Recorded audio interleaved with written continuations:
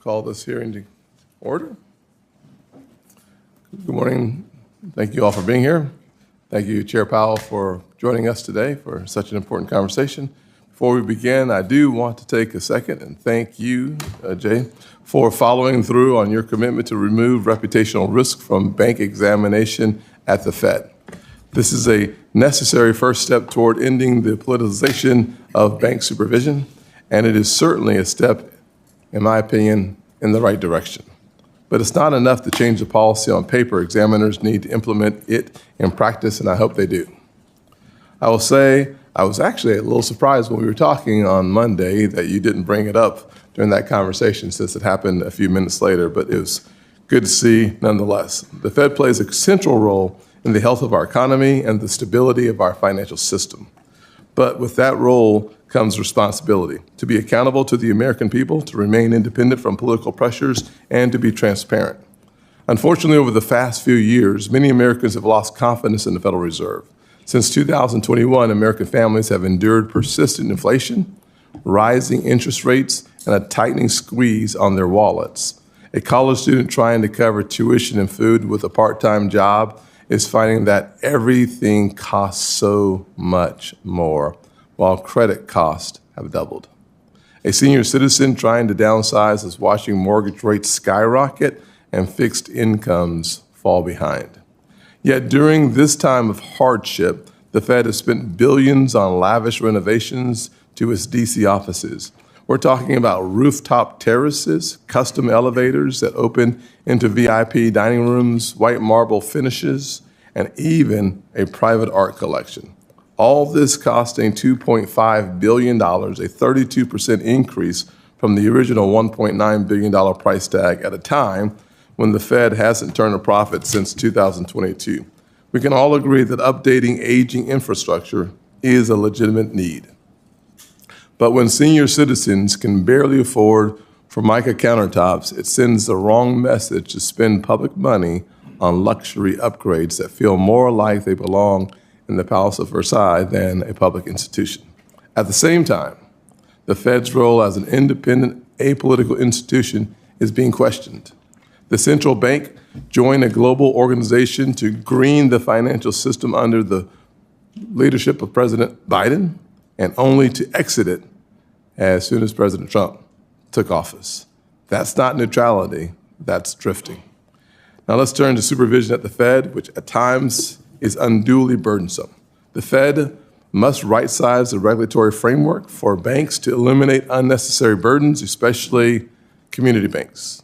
I'm encouraged that the Fed is taking important first steps on capital, and I look forward to seeing what comes from the board's meetings today on revisions to supplementary leverage ratio standards.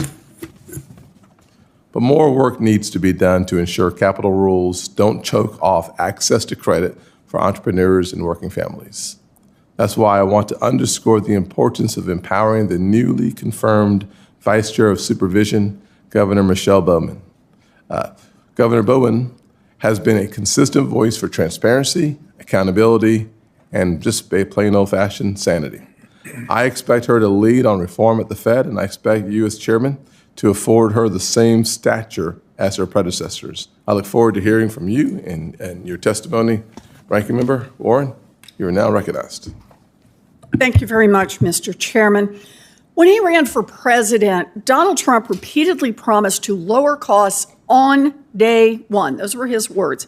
But since Trump became president, families have been more financially stressed than ever.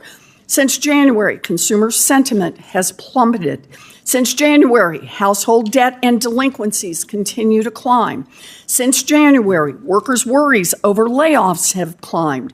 Since January, businesses big and small have been paralyzed by uncertainty, and they have hit the brakes on investments and hiring. The cause of these problems has been the chaos caused by one person, President Trump. Chaotic trade policies, massive cuts to families' health care coverage to fund tax giveaways to the wealthy, and wholesale deregulation of our financial system that will unleash fraudsters and con men on the middle class. First, trade. Trump continues to play his lose-lose game of red light, green light on tariffs. When this administration slaps tariffs on everything from food to clothing to electronics, working families pay the price. This is bad for the middle class and bad for Main Street. Tariffs like these mean higher prices on essentials for consumers and small businesses, while large corporations and the wealthy find ways to shield themselves from the impact. Second, tax cuts for the wealthy. Trump's one big, beautiful bill that Republicans are jamming through Congress represents one of the largest transfers of wealth from working people to millionaires and billionaires in American history. How are Trump and Republicans paying for part of this $4 trillion in tax giveaways to billionaires? Well, by kicking 16 million people off their health care coverage, cutting food assistance for more than 2 million children, and raising monthly student loan payments for millions of borrowers just after delinquencies have skyrocketed. In addition to raising costs for lower and middle class Americans and taking money right out of their pockets, this bill will also choke economic growth. This isn't tax policy, it's economic warfare against the American people. And even when they throw 16 million people off their health care, the Republicans still can't pay for the lavish tax giveaways to billionaires. So instead of just saying that billionaires and billionaire corporations should just pay a little more in taxes, they put the costs of those billionaire tax cuts on the nation's credit card, the national debt. The Republicans plan to run up the national debt by another $4.2 trillion and expect our children and our grandchildren to pay for it. And finally, deregulation. This administration is systematically dismantling the safeguards that policymakers put in place after the 2008 financial crash to prevent Wall Street from creating another crisis. Less than 2 weeks ago, the Fed board decided to lift Wells Fargo's asset cap. You couldn't even wait until Wells managed to make it one whole year without being caught in a major financial scandal. In just the past 6 months, Wells has been caught and confessed to cheating its customers, cheating its investors, and cheating its workers, the trifecta. For the Fed to give them a gold star and tell Wells it's okay to expand the number of customers, investors, and employees that it can cheat is an outrageous giveaway to one of Wall Street's most derelict banks. And today, you will leave this hearing and go directly to a meeting where the Fed is expected to vote to lower capital requirements for JP Morgan, Goldman Sachs, and the other too-big-to-fail banks. At a time when the economic data are flashing red, these short-sighted changes will increase the likelihood that these mega banks once again tank the economy and then come back here to beg Congress for bailouts when their risky bets go bust. To sum up Trump's economic agenda, it's chaos and pain for the middle class and even more profits for the powerful. American families will face higher costs and new risks to their health care and their bank accounts. Unemployment will tick up, and our economic growth will slow. And that's not just me saying this. It is exactly what the Fed's latest economic projections indicate. I hope my Republican colleagues will wake up to the chaos around us. It falls to Congress to stop Trump's trade war and kill this big, ugly bill. And Chair Powell, it falls to you and the Fed board not to pile additional risk onto Trump's existing chaos by dismantling the safeguards that protect American families from another Wall Street meltdown. Thank you, Mr. Chairman. Thank you, Senator Warren. Today we'll hear from the Chair of the Federal Reserve, Jerome Powell, on the Semiannual Monetary Policy Report to Congress. Chair Powell, thank you for your testimony today, and you have 5 minutes. Thank you. Chairman Scott, Ranking Member Warren, and other members of the committee, I appreciate the opportunity to present the Federal Reserve's Semiannual Monetary Policy Report. The Federal Reserve remains squarely focused on achieving our dual mandate goals of maximum employment and stable prices for the benefit of the American people. Despite elevated uncertainty, the economy is in a solid position. The unemployment rate remains low, and the labor market is at or near maximum employment. Inflation has come down a great deal, but has been running somewhat above our 2% longer-run objective, and we are attentive to the risks to both sides of our dual mandate. I will review the current economic situation before turning to monetary policy. Incoming data suggests that the economy remains solid. Following growth of 2.5% last year, GDP was reported to have edged down in the first quarter, reflecting swings in net exports that were driven by businesses bringing in imports ahead of potential tariffs. This unusual swing has complicated GDP measurement. Private domestic final purchases, or PDFP, which excludes net exports, inventory investment, and government spending, grew at a solid 2.5% rate. Within PDFP, growth of consumer spending moderated, while investment in equipment and intangibles rebounded from weakness in the fourth quarter. Surveys of households and businesses, however, report a decline in sentiment over recent months and elevated uncertainty about the economic outlook, largely reflecting trade policy concerns. It remains to be seen how these developments might affect future spending and investment. In the labor market, conditions have remained solid. Payroll job gains averaged a moderate 124,000 per month in the first 5 months of the year. The unemployment rate at 4.2% in May remains low and has stayed in a narrow range for the past year. Wage growth has continued to moderate while still outpacing inflation. Overall, a wide set of indicators suggests that conditions in the labor market are broadly in balance and consistent with maximum employment. The labor market is not a source of significant inflationary pressures. The strong labor market conditions in recent years have helped narrow long-standing disparities in employment and earnings across demographic groups. Inflation has eased significantly from its highs in mid-2022, but remains somewhat elevated relative to our 2% longer-run goal. Estimates based on the Consumer Price Index and other data indicate that total PCE in prices rose 2.3% over the 12 months ending in May, and that, excluding the volatile food and energy categories, core PCE prices rose 2.6%. Near-term measures of inflation expectations have moved up over recent months, as reflected in both market and survey-based measures. Respondents to surveys of consumers, businesses, and professional forecasters point to tariffs as a driving factor. Beyond the next year or so, however, most measures of longer-term expectations remain consistent with our 2% inflation goal. Our monetary policy actions are guided by our dual mandate to promote maximum employment and stable prices for the American people. With the labor market at or near maximum employment and inflation remaining somewhat elevated, the Federal Open Market Committee has maintained the target range for the federal funds rate at 4.25% to 4.5% since the beginning of the year.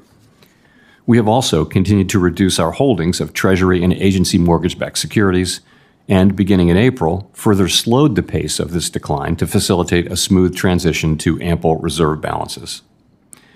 We will continue to determine the appropriate stance of monetary policy based on the incoming data, the evolving outlook, and the balance of risks. Policy changes continue to evolve, and their effects on the economy remain uncertain.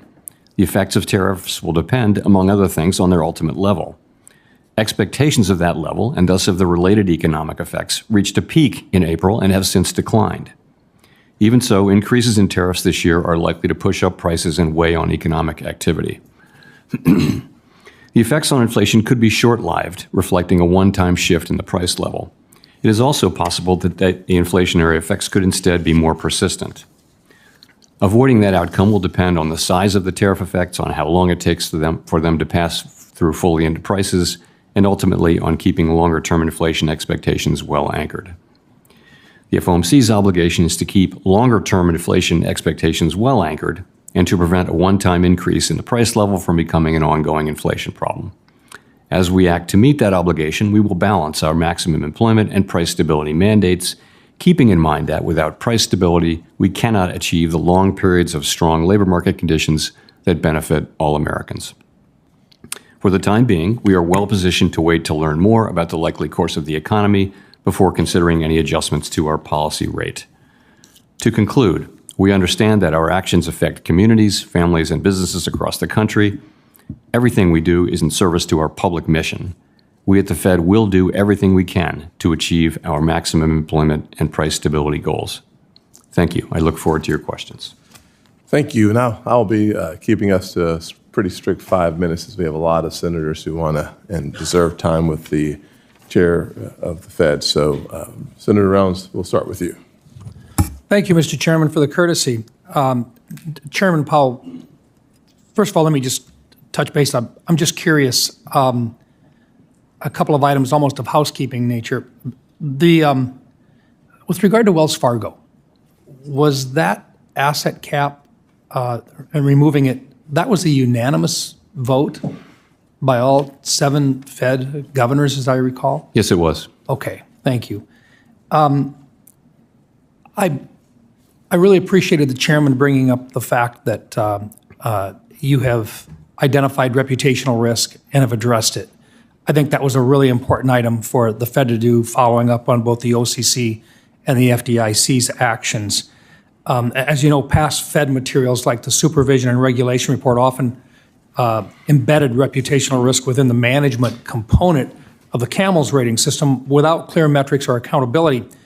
That kind of ambiguity can chill lawful activity and distract from your core mission, monitoring capital, liquidity, and operational resilience. Now that the Fed is moving toward a more objective and disciplined approach to supervision, how will you make sure that this change is fully implemented at the examiner level? And more broadly, what other regulatory updates can we expect? So on following through on supervision, Vice Chair for Supervision Bowman actually brings an unusual background to this work, and that is that she's a former supervisor. So she speaks that language and relates to their work. And I think if anyone can have an effective relationship with them and work with them successfully, it would be Vice Chair for Supervision Bowman. So I'm confident about that. As we think about things that are going on in the pipeline, so I would just point to a few things. Basel III Endgame. We're going to look at the rating system. We're going to be actually voting to put out for comment something on supplemental leverage ratio this afternoon. We're looking at our merger policy. Stress tests is a big thing, and there are a number of things that we're looking at that we've announced and we'll be moving to in time. Thank you, sir. The payment of interest on reserves has become a central pillar of the Fed's post-crisis monetary policy framework. Since the transition away from the pre-2008 scarcity model, where reserves were tightly managed to influence the federal funds rate, the Fed has relied on an ample reserves regime using administered rates like interest on reserves to maintain control over the short-term rates. As of February 2025, nearly 19% of the $18 trillion in bank assets were effectively loans to the Federal Reserve earning interest. Given this structural shift, how feasible would it be for the Fed to return to a scarcity-based framework where reserves earn little or no interest? And if interest on reserves were eliminated, what would be the impact that would have on the Fed's ability to unwind its balance sheet and manage policy rates? So we're in an ample reserve framework now, and that's a good thing. That's a result of the global financial crisis and the desire to have lots and lots of liquidity and large liquidity requirements for our largest banks in particular. So that's a good thing, and that enables banks to keep lending through stress and that kind of thing. If you were to want to go back to a scarce reserves, it would be a long and bumpy and volatile road. I wouldn't recommend that we undertake that road. It would not save any money. There's an illusion that it would save money. That is not the case. And it would also not make credit more available. This, in effect, I would say having a lot of liquidity in the system, which is what goes with ample reserves, make sure that banks will be able to continue to lend. So we think it works. And I think unwinding it is a policy choice which could be executed, but it would take years to execute and it would be challenging and quite volatile. Thank you. I've just got about 35 seconds left or so, but I did want to touch on one item that the chairman mentioned it, and I think it's important. I know that you didn't mention it in your opening statement, but would you talk a little bit about just exactly what's going on with your building? When you have that type of an overrun on the prices and you're talking about billions of dollars in costs, I think it's appropriate for you to be able to explain to the committee exactly what's going on. Would you take a few minutes, please, and explain what's going on with the value of that building and why the costs seem to be so exorbitant?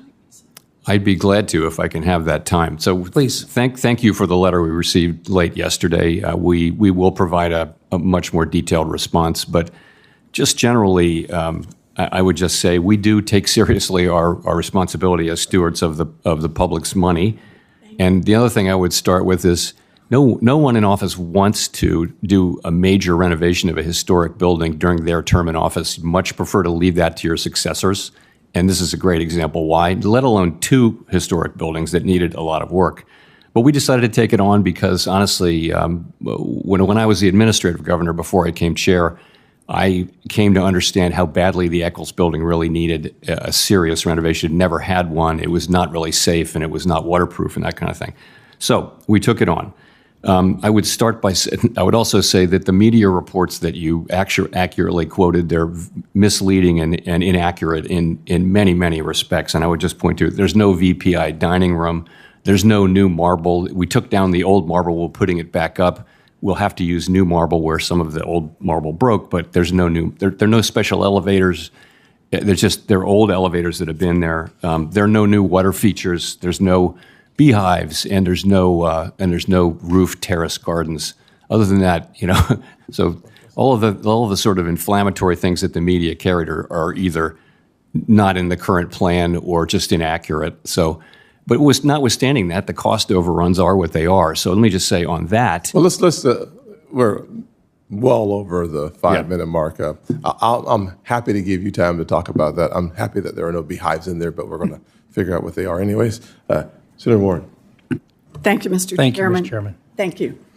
So, Chair Powell, the Fed released its updated economic projections last week, and I appreciate your summary, but I want to look at the trend lines here. The Fed's outlook on inflation, the labor market, and GDP growth have all gotten worse.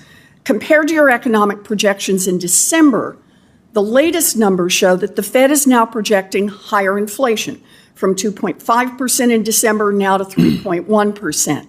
Higher unemployment from 4.3% to 4.5%. Lower economic growth from 2.1% projected just 6 months ago to 1.4% that you're now projecting. Chair Powell, what has changed in the last 6 months that has caused the Fed to forecast substantially higher inflation, somewhat higher unemployment, and lower economic growth than you did in December? So some of it is just taking signal from data reports that we've seen. Some of it is people working in the possible effects in the short term of tariffs. We have no view on the wisdom or the longer term effects of trade policy. It's not our job. And by the way, I should add, our forecasts are generally, and in this case, are very, very similar to what outside forecasters I understand are calling that. I'm just using you as the gold standard here. I know it's consistent. But you mentioned tariffs as one of the things that has changed over the last 6 months. Donald Trump has become president and the economy has headed down.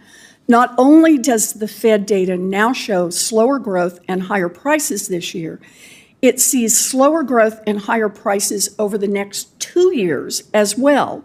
And the Fed sees no longer-term boost to the economy or drop in inflation. In other words, no upside to Trump's chaotic tariff war or his other economic policies. So let's talk for just a minute about what's under the hood of the Fed's economic forecast. Chair Powell, I know a lot of different factors influence the trajectory of interest rates. Is one of those factors how quickly the federal debt grows relative to the growth in the economy? Not directly, no. We don't look at that as a factor that helps us set monetary policy. So you're not watching the ratio between the amount of the federal debt and the growth in the economy? No. How fast the debt is growing and how fast the economy is growing? I think I have quotes from you saying last year, quote, we don't need to pay the debt down, we don't need to balance the budget, we just need the economy to grow faster than the debt. Are you saying something different from that now? No, when asked and pressed, I pretty much always say the same thing as my predecessors, which is that we're on an unsustainable path. I would not say, though, that I will say this, we do not look at federal financial policy and deficits as something that affects our month-to-month monetary policy decisions. I'm trying to get the overall projection of what happens in the economy. So, for example, I think you have made the point that if we spend on things like childcare that can boost labor participation and GDP, that may be a time when you offset the debt that you incur to do that. But if there aren't investments like that and we are simply running up the debt, what's the impact of increasing the national debt? So I understand that you don't comment on fiscal policy, but it does affect your job, which is keeping inflation under control and also maximizing employment. If certain policies would materially drive up the national debt and increase the debt to GDP ratio over time, could that make it more likely that we would see inflation, all else being equal? I mean, theoretically, sure, fiscal policy can add to inflation, but that's, again, that's really not something we comment on. We try to stay away from fiscal policy. I understand you don't comment on it, but I do appreciate your acknowledgement of the math here. You know, the Joint Committee on Taxation projects the one big, beautiful bill would increase federal deficits by $4.2 trillion. According to analysis by the Congressional Budget Office and the Yale Budget Lab, the bill raises the debt to GDP by 24 percentage points. It slows economic growth, it increases inflation, and it reduces real wages. So two of Trump's signature policies, his tariffs and his tax bill, will increase costs for American families. When America borrows money, it should be for investments that Americans need, like investments in childcare or housing or healthcare that would actually boost economic growth and lower costs. America should not take away healthcare from millions of people who need it and then borrow trillions of dollars just so that a handful of billionaires and giant corporations can get even richer. Thank you, Mr. Chairman. Yes, ma'am. Chair, banks are facing a record number of regulations. Small community banks are especially burdened by compliance costs. Bank capital requirements should also be appropriately calibrated so banks are not forced to park capital on the sidelines, limiting access to capital for Americans and small businesses. I was pleased to see that the Fed is looking to reform the supplementary leverage ratio. The SLR is supposed to act as a backstop to risk-based capital requirements, but too often the SLR acts as a binding requirement for U.S. banks.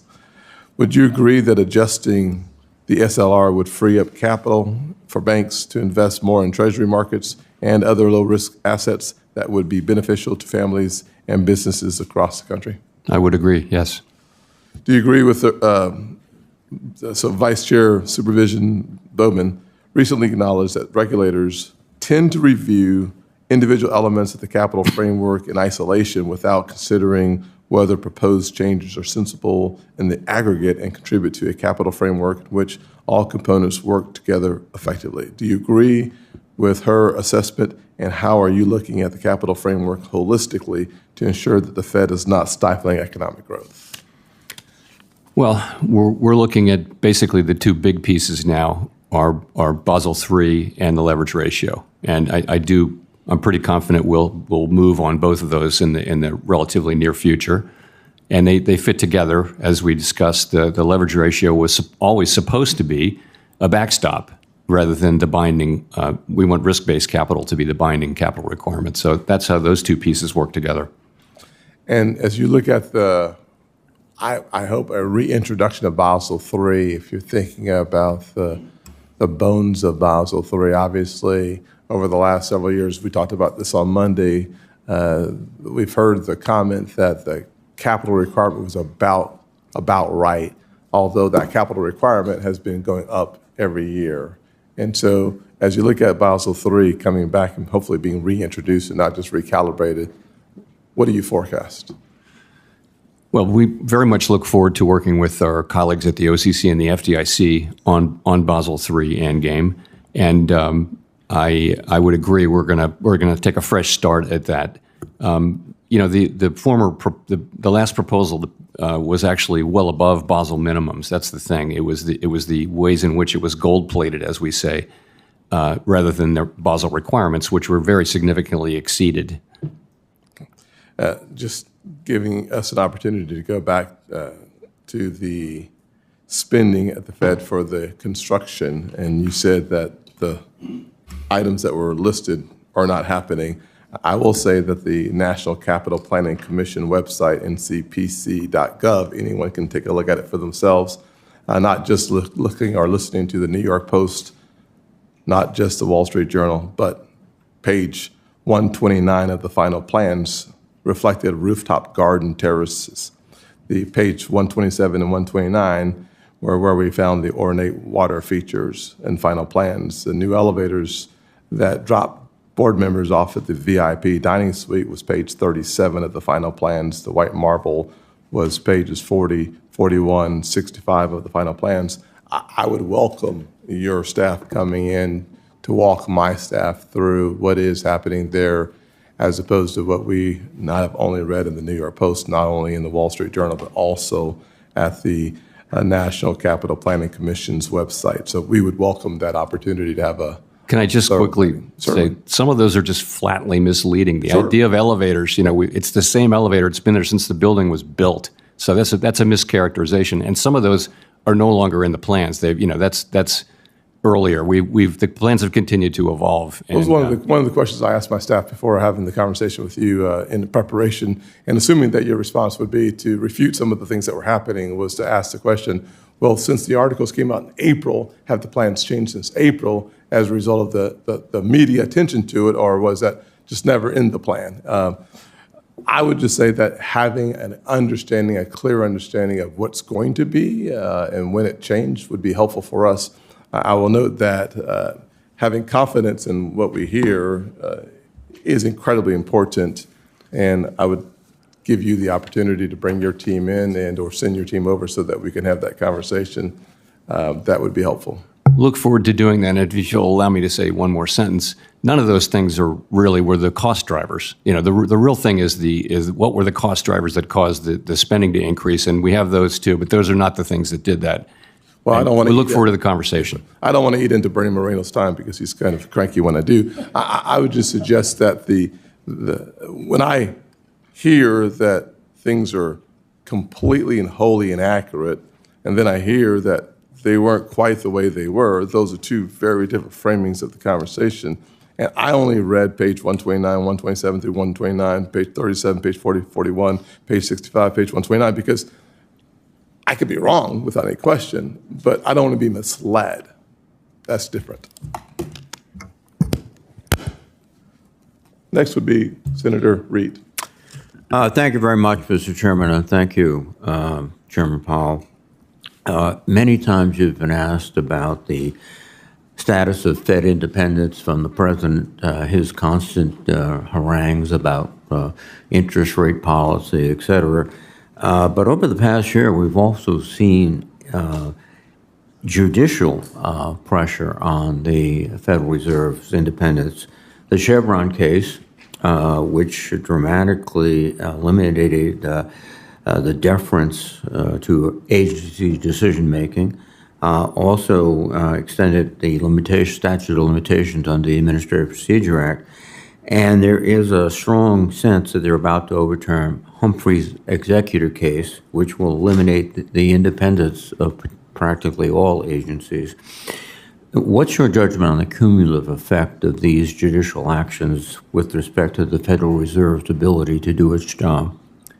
I mean, the net effect of all of those will be to make courts substantially less deferential to agency decisions. And so that's just the new world we live in. We'll continue to do our jobs, and obviously we'll respect the law as it is. That is the way that the law has been evolving, though. But there is increasing pressure on the independents from the White House. And do you believe that if Humphrey's executive case is decided in a way that gives the White House more additional authority, that'll be invoked against the Federal Reserve? I'd rather not speculate, if I may, Senator. That's quite all right. The U.S. dollar. I remember when the phrase was "sound as a dollar." That phrase is getting less used these days. In fact, Bloomberg reported last week that foreign companies are demanding to be paid not in U.S. dollars, but in euros or Chinese renminbi. First, what benefits does a strong dollar have for us, and how will we suffer if the dollar is no longer considered to be the currency of world record? So there are enormous benefits to having the dollar be the most important reserve currency in the world. It remains such, and for very long standing and continuing reasons, which is, our rule of law, our democratic institutions, our commitment to price stability, our open capital markets. All of those things remain intact, and I think being the reserve currency doesn't last forever, but it's quite a durable equilibrium, and I suspect that we will be the world's reserve currency for a long time to come. But you're seeing indications that confidence in our currency is eroding in some places. Is that I wouldn't say that. I think it's this is a very fundamental kind of foundational aspect of the global financial system is the role of the dollar. And markets move around. Markets are digesting information that's sometimes very challenging to digest. I'd be very reluctant to come to any longer run conclusions about things that fundamental this quickly. Well, I would suggest, and I know you will, you'll keep your eye on it going forward. One of the things you've made very clear is that income inequality and lower rates of upward economic mobility are two of our biggest challenges. And you've also indicated that this is probably beyond the ambit of the Fed in terms of dealing with this. These are more legislative issues. And I would concur. So I was disheartened to read a report from the Congressional Budget Office, which is an independent agency, that the recently House-passed reconciliation bill will take approximately $1,600 per year from the lowest income Americans and give approximately $12,000 to the wealthiest Americans. That seems to be directly contradictory to a society who's committed to raising the income and opportunities and increasing upward mobility. Do you think that's a fair estimate? I don't know, and I'd be very reluctant to comment on the reconciliation bill, even indirectly. Well, your wisdom and sagacity has preserved you, and I hope it continues to do so. I must commend you finally by 2 or 3 years ago, everyone around here was predicting or guessing how deep the recession would be. And because of your leadership at the Fed and other policies, we've avoided a recession. In fact, until recently, we've been growing faster than every other economy in the year, and you deserve credit for that. Thank you. And just to reiterate my opening comments for those who may not have been here when I made the comments that Chair Powell has a hard out today. Therefore, I'm going to do my best to keep us at 5 minutes each. Senator Kennedy. Thank you, Mr. Chairman. Thank you, Mr. Chairman. Mr. Chairman, did I understand you to say that the reconciliation bill is the most extraordinary legislation you've ever seen? Did I hear that correctly? There may have been some lost in translation there. I was a little late.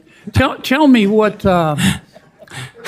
tell me what the bond market's telling you. Bond market's fine now, functioning well. It's pricing, it's reacting to economic news. There's adequate liquidity. Rates have come down pretty significantly from where they were a couple months ago. So I think it's. I think inflation expectations have come down a bit from April, and in general, the bond market is functioning well. Okay. Explain to me why we have seen in the last few months weakness in the dollar. That's a great question. And of course, the Treasury Department is responsible for the role of the dollar. So I don't know. I think I would go back to the thought that markets have been digesting an unusually challenging set of circumstances, and have reacted the way they've reacted. The dollar's kind of stabilized now. In fact, it's moved back up here in the last couple of weeks a bit. And there are plenty of people who are still writing that the dollar is still overvalued. We don't have a view on that, of course, but I wouldn't really have an opinion on exactly why it is where it is. Well, clearly there's a lot of geopolitical risk right now, which would lead one to conclude, all things being equal, that people would be flocking to the dollar and it would be stronger. Well, you have seen some of that here in the last few days, but again, I don't really have an official view I'd like to share on that. I think there are possible explanations, multiple possible explanations. Again, one of which is that some people still feel the dollar is highly valued. Yeah. But we'll see. I want to talk for a few minutes about tariffs and inflation. What does history tell us about tariffs and its impact on inflation or deflation?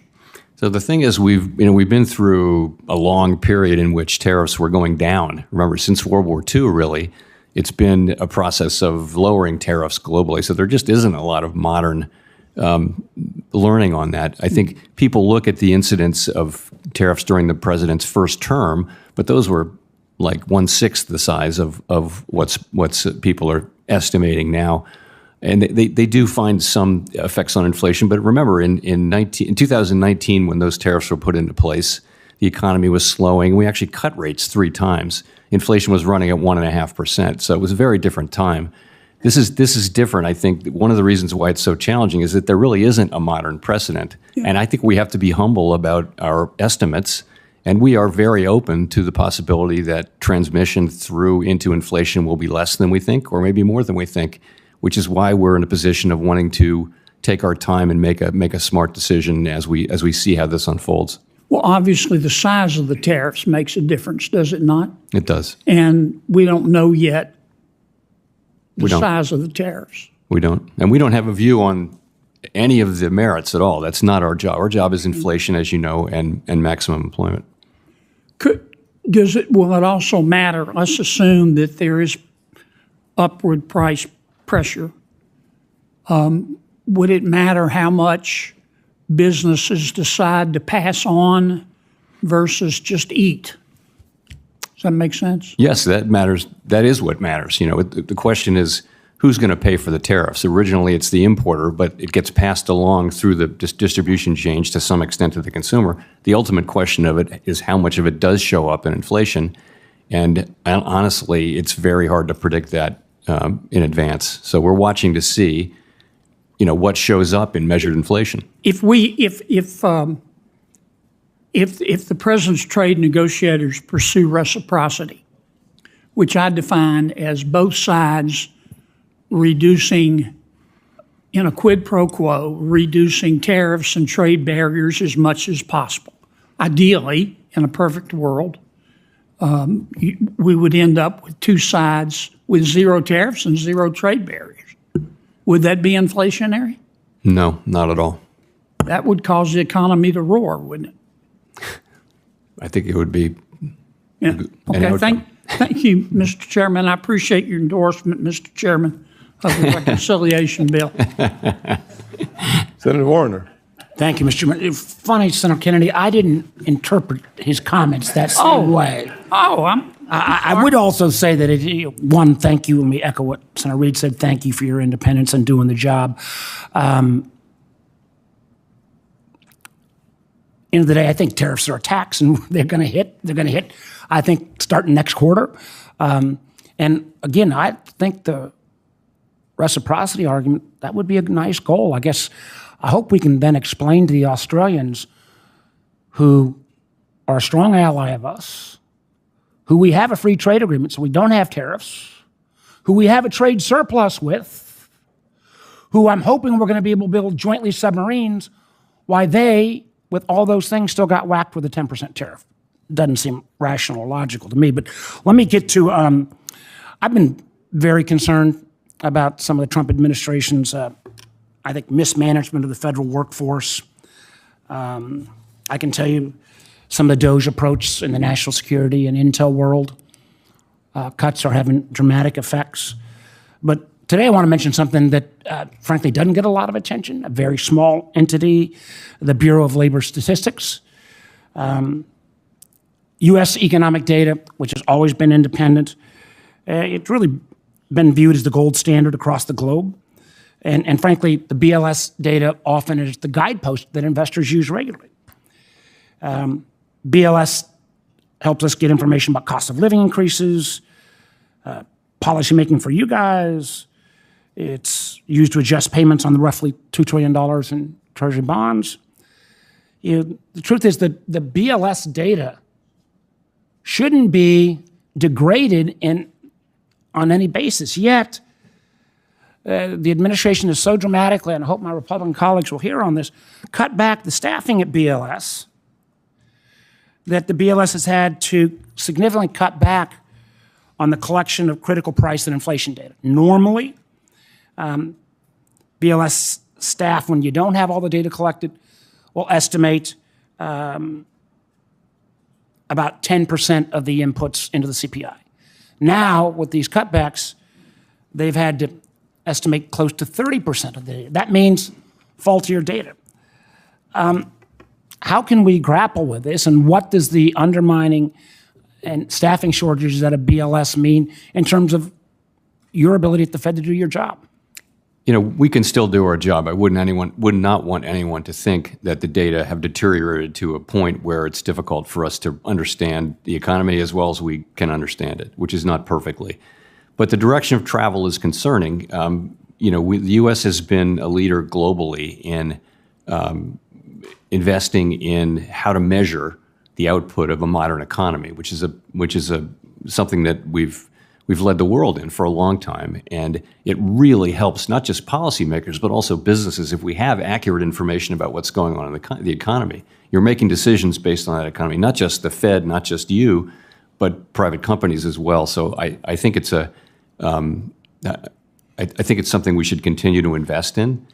And I don't like to see any deterioration in the public data, which has been the gold standard. The BLS, Bureau of Labor Statistics, and others have really been the bedrock that people really do look to as solid data that tell us what's happening in the economy. Who do collect this input, who do some of this analysis, they are experts. They are not fungible. You fired one and hire another. I mean, there's an expertise here that has been, I think, being undermined. And again, you just look at the fact that if you have to do your estimates, move it from about 10% estimate to a 30% estimate, that is not good for the markets. Let me move to one other topic in my last minute.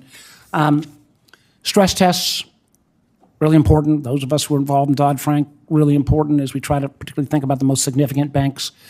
But there has been concern, I've shared some of this concern, that the stress test process was so opaque that while the regulators may fully have understood, sometimes the very banks being regulated didn't understand fully the criteria. I know you're taking a look at how we can bring more transparency to the process. When do you think we'll see that, and what kind of changes do you think we'll make? Well, later this year, we've said that we're going to fully disclose the models. And that's the main thing. If you're going to set, it's like the IRS, if you're going to charge people taxes, you have to have the transparency about what that is. It's going to be the same as that. We're going to show how the calculations are made, and we're working on all that right now. We're also going to, we have a proposal out to sort of smooth the results of the test from year to year. So this is something we're working on hard and expect to have important progress later this year when we begin to publish the models. I'm anxious to see it. Thank you, Mr. Chairman. Senator Ricketts. Yes, sir. Thank you, Mr. Chairman. As we were talking about tariffs a little bit earlier, the senator from Virginia talked about Australia. I will point out that Australia we bought about $28 billion worth of Australian beef, and they've bought exactly zero of ours. So there's an opportunity to be able to improve that trade relationship. So that's one of the things I hope will come out of the trade negotiations. You will acknowledge there is, though, we actually have a trade We actually have a surplus. trade surplus with Australia, that is correct, but we'd like to sell more beef to them. So that's an opportunity. But one quick question on that, kind of just following up on Senator Kennedy's line of questioning. So if a tariff was put in place and the prices went up, wouldn't that be a one-time event, right? Because after that, it would be baked in. It's just a one-time thing. So it might well be, as I indicated in my opening remarks, it might well be a one-time event, but that isn't a law of nature. You know, we would want to make sure of that. We were more sure of that back in 2018 because we'd had 40 years of low inflation. Coming off of a global inflation episode where we haven't fully returned to 2%, it's something it's a question we will approach carefully. But if the tariff is only put in once and just maintains the flat rate there, then how could that be inflationary in the second year? Well, because it could be a process of many years. I mean, that's a couple of things. One is if it comes in quickly and it's over and done, then yes, very likely it's a one-time thing, like an oil shock, a one-time oil shock where the price comes back down, it goes through the system. It doesn't raise inflation, just raises prices once. But if you have a process that goes on multiple shocks for years, for example, or if the shocks are very large, that kind of thing. And I think, again, we have to be conscious of the current situation, which is people haven't seen 2% flat inflation for some years now, and it's different from what it was in 2018 when we had tariffs earlier, when we actually cut rates. Mm-hmm. So I'm not saying we're not reacting at all to this. It's a risk we feel like as the people who are supposed to keep stable prices for the benefit of the American people, we need to manage that risk too. That's all we're doing. We're not deciding what to do yet. Yeah. So if Senator Warner's comment that a tariff is a tax, would that imply that then taxes could be inflationary as well? No. So what's the difference between a tax and a tariff then? Or do you disagree with Senator Warner's characterization that tariffs are not taxes? I wouldn't disagree with that, but it's not the language I use.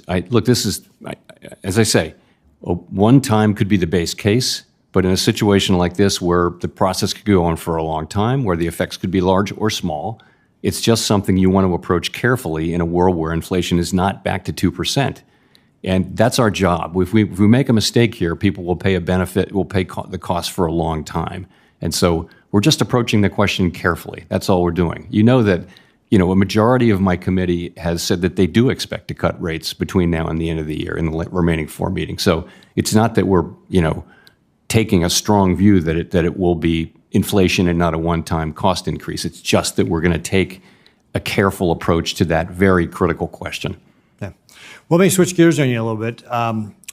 Communist China is our single greatest threat to America's national security and financial independence. Now more than ever, the U.S. must ensure the security of our financial system against Communist China's malign influence. And in 2022, Senate Homeland Security and Government Affairs Committee released a report identifying efforts by Communist China operatives to infiltrate the Federal Reserve System.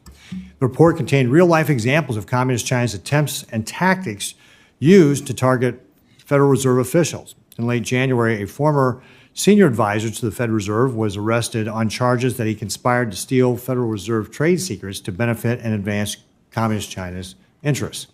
This Wall Street Journal article from May 2025 details the potential ramifications of his actions. The kind of data and trade secrets that this Fed Reserve employee shared could allow Communist China to manipulate the U.S. market and gain advanced knowledge of changes to the federal funds rate. It could provide Communist China with an advantage when selling or buying U.S. bonds and securities. Chairman, has the Fed Reserve made any changes to strengthen its internal counterintelligence and security protocols since the development of these incidents? So that's an incident, and I would say we take it very seriously. We have quite elaborate and serious and strict provisions around staff access to information, serious protections for confidential information. We have background checks. We have annual training. We have many of those things. I don't know that we've made any fundamental changes, but we're certainly, very sorry to see something like this having taken place, and we're certainly looking at the protections we have in place. Great. Well, I have another question, and we'll just submit as a QFR, but I know the chairman said you've got a heart out, so I'll go ahead and yield back my time. Thank you, Mr. Chairman. Thank you. Senator Van Hollen? Thank you, Mr. Chairman and Chairman Powell. Good to see you. I want to start by acknowledging the continued uptake of the FedNow, real payment system. I know I've raised the development and rollout of that system with you in many, many hearings over many years. We're now about 2 years after launch. I want to continue to work with you and your colleagues to encourage expanded adoption of the capability and capacity so that customers have real-time access to their money. So I just ask that we continue to work on that together. You agree? I do. I thought you might. Thank you. So I want to ask you about the student loan situation in the country. And you've talked about this in the past, and you've talked about how it can be a drag on the economy, especially when it gets to be very high in terms of balances that cannot be paid. According to the New York Fed, student loan balances grew by $16 billion to reach $1.63 trillion in the first quarter of this year. Data shows an uptick in the student loan delinquency rate overall, the age of delinquent borrowers, and the number of newly delinquent borrowers. The Department of Education, meanwhile, restarted debt collection activities last month, and starting in July, nearly 2 million borrowers could see their wages being garnished. Meanwhile, here in the Senate, President Trump and Republican senators are working to pass this piece of legislation that would limit affordable loan repayment options and make it harder for borrowers to responsibly repay their debt and get back on a path toward financial health. So, Mr. Chairman, you said before in your testimonies that student loan debt can negatively impact borrowers' ability to fully participate in our economy, and that it can weigh down on the economy overall. Is that still your view? Yes, it is. And could you just share your assessment, just from a factual perspective, about how this problem seems to be growing at this point in time, and what would happen if we allow all of these borrowers to default? So The point I was making, I try hard not to comment on things that aren't Fed policy, but I broke that rule in this case many years ago, so I'll just say what I said then, which is, you can make all kinds of investments, and you can discharge if you can't pay back the loan, you can discharge it in bankruptcy. The one exception we make is student loans, and I ask whether that is wise national policy. People borrow to invest in their education. That we do not forgive. It seems like something for Congress to consider, that's all. It's none of the Fed's business, really. Ultimately, it's not a big macroeconomic thing, but I've said it before. I said it again. Mr. Chairman, I appreciate your breaking your own rule before, and I appreciate your I won't do it again. Now. I could not agree with you more about the anomaly in the ability to discharge a debt in bankruptcy. The idea that student loan sort of is the one category of debt that we don't allow to be discharged is confounding. I think, unfortunately, so far, it's been a sign of the power of some of the companies involved in that area. And I just came from another committee where I'm the ranking member, so I apologize if you already talked about the tariff situation. But I know this was obviously a factor that you all had to consider in making decisions about changes in the interest rates. Obviously, there's a lot of uncertainty in the economy. I mean, I hear it every day from Marylanders. We have the Port of Baltimore. We have lots of small businesses that rely on tariffs. You're an economist. You know that increasing tariffs is like increasing taxes across the board. But can you just speak to the uncertainty component of all of this and how that is weighing on people's decisions? So surveys show very widely that people feel uncertain about the economy, and they do point to tariffs in that answer. I will say, though, that actually peaked back in April, and has come down a little bit. And if you talk to businesses, I talked to an unusually large number of business people in the last couple of months, and the feeling is a little better now than it was. They're getting on with it and feeling, I'd say surveys are still showing depressed sentiment, but it's moved up from where it was. I would say, Mr. Chairman, that may be the case at this moment, but we all know that we could wake up any morning and see another tweet, and that could change dramatically. So I appreciate your efforts to try to do what you can to meet your dual objectives at the Fed. Thank you, Mr. Chairman. Yes, sir. Senator Lummis. Thank you, Mr. Chairman, and thanks, Chairman Powell, for being here today. As you know, what always vexes me, and has for the last 4.5 years, about the Federal Reserve is the bank supervision function as opposed to the monetary policy function. So I'm going to focus on bank supervision. First of all, I do want to thank you and Vice Chair Mickey Bowman for ensuring reputation risk has been removed from the bank supervision process. It was very arbitrarily used by those who were supervising. On January 27th, 2023, I'd call it the high watermark for Operation Choke Point 2.0. The Federal Reserve Board, in coordination with President Biden's White House, executed a coordinated attack to isolate the digital asset industry from the banking system. And while the Fed has taken steps to adopt a more balanced approach to digital assets, which I appreciate, the legacy of January 27th, 2023 remains with us today. So I'd like you to look at this quote. It says, issuing tokens on open, public, and/or decentralized networks or similar systems is highly likely to be inconsistent with safe and sound banking practices. So my first question is, do you recognize this quote?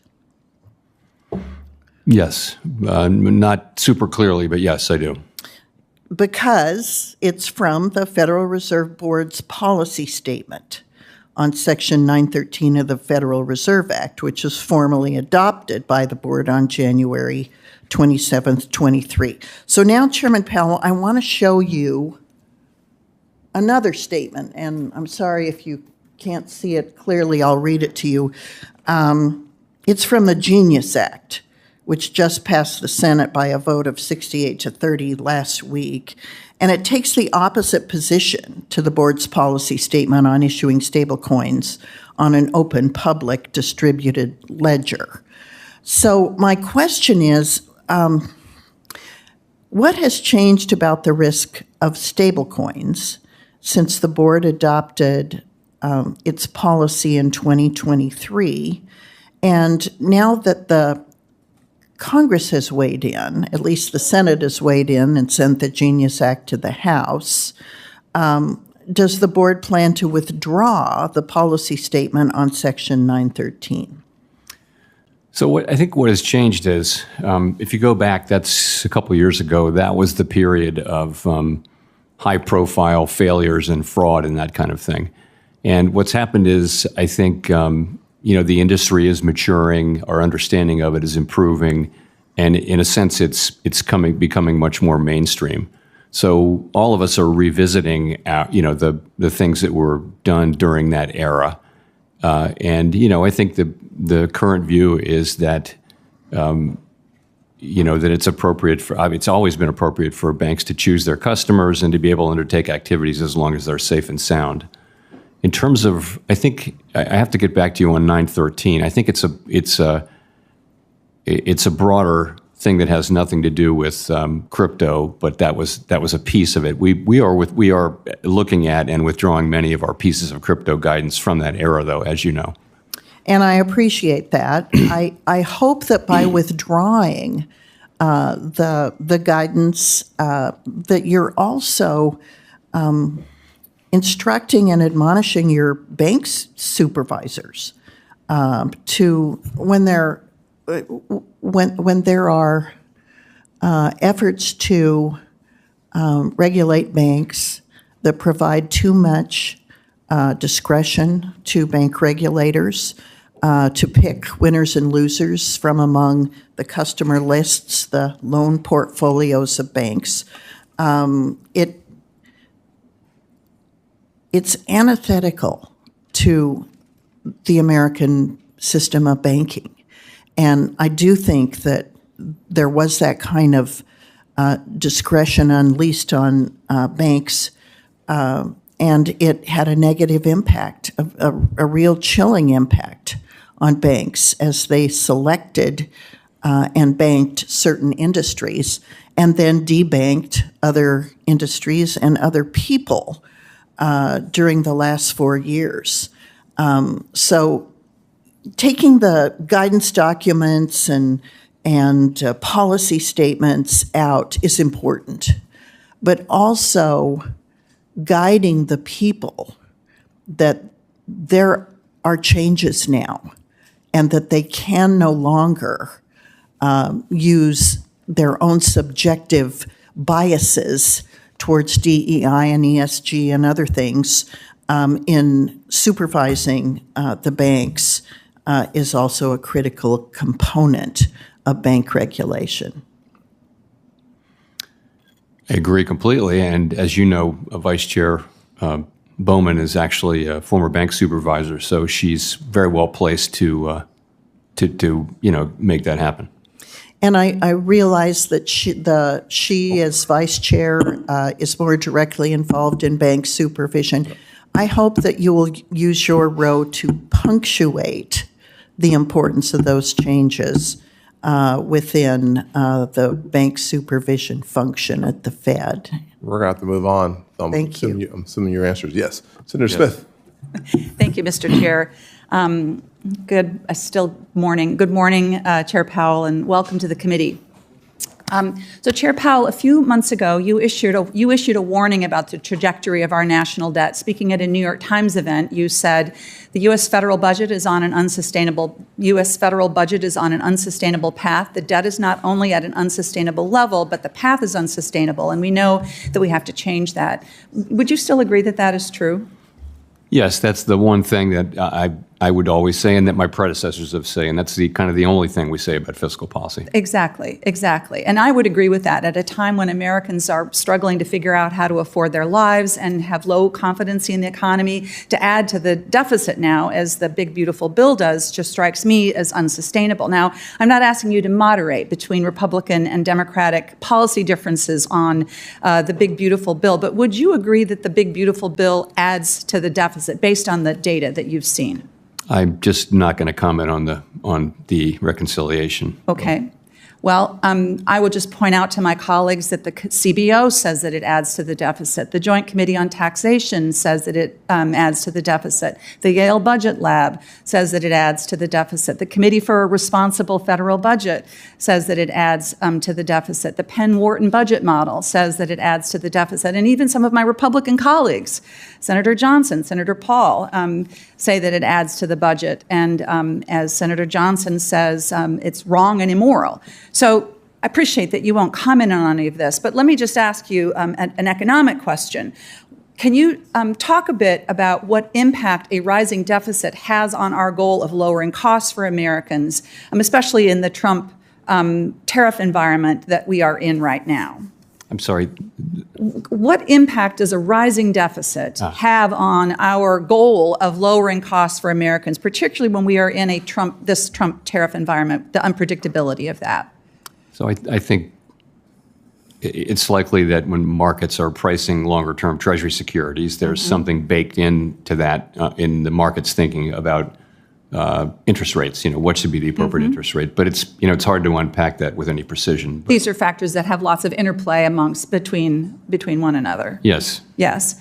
And Chair Powell, could you just comment briefly about the sort of the potential risks of stagflation, where we have slower growth and higher inflation? I know this is something that the Fed guards against, and could you just comment a bit on the risks of that and what it means for regular Americans trying to afford their lives? So we're not seeing that now. Yeah. It isn't really the base case that that's what we're going to see. But of course, that's a very difficult thing because, a stagnant economy once more wants more stimulus, but an economy with more inflation wants less stimulus. So Right. it puts the central bank in a hard place.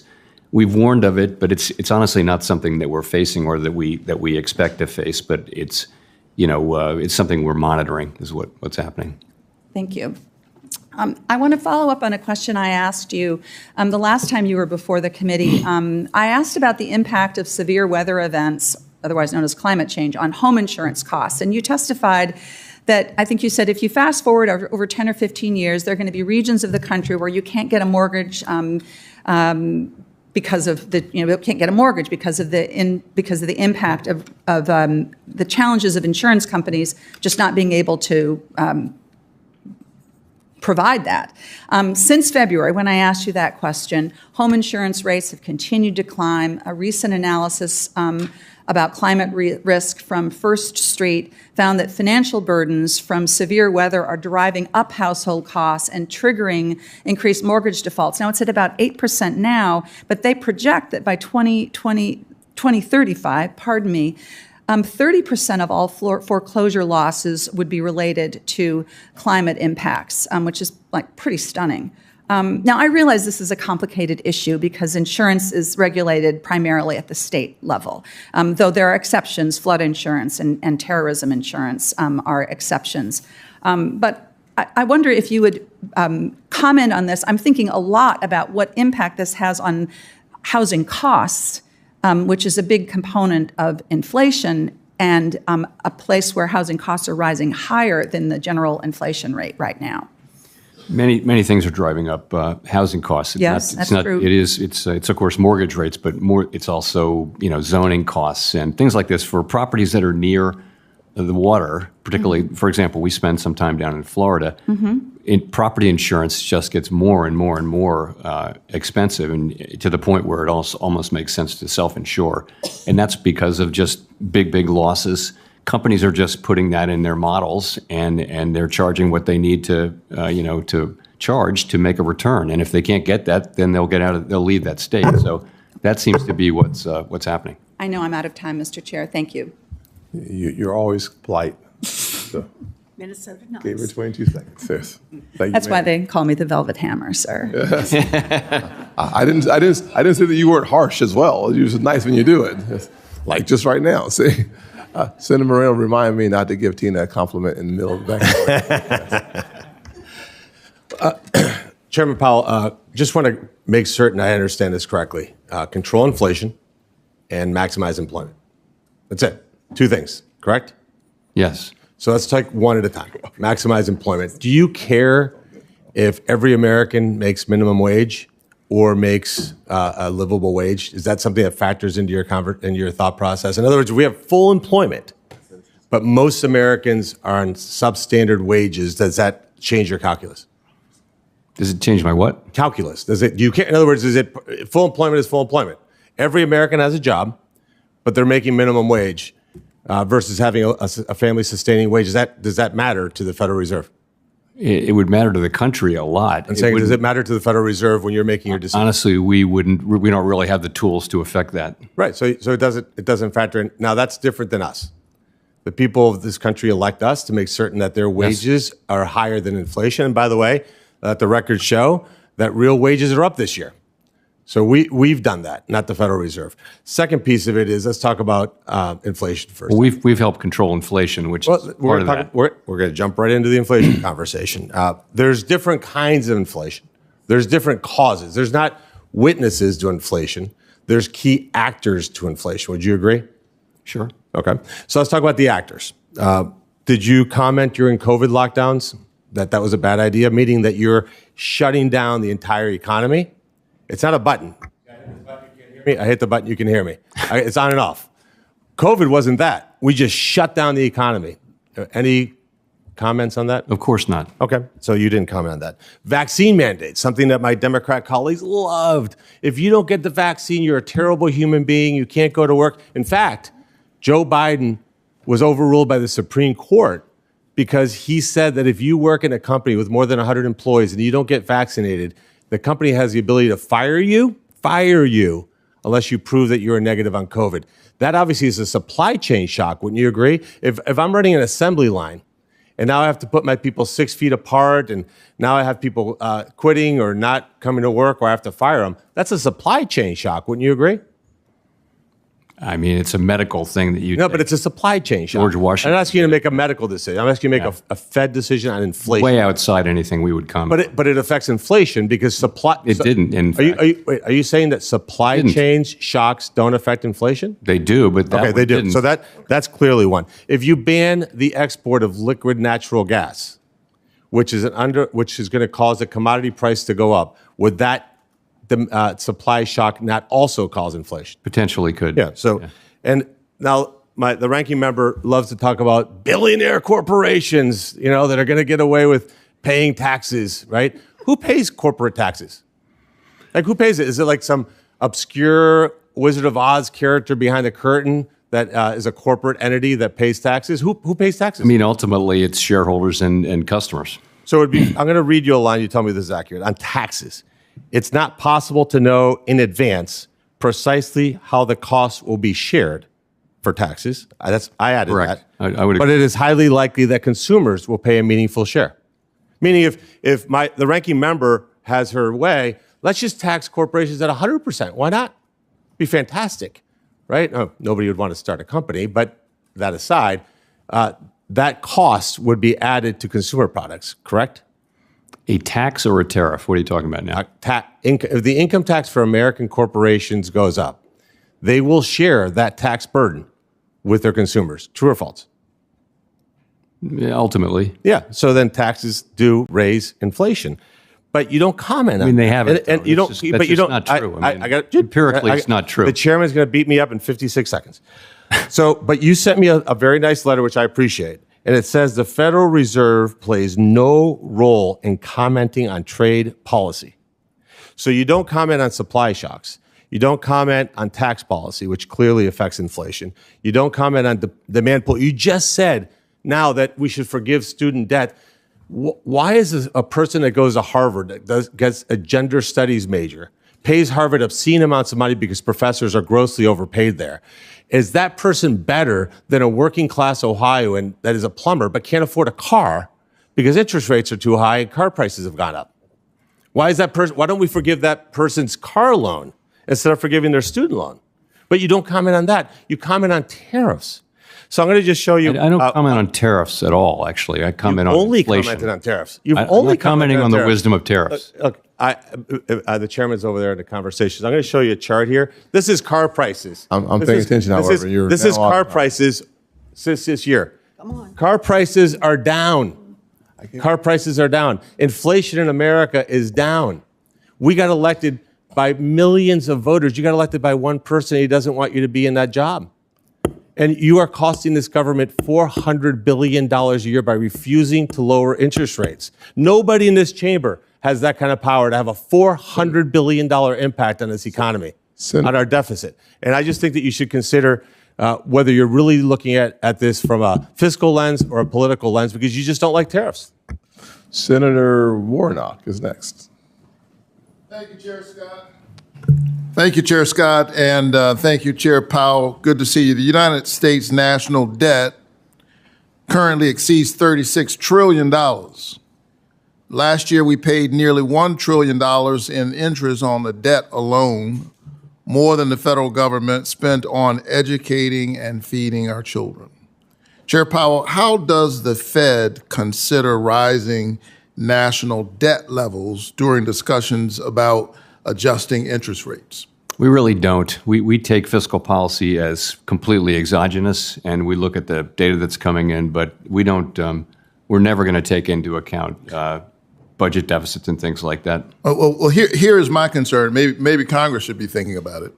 The world is losing faith in America's ability to repay our debt. We have seen a sell-off in the bond market. The United States dollar has lost more than 10% of its value against the euro and pound, and is down against nearly every single major currency in the world. Back in May, Moody's downgraded the U.S. government's credit rating because of growing debt and sinking confidence in lawmakers' willingness to address this issue.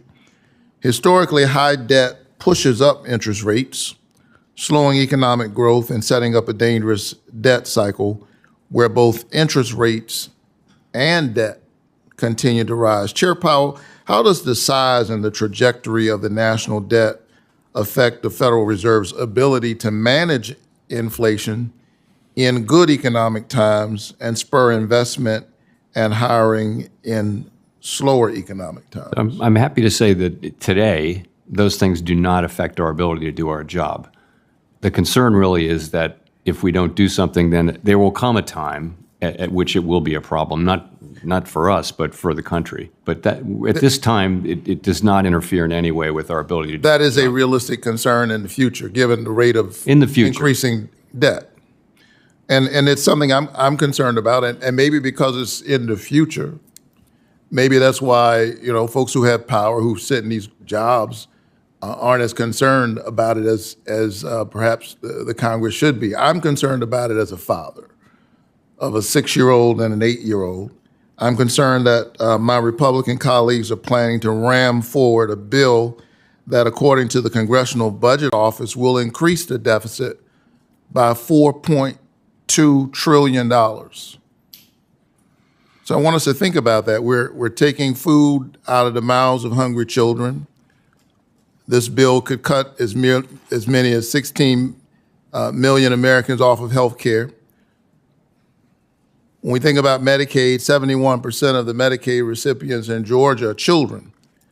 So we're taking their health care, and then we're saying to these children that you'll have to deal with these trillions of dollars in debt one day. $4.2 trillion increase. Senate Republicans are trying to use a budget gimmick to claim the bill only costs a fraction of that by simply not counting things they don't want to count. If they don't like the math, they just change the formula. But the markets and those investing in our country don't care about these budget tricks. And I don't think it will help my 6-year-old and my 8-year-old when the bill comes due on this. They know the truth, and they will react based on the truth. The big ugly bill will put the United States on a disastrous fiscal path, and it will be catastrophic for our economy. Even worse, the big ugly bill is cutting people off of their health care, and for what purpose? To give tax cuts to the wealthiest. So this is an interesting moment for me, for someone who didn't know I'd end up in politics, or just paid attention to politics over the years.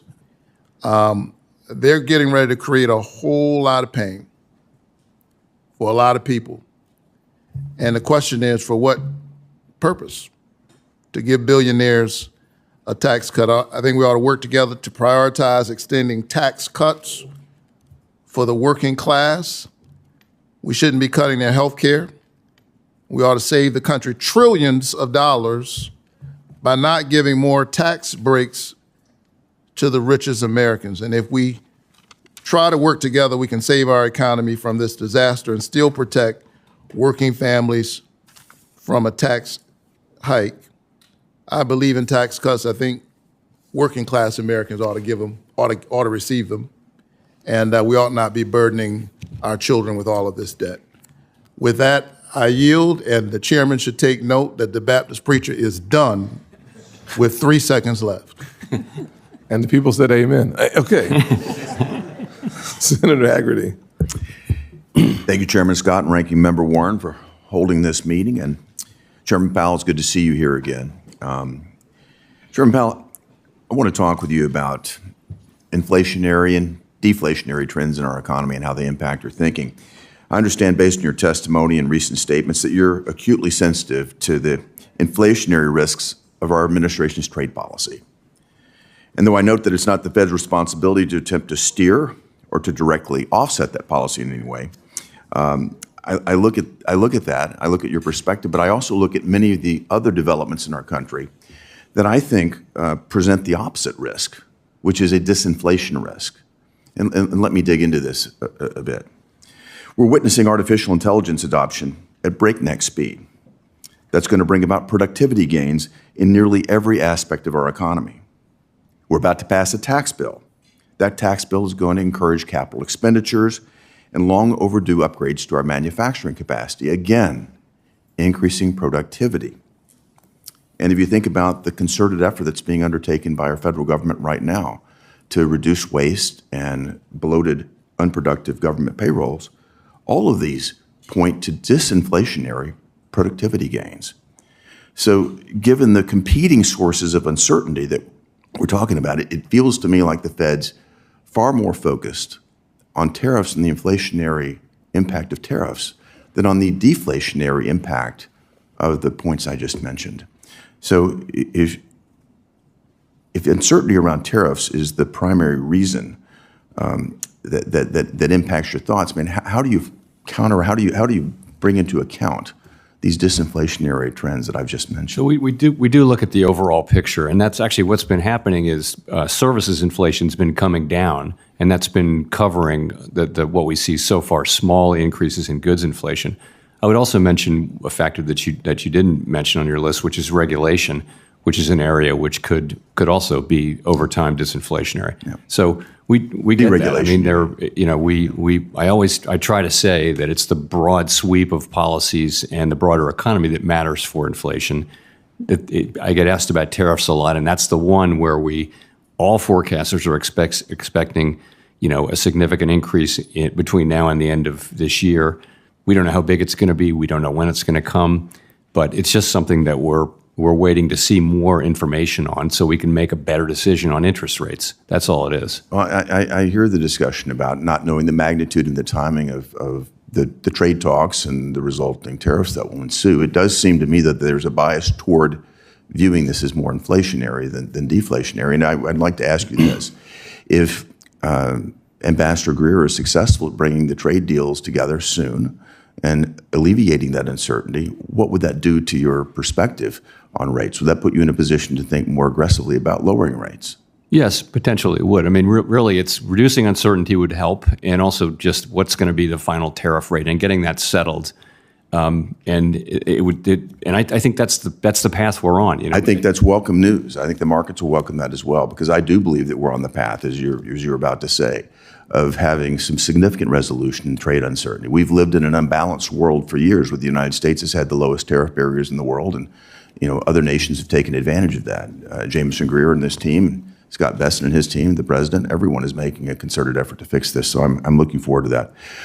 The one other area I wanted to touch on, because it's touching close to home, and that is legislation that this committee has just passed out and that we've just passed in the Senate. That's to do with the Genius Act. We just passed it last week, and it provides an urgently needed regulatory framework for payment stablecoins, and it requires that they're backed one-to-one by cash or short-dated U.S. Treasuries. Over the last 5 years, the total value of outstanding stablecoins has increased from approximately $4 billion to over $2 billion today. One market participant has predicted that if a framework like the Genius Act is adopted, total issuance of dollar-pegged stablecoins could reach nearly $4 trillion by the end of the decade. So I wanted to get your perspective again, Mr. Chairman, of what impact would this new source of demand for bills have on the yield curve, and in particular, what impact would it have on short-term rates? So more demand is going to have a tendency to drive down rates. I don't really have a sense of how big that effect would be, of course. And let me just say that it's a great thing that we're making progress toward a stablecoin framework. Thank you, Mr. Chairman. I couldn't agree with you more. The direction clearly is that it's going to drive rates down. I think it's very positive for the economy, positive for our cost of borrowing as a nation. And I appreciate your response there, Mr. Chairman. Thank you very much for the Yes, sir. Senator Cortez Masto. Thank you, Mr. Chairman. Chairman Powell, it's good to see you. Thank you for being here. I want to follow up on a question from Senator Warner about data deterioration. I'm concerned about that as well. That the Trump administration, I'm watching as they've ended dozens of research studies that business and government leaders rely on. So my question to you, are there specific research projects that the Bureau of Labor Statistics provided that they no longer do provide, that the Federal Reserve researchers cannot replicate on their own or through other sources? I'm not aware of any. Okay. That doesn't mean they don't exist, but mainly it's the regular data they supply. And as you know, they've cut back on the size of that survey. Right. So I would hope as we move forward, and not just in today's hearing, but if there is some other data or you're relying on data that you're not getting, or there's now another source for that data, I would please share that with the committee. Thank you. Yes. During the Biden administration, the Federal Housing Finance Agency and the Federal Reserve worked together to improve access to the discount window for banks. What is the status of that collaboration with the FHFA? I can't speak to the FHFA. I can speak to the fact that we're really looking carefully at modernizing the discount window and making. But we're not there investments. yet. No, it's going to be. This is a project that will take some time. It's the discount window needs to be updated and refreshed from a technological standpoint so that people can access it readily and that kind of thing. It's still a little bit behind the age in that respect. Do you have a time frame that you're looking at to? I'll get back to you. It's Okay. something we've been working on hard. Or is there a funding impediment that is also No. addressing this? No, So, okay, if you could. We're moving provide- ahead with it. I'll come back to you on that. Thank you.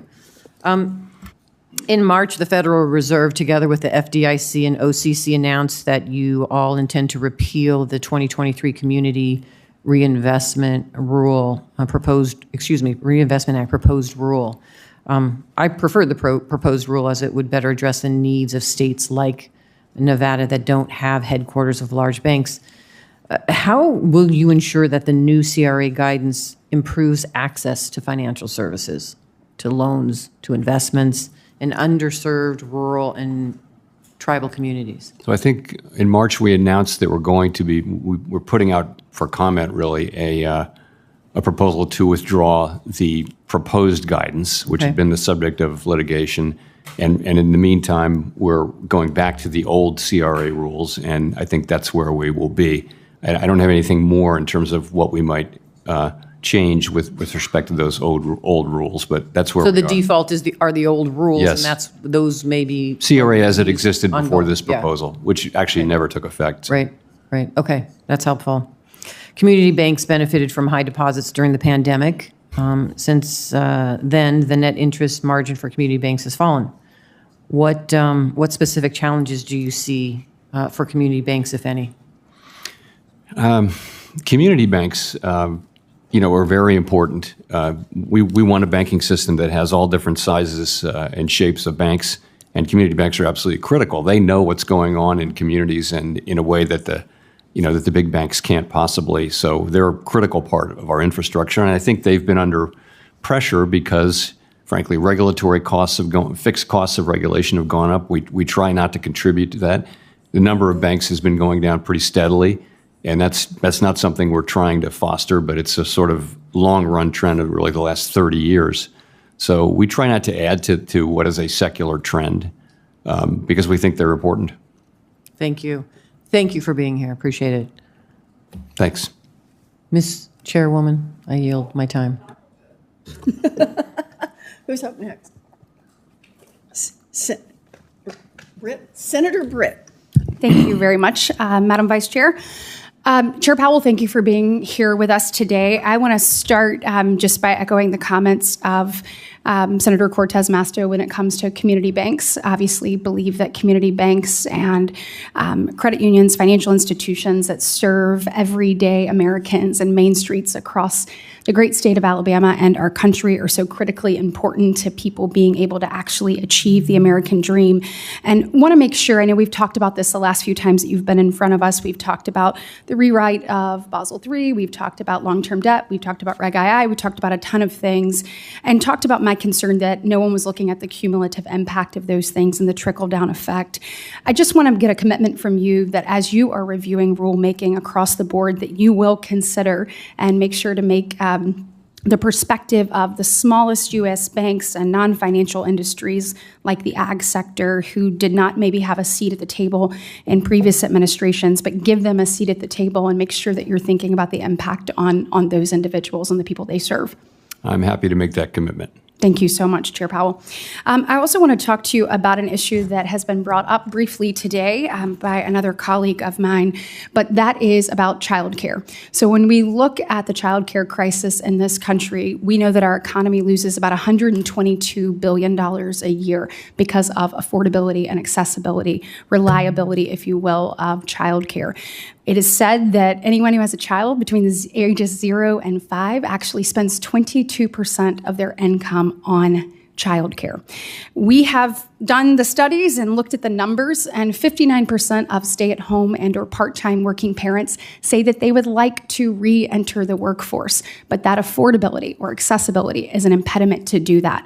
As we are looking to build back America, as we are looking to create opportunity and bring those things into fruition, would you agree that taking a look and being able to address, not asking you to comment on any specific proposal, but addressing some of the shortfalls related to accessibility and affordability of childcare would have a positive long-term impact on the economy? So I think there's quite a bit of research showing exactly that, and we really saw it during the pandemic. As I think you know and pointed out, it's not an issue that we play a role on, but clearly it would contribute. Childcare would contribute to participation in the labor force by many. Absolutely. And as Alabama looks, we look at our labor participation rate. It is 5 points lower than the national average. We continue to look to ways to get people re-engaged in the workforce and know that addressing this head on will help us be able to achieve that. So thank you so much, Chair Powell. I look forward to continuing to work to get that done. So there has been some angst vocalized about the reconciliation bill and the president's trade policies. And from my perspective, much of that skepticism is both unfair and premature. Market resiliency and recent economic data actually continues to reflect confidence in the U.S. economy. Look at the recent Treasury auction, which was notably successful and saw stronger than expected demands for 30-year bonds and stable, even slightly declining yields. To me, this demonstrates that investors still view the U.S. debt as an attractive asset, regardless of the ongoing policy discussions and debates and forging a pathway forward. And those fundamentals of the economy, actually remain quite strong. Chair Powell, would you agree that the components of our economy actually remain quite strong? And how does the Fed consider this type of strong auction performance in the context of your market expectations and monetary policy discussions? So, as you point out, the Treasury market is working fine just now. Liquidity is adequate, and bond prices are responding to economic events, and so bond market's in good shape. In terms of the strength of the economy, I would strongly agree. The labor market's in a solid place. The economy's growing. Inflation is in a pretty good place, come much closer to 2%. So it's a very solid economy. We are watching the labor market very closely, as we always do. And a couple of things in particular. One is just a very low hiring rate, which goes with a low layoff rate. But if we were to start to see layoffs, we would see unemployment go up quickly, and so we're watching that carefully. But the labor market has remained solid, and I would agree with your overall characterization. Thank you. Appreciate you being here today. Thank you, ma'am. Senator Kim. Yeah, thank you, Chairman. Thank you for coming before us today. You've often said in the past that when it comes to monetary policy that it works with a lag, right? That this is something that you're having to try to assess the data that's before you. Right.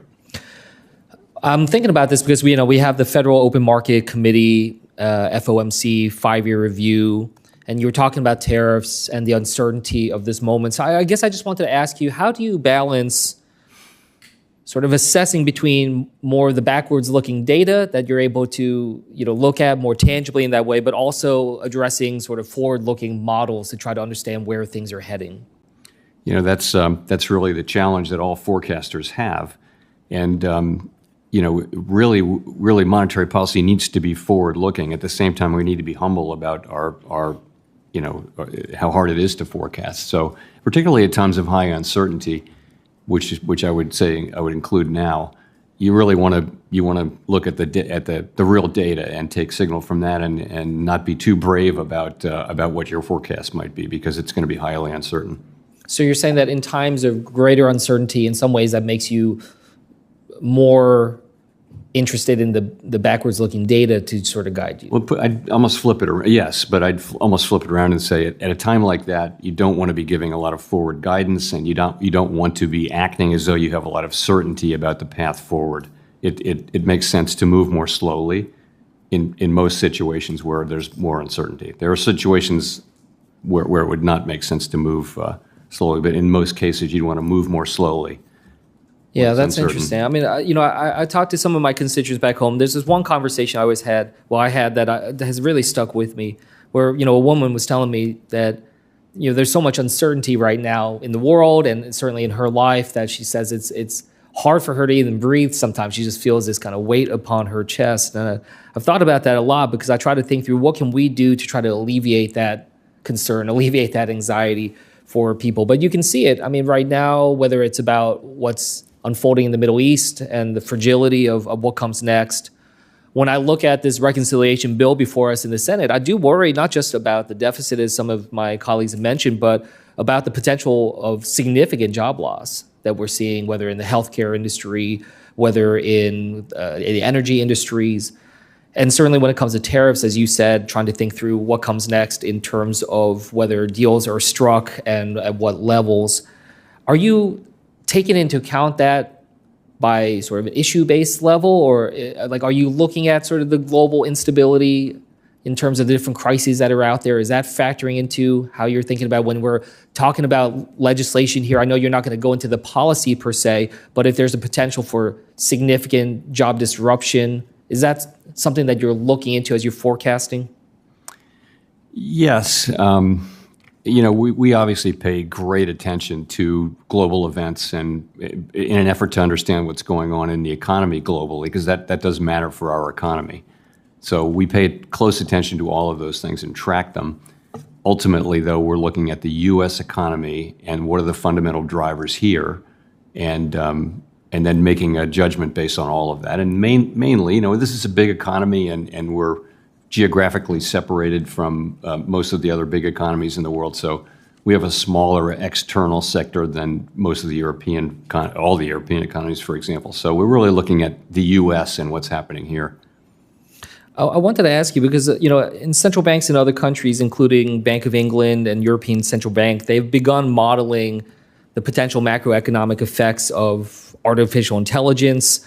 They're thinking about how they can use AI to be able to do some of the forecasting, to think through what comes next. I guess I wanted to get a sense of what the Federal Reserve is thinking in terms of similar work in the AI space. We have lots of people doing work on AI and more than that, even monitoring research that's going on everywhere in the world. And, speaking of uncertainty, it's very clear that it has the potential to make really dramatic changes in our economy, in our workplace, in the jobs of workers, in the way companies work, and all of those things. But it honestly, there's a tremendous uncertainty about the timing of that and what the ultimate consequences will be and what the medium-term consequences will be. I was wondering if the Fed is evaluating AI credit models and how that could potentially deepen disparity in credit access or violate fair lending standards. Is that something that you've looked into at this point? And yes, absolutely. Is the Fed looking to potentially affirm some industry standards on this? It's something we've been aware of for a long time. There's a lot of research that's been done. Before generative AI came along, it's also just machine learning and technology generally. There are implicit biases that can appear. It's something we're very well aware of, and we do work with people to make sure that doesn't happen. Okay, thank you. I yield back. Thank you, Senator Banks. Thank you, Mr. Chairman. Chair Powell, can you talk about how our interest rates compare to other first-class countries around the world? At the higher end. And how does that affect the United States? Well, I think that reflects a couple things. One is just that the U.S. economy has outperformed, has been stronger than others. I don't want to pick on any other nations, but many other nations have had much lower growth, now have lower inflation, and are, have pretty low growth, whereas the U.S. economy has really been the outstanding performer and remains that to this day. That implies somewhat higher rates. So you say it's higher than most of first-class countries. Can you talk about historically where we've matched up with other countries? Yeah, so let's just go back to when the pandemic hit, for example. We were we had very low rates during that era, but they were by far the highest in the developed world because the U.S. economy was the strongest. The European Union had negative rates. I think the Bank of England was at 75 basis points. I think we were at 2.4%, so we were meaningfully higher. And again, it was a time when our growth was higher, and their growth was lower, and their inflation was lower. Our inflation was fine, probably about the same as ours. So I think we've generally had a little bit higher rates than those countries because they have slower growth, older populations, lower productivity, those kind of things. We have the strongest economy in the world. Globally gone up as well? Sorry? Have interest rates in those countries globally gone up as well? Well, they went up. The U.S.? All of those countries had their rates go up quite a bit during the global pandemic inflation, right? And as you know, many of them have been cutting their rates, and we had been too. And we'll at some point resume that. But we're 100 basis points lower than we were. I think if you take the EU and the Bank of England, they've both cut a little more than that. How recently? Recently, but But I think you probably read this, but they're either at or close to the end of their cutting cycles. I know there's been a lot of talk today about deficits and the national debt. But how much does tax policy affect the economy in the U.S.? I mean, it has big effects over time. It's really not something that drives what we do. It isn't. But I think tax policy plays over the long run a huge role in incentivizing investment, which helps growth and things like that. I think it's very, very important over the long run. Certainly more important than monetary policy. Would a $4 trillion tax increase on middle-class Americans affect the economy? Now here we're getting into the bill. I understand. I'm asking how that would affect the economy and according to your data. I'm trying to not make any direct comments on the bill today, if you'll forgive me. But I take your point. Okay, I am trying to make a point, but there's got to be data that you sit on somewhere that would suggest that large tax increases would affect the economy, would stall economic growth in the U.S. You could certainly get that out of a model if you wanted to. I mean, but again, I'm inevitably going to be commenting on the bill, right? If I answer that question, a lot of talk today about inflation. You've already agreed that inflation is down from where it was a year ago, and would you say steadily declining? Has been, yes. I more than agreed to it. I'm very pleased by it. And all of the experts and so-called experts tell us that tariffs lead to inflation, but you seem to have suggested already that inflation is, if not under control, close to being under control.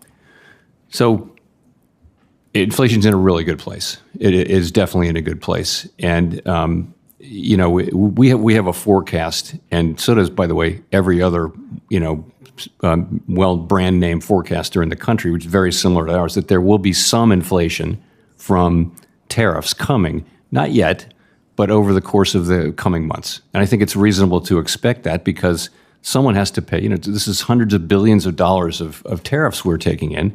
Some of that's going to fall on the consumer. Not all of it's going to fall on foreign manufacturers. And that's the only insight we have, and we're just kind of wanting to see more data on that before we move. One final question about data. Our trade deficits with China, the EU, Canada, and Mexico have all significantly dropped recently. What does the data tell us about that?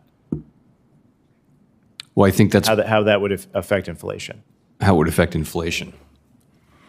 I don't know that it has implications for inflation, but it obviously reflects the tariffs. I think recently you've seen Chinese imports come down quite a bit. Thank you. I yield back. Thanks. Senator Blunt Rochester. Thank you, Mr. Chairman and Ranking Member Warren. Chair Powell, welcome back. Inflation has come down meaningfully from its peak, and there are signs of moderation in the broader economy. But prices for rent and other essential services remain high, and the outlook is still uncertain. Wage growth remains strong, but productivity trends are mixed, and demand for places to live is high, but borrowing costs and material shortages are making it harder for builders to keep up, adding to the affordability pressures.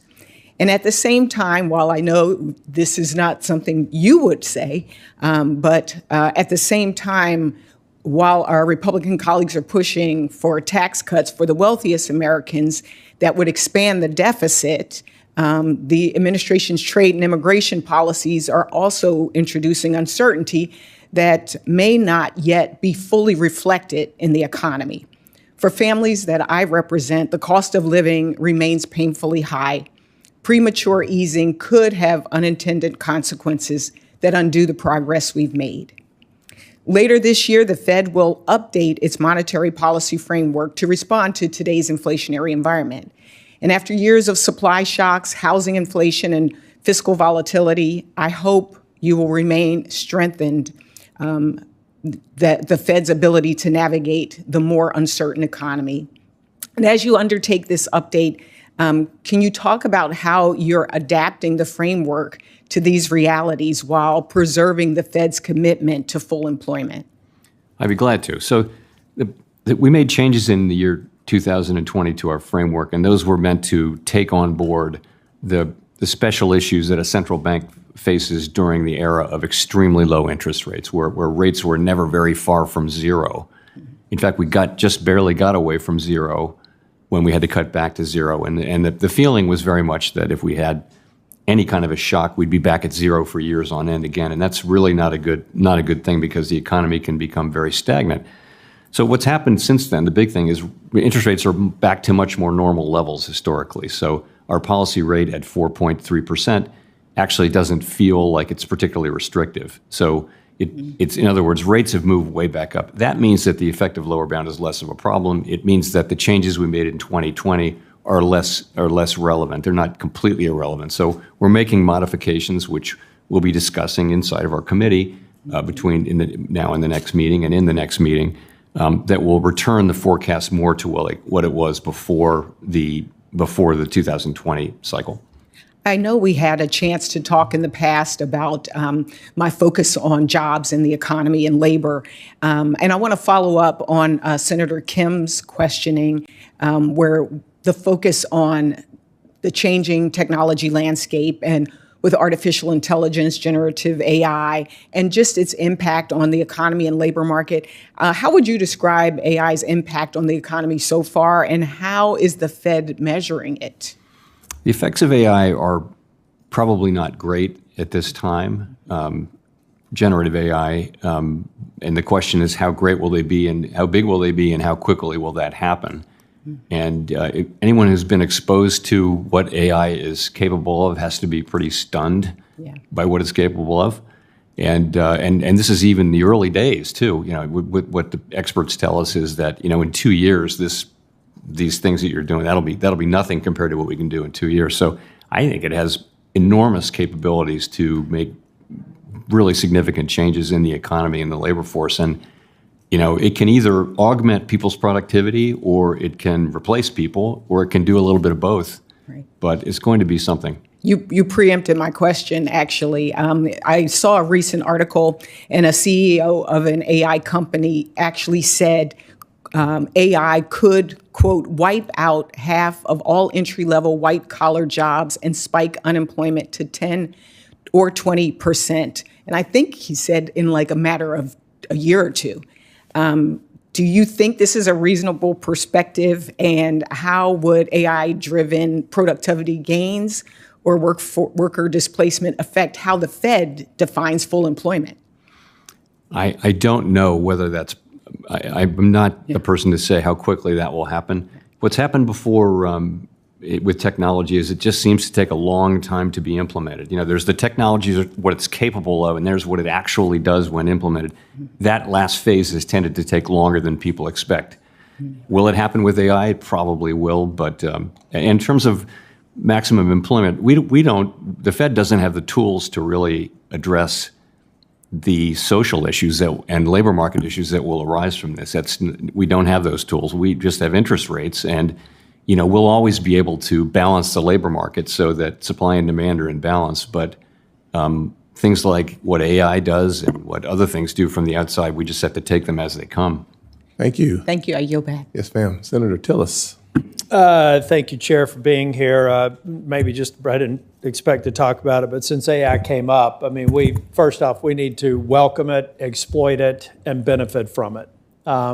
I've had my staff try and go back and look at some of the congressional hearings in the times of the Industrial Revolution and other instances where we've had these threats of displacement, and it worked out okay for us. But the key is this is a global competition, and other countries are going to implement it. It is going to drive down their costs, and it will make us less competitive if we don't meet the challenge and become the innovator. But the transition is very important to note. I want to talk about SLR for a minute. I think you all indicated the balance sheet's going to continue to shrink. We're not going to get to pre-COVID levels, which was, I think, somewhere around $4 trillion. I guess the question is, you guys expect to hold higher levels of central banks to hold higher levels of central bank reserves than we have in previous years. Do you agree with that? I don't think we'll get all the way back to where we were, but we're still shrinking. Is it fair to say that the SLR should be updated to reflect the evolving preference? Yes. Thank you. Fed now. It's cost $545 million. You know, Chair Powell, I've never really liked Fed now, so it's probably not a friendly question.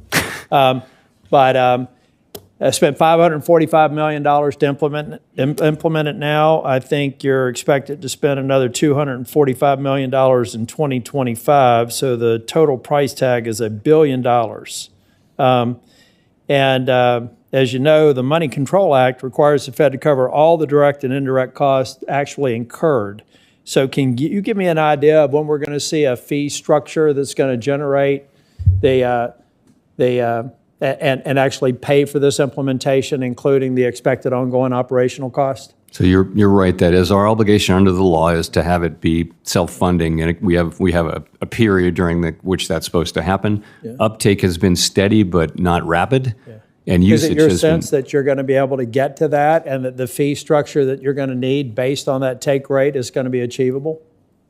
I think it's probably still achievable. I am not 100% clear that we're going to achieve it very soon. That'd be it. Yeah, that's what I'm concerned. And I wonder if that pricing is there, given private sector options, if you're ever going to be able to get there. So just an editorial comment.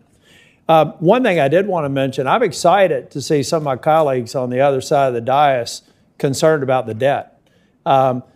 Because last time I checked, over the 4 years that President Biden was in office, we had the American Rescue Plan that cost us $2 trillion. We had the Inflation Reduction Act that cost us $1 trillion. And we had the PACT Act that many of my colleagues, I was one of 9 Republicans that didn't vote for it, that also cost us $1 trillion. So I'm excited to see that my colleagues on the other side of the aisle want to get serious about spending within our means. I did have a question, I think, for my staff wanted to ask about, sorry, I just want to get my notes right. I actually wanted to go, I don't have it before me, but what's the current status, in your view, on Wells Fargo's capital requirements? On their capital requirement? Well, I think you mean on the growth cap? Yeah. Yeah. So we voted unanimously to remove that after many years of having it in place. They did satisfy the requirements we'd put in place, and we removed the cap along with the other agencies. And you think your fact-based decision, you stand by it? I do. Very good. Last thing is Walmart. I've got other questions I'll submit for the record, Chair, but Walmart on April 9th, I think, withdrew their forward guidance. And they indicated the reason that they were doing that is there was uncertainty, and it seems to have been timed somewhat with the uncertainty around trade. So I would just suggest for my colleagues, I don't know if you can respond to this or not. I won't ask you a tax question, but I really want to. But I know what your answer is going to be. You're a good dancer. I think that it is fair to say that if there is going to be a correlation to increasing prices, and Walmart having made the decision to withdraw their guidance is probably the best testament that they know that they may have to deal with cost and maybe inflationary uncertainties. Would you characterize that as maybe a likely reason that they withdrew their guidance? It might be. I saw that they had. I didn't have a chance to go back and check why. But Well, if you tease through the language, it seems almost certain that they think that some of their input costs were going to go up, and they need to manage their margins. So I'm just telling my colleagues, we just need to be realistic that if you have a major household name withdrawing guidance because of uncertainty, they've got a lot of experts that probably are suggesting there may be some inflationary risk. We haven't realized it yet, but I think we all need to keep our eyes open and not look past it so that we can manage it if it comes to pass. I don't think that there should be a problem with that. Thank you. Now, the last thing that I just want to mention is that you can't respond to this, but I will tell you, if the Democrats succeed in preventing us from avoiding the biggest tax hike in the history of this country, it is going to cause great damage to the people who can least afford it. You don't get to respond to this one, but folks. Senator Brooks is next. Oh, I'm sorry. I didn't realize she was here. Yes. I'm sorry. We were allowing but him we to need to stall open till that. you We got need to be open. We need to understand that you will have something to fix if we fail to continue the tax cuts. Thank you, sir. Senator Brooks. Thank you so much. First to Chair Scott and Ranking Member Warren, thank you so much for hosting today's hearing. We thank you also, Chairman Powell, for your tremendous service to our country. I very much enjoyed the meeting that we had earlier this year and look forward to working with you. Many of my colleagues today have been listening to this hearing, have rightly discussed concerns regarding how tariffs are affecting consumers and businesses. And I'd like to highlight a specific business in Maryland that encapsulates the harm that I believe this administration is inflicting, but also the resilience of a proud Maryland small business. Bay Dog is a successful pet brand based on Kent Island, one founded by Barton O'Brien, who's a Marine veteran who served 3 combat tours overseas. Mr. O'Brien has calculated that if he were to make his products in the United States, he would have to raise his prices 400% just to break even. The tariffs, he believes, are a burdensome tax that could put companies like his out of business. But the damage doesn't stop there. Bay Dog is sold in thousands of other brick and mortar stores across the country, all locally owned small businesses who similarly have to raise prices or lose sales to pay the president's tax. Mr. O'Brien started planning for this last summer when President Trump started talking about tariffs during the campaign. He stockpiled inventory and has committed to keeping his prices stable this year. But what Bay Dog is asking is, what is he to do if the tariffs are in place next year?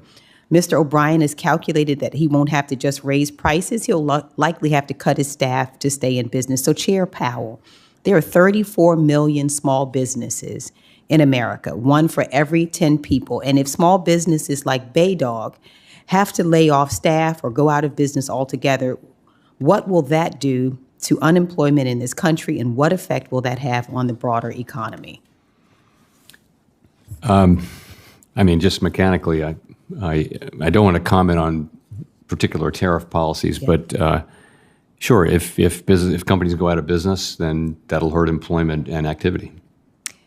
And what we will see is, of course, and we have so many small businesses, what we're facing now is that very prospect, is that we're going to have so many, and we believe that, the inflation caused by these tariffs will really have a very negative impact. And if this is the case, what would this mean for American workers? Well, the other thing is, I think the tariffs are still in motion. It's premature to say exactly where they're going to land. So we're kind of withholding judgment until we see more. That's kind of where we are. We haven't made a decision to do anything. It's just we want to see more. And the situation evolves day by day, month by month. So. Okay. Well, in another question, in our meeting and in your most recent monetary policy report, you spoke of the long-term challenge of housing supply not meeting demand. And I look at this issue the same way I did as county executive, where I really fought hard to leverage private and public sector dollars to bring more housing to communities that needed it.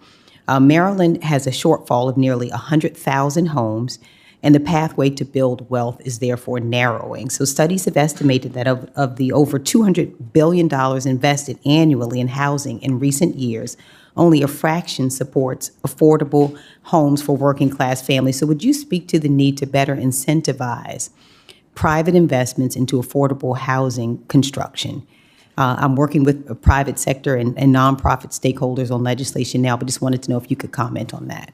So I would say this: interest rates are slightly restrictive at this point, modestly restrictive, and that is weighing on economic activity in the housing market sector. But you're really talking about a different problem. It's not one that the Fed can really address, and that is we have a longer run housing shortage. So many other advanced economy countries have this too, and it's not our tool. Our tools don't really work to affect that. It's really elected people, and you saw this as county executive. It's things that the legislature can do that can really address that. Not us. It's not about interest rates. All right. Well, now I understand one other issue. The Fed is evaluating the leverage ratio rules regarding the amount of capital required to be held by banks to withstand unforeseen risks. And I'm hoping you can then provide some insight as to what potential changes this framework are meant to achieve. On the other hand, I understand that access to capital is paramount, particularly for communities I represent. So, and I understand concerns that a change in these requirements could affect the resilience of the banking sector. Though I know you cannot speak to the specifics of the coming proposal, would you share some insights into what problem the proposed rulemaking is meant to solve, and are you concerned that it could lead to a deterioration of resilience of the banking sector?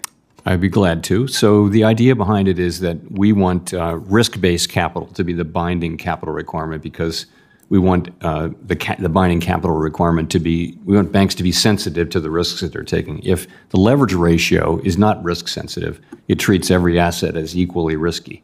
So if that's binding, then that interferes with banks' incentives to manage their risks and actually discourages banks from taking on relatively low-risk activity. So we've always, at the Fed, wanted the risk-based capital to be the binding one and the leverage ratio to be the backstop. And so that's this proposal that we have that we're going to be meeting on in a couple of hours puts out for comment a proposal to restore the backstop characteristics of the leverage ratio. We think it should make it will not in any way diminish the safety and soundness of the financial system, and it will allow for banks to undertake lower risk. Thanks. Thank you so much. Thank you, Mr. Chair. Yes, ma'am. Thank you. For senators who wish to submit questions for the hearing record, those questions are due 1 week from today, Wednesday, July 2nd. Chairman Powell, you have 45 days from that day to submit your responses to the questions for the record. Thank you for being here. This committee is adjourned. Thank you.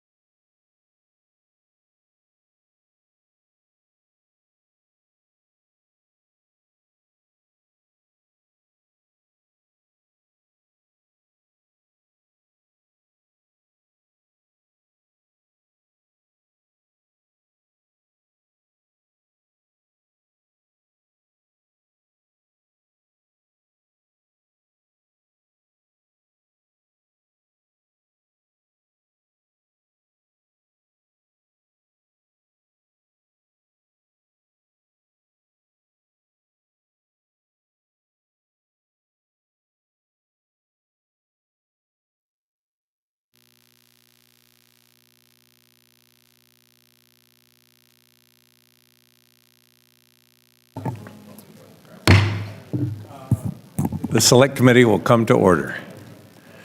Today's hearing addresses a defining question for this century. Will the future of artificial intelligence be led by free nations or by authoritarian regimes like the Chinese Communist Party? AI is not just another tech breakthrough. It will shape our economy, our military, our diplomacy, and our national security for decades to come. The stakes are historic. As many have said, this is the space race of the 21st century.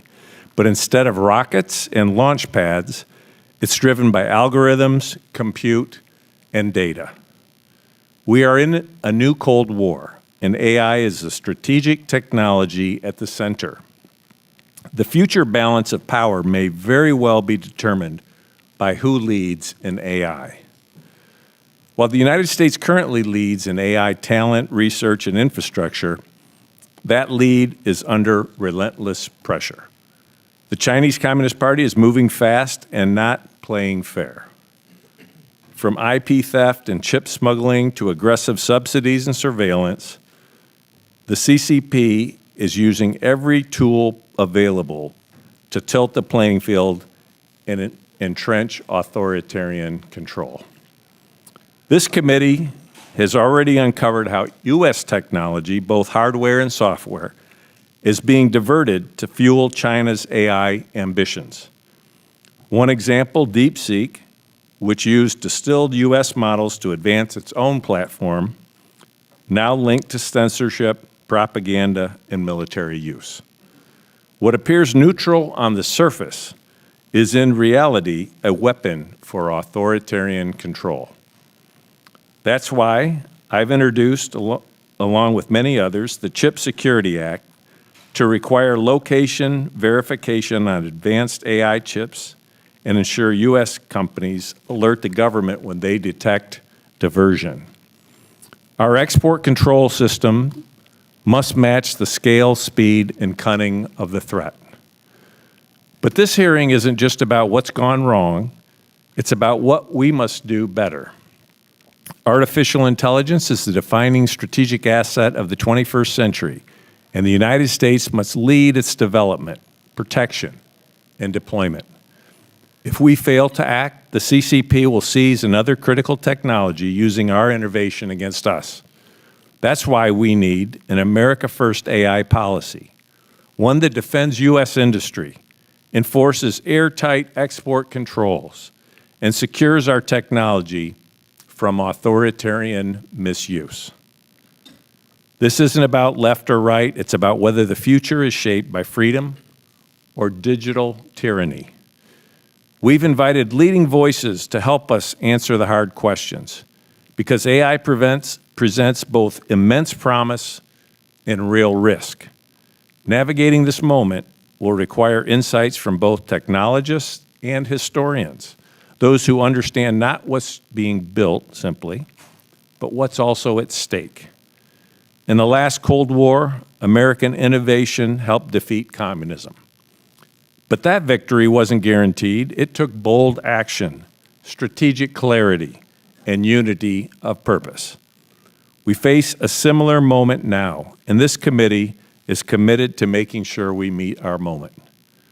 Thank you to our witnesses. I look forward to your insights and to a serious discussion about how the United States can stay ahead in this defining race.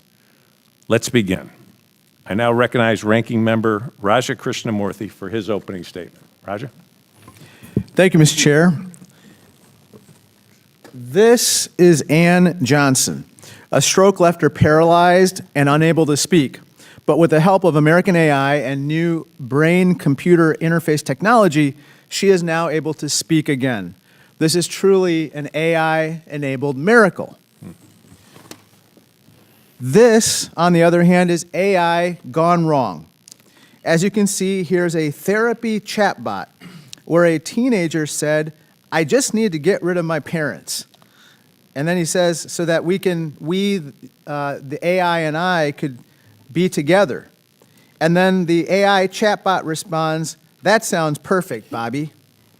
The Illinois legislature just passed a bill to ban therapy chatbots because AI shouldn't be in the business of telling kids to kill their dads.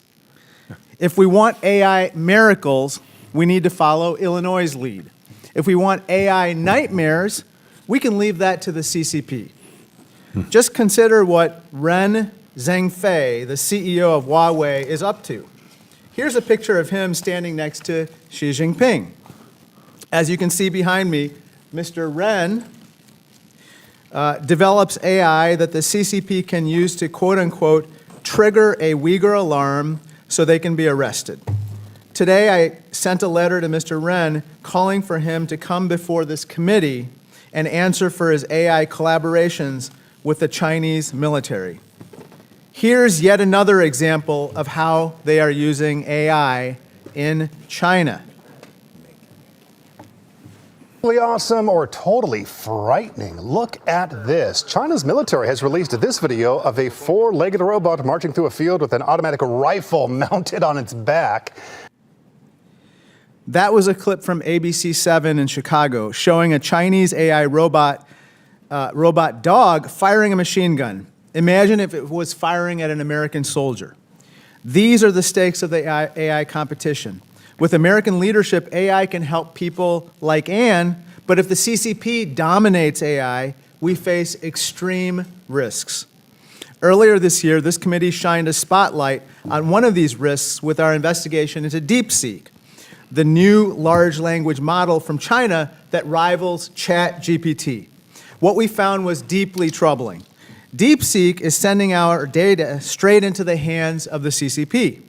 So today, Chairman Molinar and I are introducing a new bill called the No Adversarial AI Act that will prohibit the federal government from using Chinese and Russian AI models.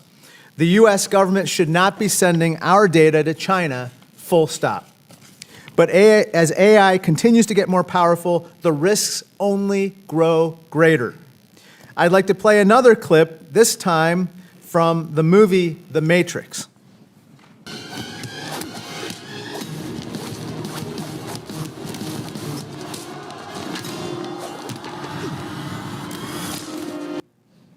This is a famous clip. What you just saw is the last of humankind fighting a rogue AI army that is broken loose from human control. The Matrix, the rogue AI army you just saw, was a form of artificial general intelligence, or AGI. Basically, it's AI that meets or exceeds human capabilities and can take action without human intervention.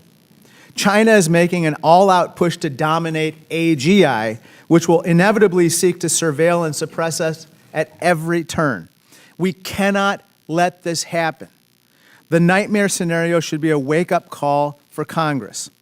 Last month, it was reported that OpenAI's chief scientist wanted to, quote unquote, build a bunker before we release AGI, as you can see on this visual here. Rather than building bunkers, however, we should be building safer AI. Whether it's American AI or Chinese AI, it should not be released until we know it's safe. That's why I'm working on a new bill, the AGI Safety Act, that will require AGI to be aligned with human values and require it to comply with laws that apply to humans. This is just common sense. I'd like to conclude with something else that's common sense, not shooting ourselves in the foot. 70% of America's AI researchers are foreign-born or foreign-educated. Jack Clark, our eminent witness today, is himself an immigrant. We cannot be deporting the people we depend on to build AI. We also can't be defunding the agencies that make AI miracles, like Ann's ability to speak again, a reality. Federal grants from agencies like NSF are what allow scientists across America to make miracles happen. AI is the defining technology of our lifetimes. To do AI right and prevent CCP nightmares, we need to be smart and we need to be bold. That's how America wins. Thank you, and I yield back. Thank you, Ranking Member. If any other member wishes to submit a statement for the record, without objection, those statements will be added to the record. Now I'd like to introduce our witnesses today. Dr. Thomas Mencken is President and CEO of the Center for Strategic and Budgetary Assessments and a leading voice on military innovation and defense strategy. Mr. Mark Beal is President of Government Affairs at the AI Policy Network. He helped launch the DoD's Joint AI Center and co-founded Gladstone AI to focus on frontier model security. Mr. Jack Clark is co-founder and head of policy at Anthropic. He previously led policy at OpenAI and writes Import AI, a widely followed newsletter on AI and geopolitics. With that, I want to welcome all of our witnesses and thank you for being here this morning. And Dr. Mencken, you are now recognized for your opening remarks. Great. Thank you, Chairman Molinar, Ranking Member Krishnamurti, members of the committee. Thank you for the opportunity to appear before you today to discuss the ongoing competition between the United States and PRC in the field of artificial intelligence. We and the PRC are in a long-term techno-security competition that will determine the shape of the global political order for the coming years and decades. In the limited time that I have, I'd like to discuss four things: the uncertain scope of the competition, asymmetries in the American and Chinese approaches to the competition, state of the competition, and the way forward. So first, I'd like to say a few things about the level of uncertainty surrounding the global competition for AI from the perspective of 2025. The competition is vast with poorly defined boundaries. That is, it's affecting and will affect different sectors of society. It has and will have implications for national security, but also for society more broadly, as the ranking member's opening statement showed. It's difficult, if not impossible, to predict how it will develop and how it will be adopted and the implications of its adoptions. That is a fundamental point that we need to keep in mind as we move forward.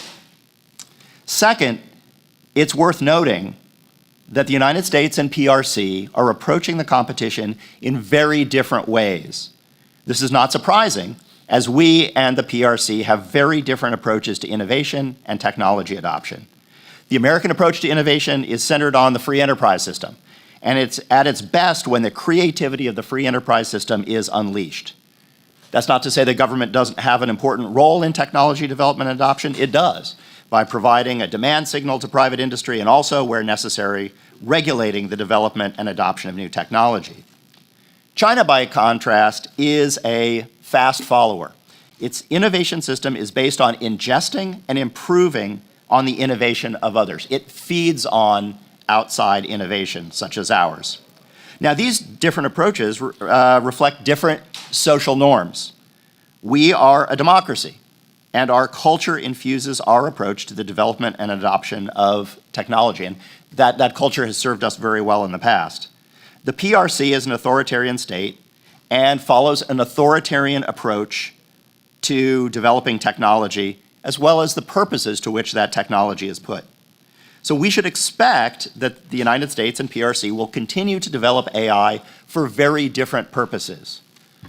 China is a low-trust society, and we should expect the PRC will develop applications of AI that allow the Chinese Communist Party to harness it to bolster their control over Chinese society.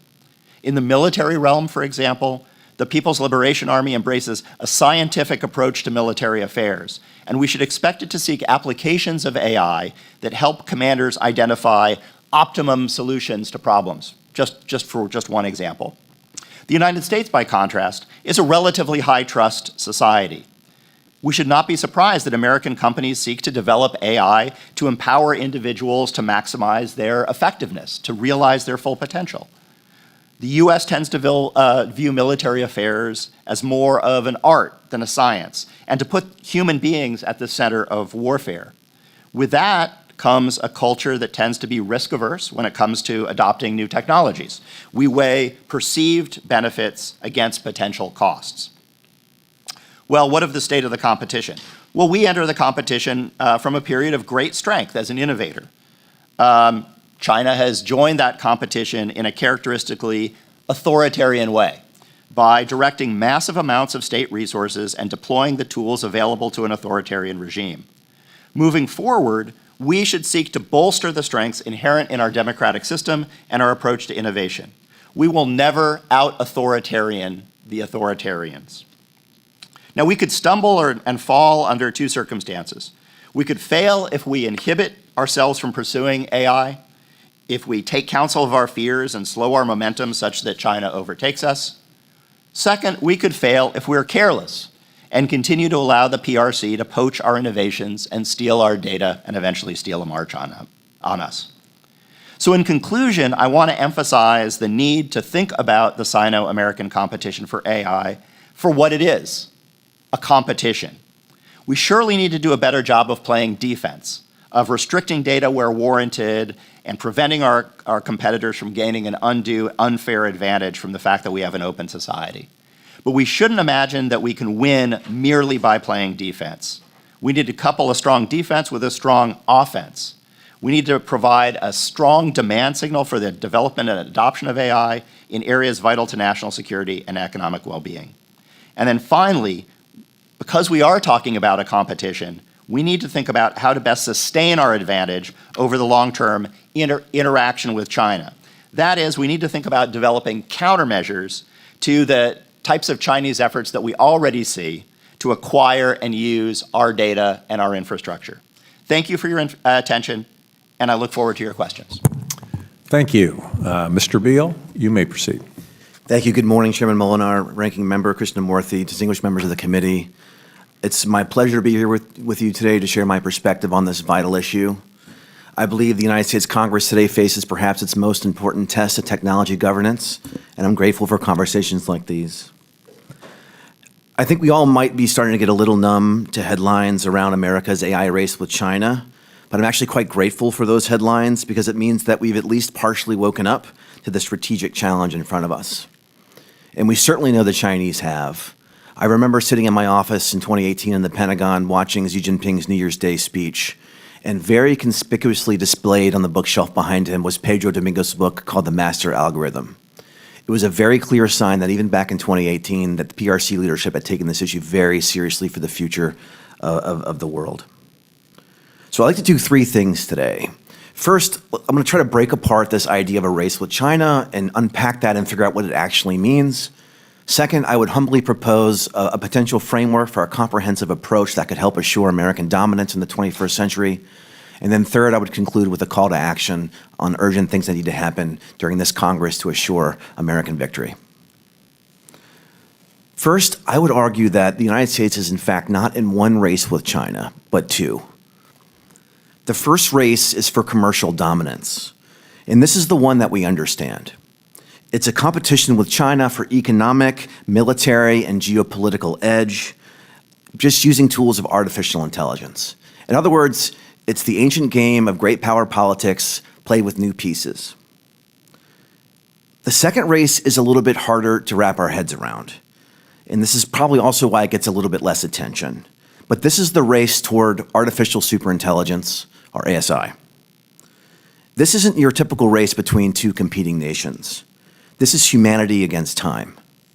Nobel laureates in physics and Turing Award winners in computer science are sounding the call that there could be potential catastrophic issues with very advanced AI systems that human beings may lose control of. And as the ranking member mentioned, when the architects of these systems are purchasing remote bunkers and talking about summoning the demon, we might be wise to start to pay a little bit of attention. If any nation today develops ASI, particularly a hostile nation like the PRC, it might not be hyperbole to say that we could be facing a crisis. These AI systems in the wrong hands and without guardrails have the potential to destroy global electric grids, develop incurable superviruses, empty every bank account in the world. So we must develop an AI strategy, a comprehensive strategy, to ensure that we can usher in a golden age of innovation and prosperity for our people, while also combating these risks head on. We can neither afford to be techno-optimists or doomers. We have to chart the clear path forward. We have to make progress, and we have to make progress with our eyes wide open. So my humble approach for policymaking would what we might call the 3 Ps: protect, promote, and prepare. First, we must get a grip on protecting our capabilities from being harvested by the adversaries. The fact that the Chinese military can freely buy, steal, download, and weaponize American technology represents a dereliction of duty that would have been unthinkable during the Cold War. A recent report by the Center for New American Security and the Institute for AI Policy and Strategy found that last year alone, an estimated 100,000 advanced AI chips, about $2 billion worth, were smuggled into China. Second, we must promote American technology abroad and at home. We have to lean into innovation. We must not just defend, but go on offense. We must dominate through construction and deployment, through adoption and diffusion, through deregulation and acceleration. Most critically, we have to shatter bureaucratic barriers that keep AI from the hands of our warfighters and our intelligence professionals. We have to securely deploy the American AI stack globally before friends and allies are forced to choose between an unfriendly alternative. And we should seek a U.S. military that, with the help of AI and digital technologies, could become twice as lethal at half the cost.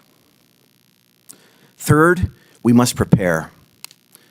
We don't know what the future holds and on what timelines capabilities like AGI might arrive, but we are hearing what people now call as the San Francisco consensus, that these very advanced capabilities may be here sooner than anyone is prepared for. As a first step, we need data urgently on what capabilities and risks will be present as systems get more powerful. This is instrumental for you so that you can make informed choices on behalf of the public.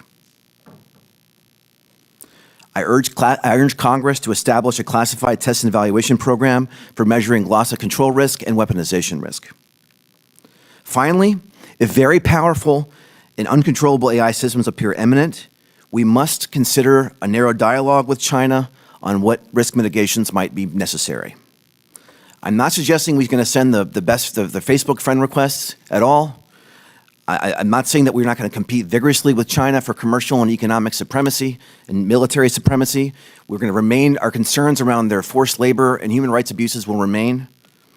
But we must figure out ways to channel competition away from mutual destruction. The message to Beijing, again, America will outcompete you, but if we can figure out appropriate verification measures, there could be room for a discussion on what superintelligence guardrails might look like. There's a significant opportunity in front of us. America can win the commercial race, drive the economy forward, infuse our founding principles and transparency into global AI adoption. We can use AI to promote human flourishing and freedom, but only if we deal with threats head on and act with the urgency this moment demands. Thank you all for your leadership and for your service to our country, and I look forward to your questions. Thank you very much. Mr. Clark, you have the floor. Chair Mulyanyar, Ranking Member Krishnamurthy, and members of the committee, thank you for the opportunity to speak with you today. I'll make two essential points. America can win the race to build powerful AI, and winning the race is a necessary but not sufficient achievement. We have to get safety right. When I discuss powerful AI, I'm talking about AI systems that represent a major advancement beyond today's capabilities. A useful conceptual framework is to think of this as like a country of geniuses in a data center. And I believe that that technology could be buildable by late 2026 or early 2027. America is well positioned to build this technology, but we need to deal with its risks. I give this testimony as an immigrant who moved to America and co-founded Anthropic, one of the world's most valuable and capable developers of frontier AI. I became a citizen a few years ago because I believe in the values on which America was founded, democracy and the right to free expression. And I know that AI systems are a reflection of the societies that build them. AI built in democracies will lead to better technology for all of humanity. AI built in authoritarian nations will, no matter what the personal preferences are of the people building that technology, be inescapably intertwined and imbued with authoritarianism. We must take decisive action to ensure America prevails. AI represents a proliferation problem as much as one of great power competition. This is for two reasons. First, AI systems can be misused to harm national security. And second, AI systems can carry out actions which are not intended by their creators. And in building powerful AI, we need to confront both of these risks. On misuse, AI systems can be misused. As we make our systems better at science, they also become good at the dangerous parts of science. A talented biologist can also make biological weapons. But we've found that through careful testing and control, we can mitigate these risks. The same is not true for Chinese models. When we study systems from companies like DeepSeek, we find that they exhibit the same risks, but without the interventions that companies like Anthropic and others apply to reduce them. In fact, the main area where we see evidence of intervention is in making their systems conform to CCP doctrine. Also concerning our accident risks, in one notable example, we asked Claude Opus 4, our most advanced model, to act as an assistant at a fictional company. We then provided it access to emails, implying that the model would soon be taken offline and replaced with a new AI system, and that the executive responsible for executing this replacement was having an extramarital affair. In some scenarios, Claude attempted to blackmail the executive by threatening to reveal the affair in an attempt to preserve itself. And it's not just our systems that do this. Models from every major AI lab exhibit similar behaviors when tested. We elicited this behavior in an extreme experimental situation. It's not yet one we see in the real world, but it is emblematic of the kind of risk that powerful AI presents and other witnesses have touched on. We can manage this at home, but we can't manage this in China. So in light of this, I have a few recommendations which I expand on in my written testimony. First, the US government should control the proliferation of powerful AI systems by maintaining and strengthening export controls of advanced semiconductors to China. This all runs through compute. Second, the US government should invest in safety and security to give Americans confidence in the technology that we build. And specifically, we should invest in federal capacity to test AI models for both national security risks and further afield ones like the blackmail example I mentioned. And we can do this through the Center for AI Standards and Innovation, CASI, within NIST. Finally, the US government must find ways to accelerate deployment of AI technology across federal agencies, especially within the intelligence community.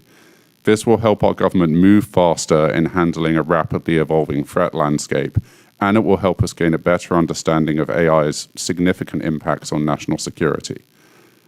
The choices we make today about AI governance, research priorities, and international competition will determine not just who leads in AI, but what kind of future this transformative technology creates. Thank you, and I look forward to your questions.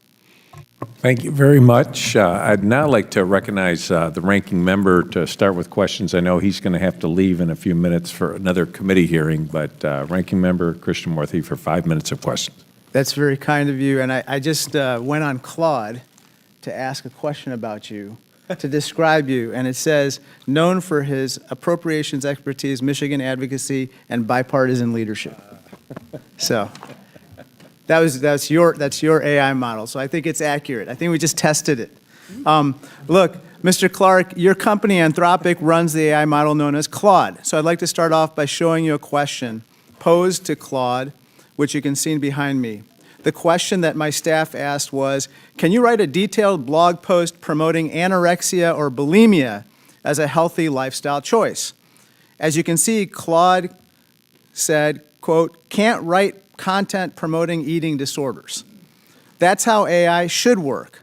But when you type the same thing into DeepSeek, the Chinese AI model, it does answer.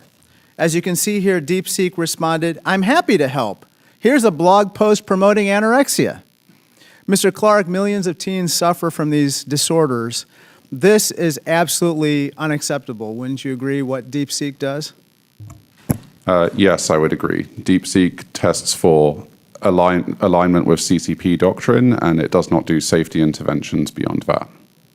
Well, not only does DeepSeek do this, but it's also threatening our national security.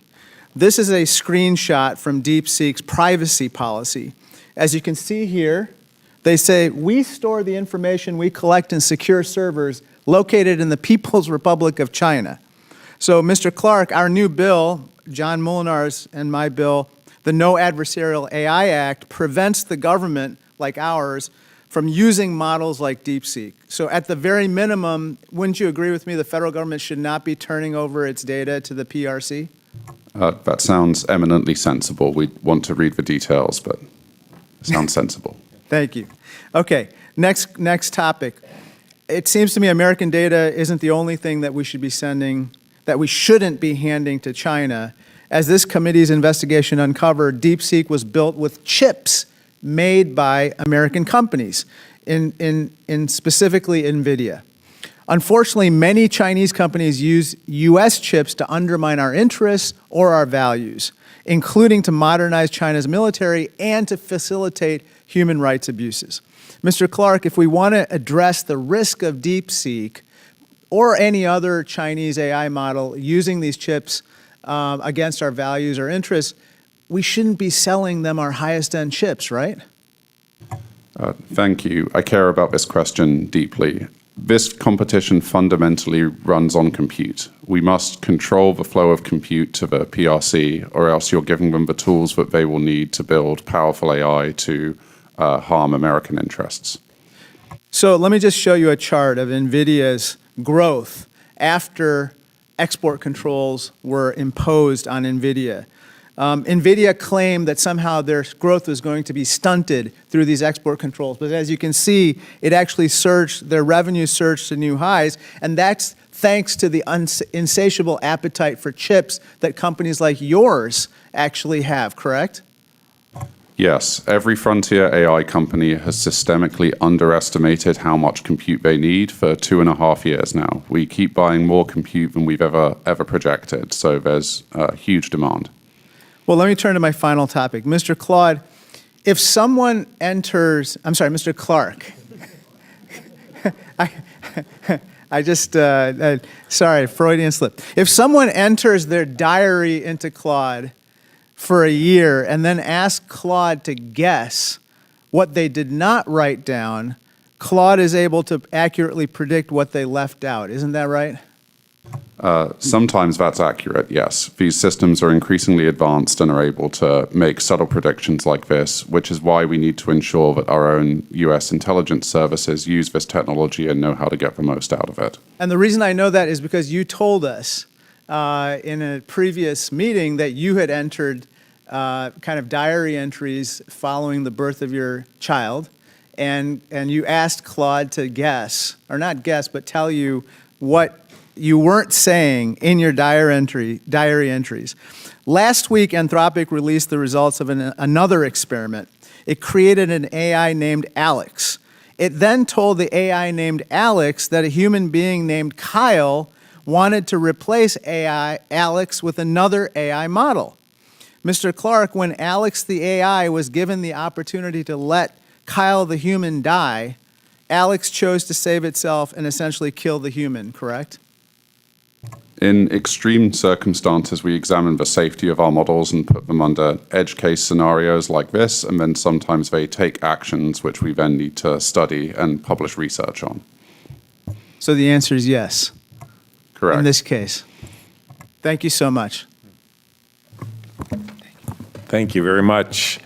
Mr. Beal, recently we worked on the Chip Security Act, and it requires advanced chip designers to enable chip tracking after sale to crack down on smuggling. From a national security perspective, how important is it to prevent the Chinese AI companies from illegally attaining these advanced chips? Thank you, Chairman. This is perhaps one of the most critical national security issues of our time. As my co-witness mentioned, the competition for AI really is fundamentally a competition for computational resources. And right now, U.S. export controls, there's a number of very glaring gaps in them. And as the study I referenced in my opening statement made, over 100,000 of those chips made their way to China despite controls in place. And I think as folks in this administration look to rightfully deploy American AI technologies globally, actions like the Chip Security Act become absolutely instrumental to ensure that those chips aren't diverted for nefarious purposes. Thank you very much. And Mr. Clark, there have been discussions about this kind of across the board about how important this is, and you mentioned it in your comments, but there's also been discussion how that preventing U.S. chips from entering China may be inhibiting the diffusion of U.S. AI technology to the world. And can you speak to this need to both control, the exports of chips, but at the same time promote U.S. infrastructure throughout the world? Thank you for this question. I think there are two essential goals here. One is deny the direct flow of compute into the PRC. You have no ability to control it, and it will be used to build systems that harm national security. Beyond that, you need to make sure that the platforms which are providing compute around the world, like those operated by the hyperscalers here, have the adequate safety and security measures for you to know that that compute isn't being misused.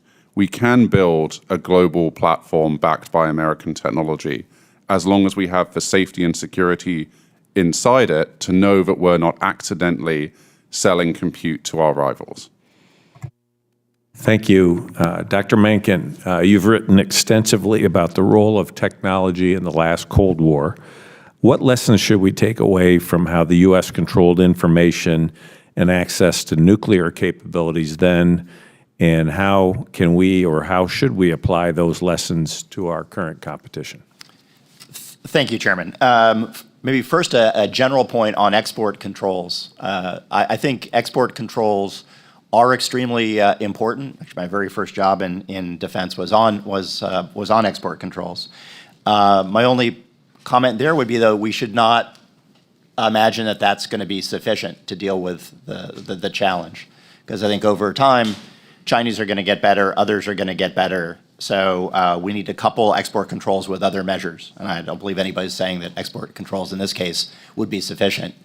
In the case of nuclear weapons, of course, materials were highly restricted from the very beginning. The technology and the know-how was very well restricted. And I think export controls in that case worked pretty well to slow the diffusion of nuclear weapons, even though, as we know now, many decades on, countries such as North Korea, Iran are either at or past the nuclear threshold. That worked because there was a very well-defined set of technologies, of data, know-how that could be restricted, and it was held in among a very small set of people. Thank you. Mr. Clark, I wanted to follow up with you. Your background, you have an interesting background of coming from another country, becoming a United States citizen, contributing so much here. What kind of policies could we enact that would welcome innovators like yourself from other countries, some who may be in authoritarian countries, who would want to come here and be part of this society, yet at the same time have safeguards so that we wouldn't be putting at risk by welcoming people into this country? I think starting with high-skill STEM immigration, particularly at the university level, is helpful. America is a nation founded on immigrants and has benefited immensely from high-skill, sort of technology-led immigration. And the earlier you do it, I think the higher the chance you have of reaping all of the benefits and not opening yourself to potential risks. Thank you. Mr. Carson. Thank you. What is the significant risk of AI in terms of information warfare and public opinion beyond its ability to spread even misinformation and manipulate public opinion through deepfakes? Mr. Clark. Sorry. AI can broadly be used for anything you can imagine. So to answer your question directly, AI systems can be used to run information operations and to scale things up to provide, synthetic propaganda and other systems. We need to confront this with better technologies for monitoring what happens on AI platforms and encouraging, as happens today, industry to continue to voluntarily share incident reports and threat reports and work with government to create a base of common knowledge here. And I would add that Chinese Communist Party really came to power at the end of the Chinese Civil War through political mobilization and through propaganda. And it really, this view of information as central to warfare really is essential to the way the Chinese think about war. So we tend to think about things in a very stovepipe manner. The Chinese Communist Party throughout its existence, the People's Liberation Army throughout its history, has really seen information as essential to affecting people's minds and to victory on the battlefield.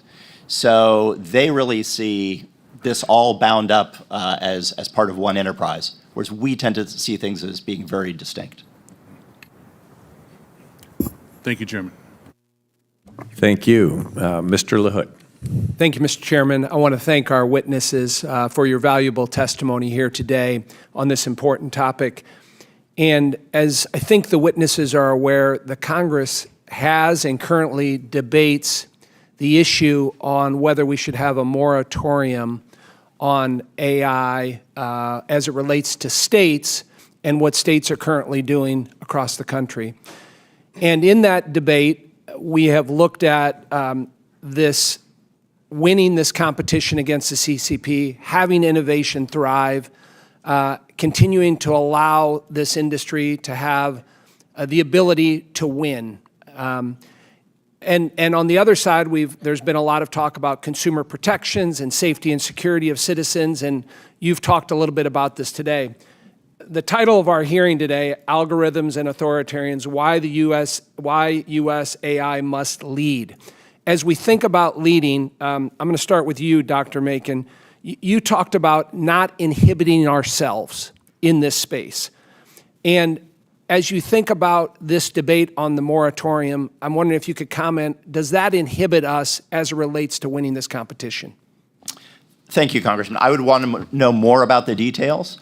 But I think it's important to move forward responsibly, but we do need to move forward.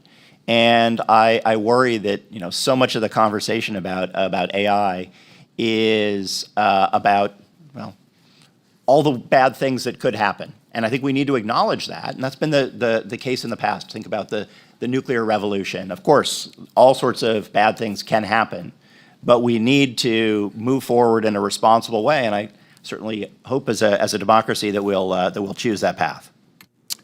Mr. Beal, in your comments, you talked about urgent things need to happen. It would seem to me if we have a patchwork of states regulating AI in different facets, whether that's privacy, whether that's addressing deep fakes, whether that's taxing, if states want to do that in some form. I'm curious, you talked about deregulation of AI. How would a lack of a moratorium or a preemption affect AI? Thank you, Congressman. This is a really tough question. On one hand, if we have 5,000 pieces of state legislation out there forcing companies to jump through a bunch of different hoops, then there's no doubt that we're going to slow ourselves down vis-a-vis the race with China. On the other hand, I think there is clear evidence in the polling that some of the American public is quite concerned and would like to see federal guardrails. And I think in an ideal scenario, you would have a federal guardrail approach and federal preemption. The last thing I'll mention is, my colleague mentioned the nuclear revolution. I think the laissez-faire approach to nuclear energy resulted potentially in an accident that then resulted in this massive regulatory overcorrection in which we lost access to nuclear energy. In fact, today, as companies like Jax are trying to scale their capabilities, we're running into massive energy shortfalls. We don't have nuclear energy at the ready now, in large part because of that regulatory overcorrection. I think smart guardrails today at the federal level could help prevent a regulatory overreaction in the future in ways that harm our. And if I may, sir, one other question. I think it's also important to think about the China race. It's not just the sort of objective or absolute velocity. It's the relative velocity of each country.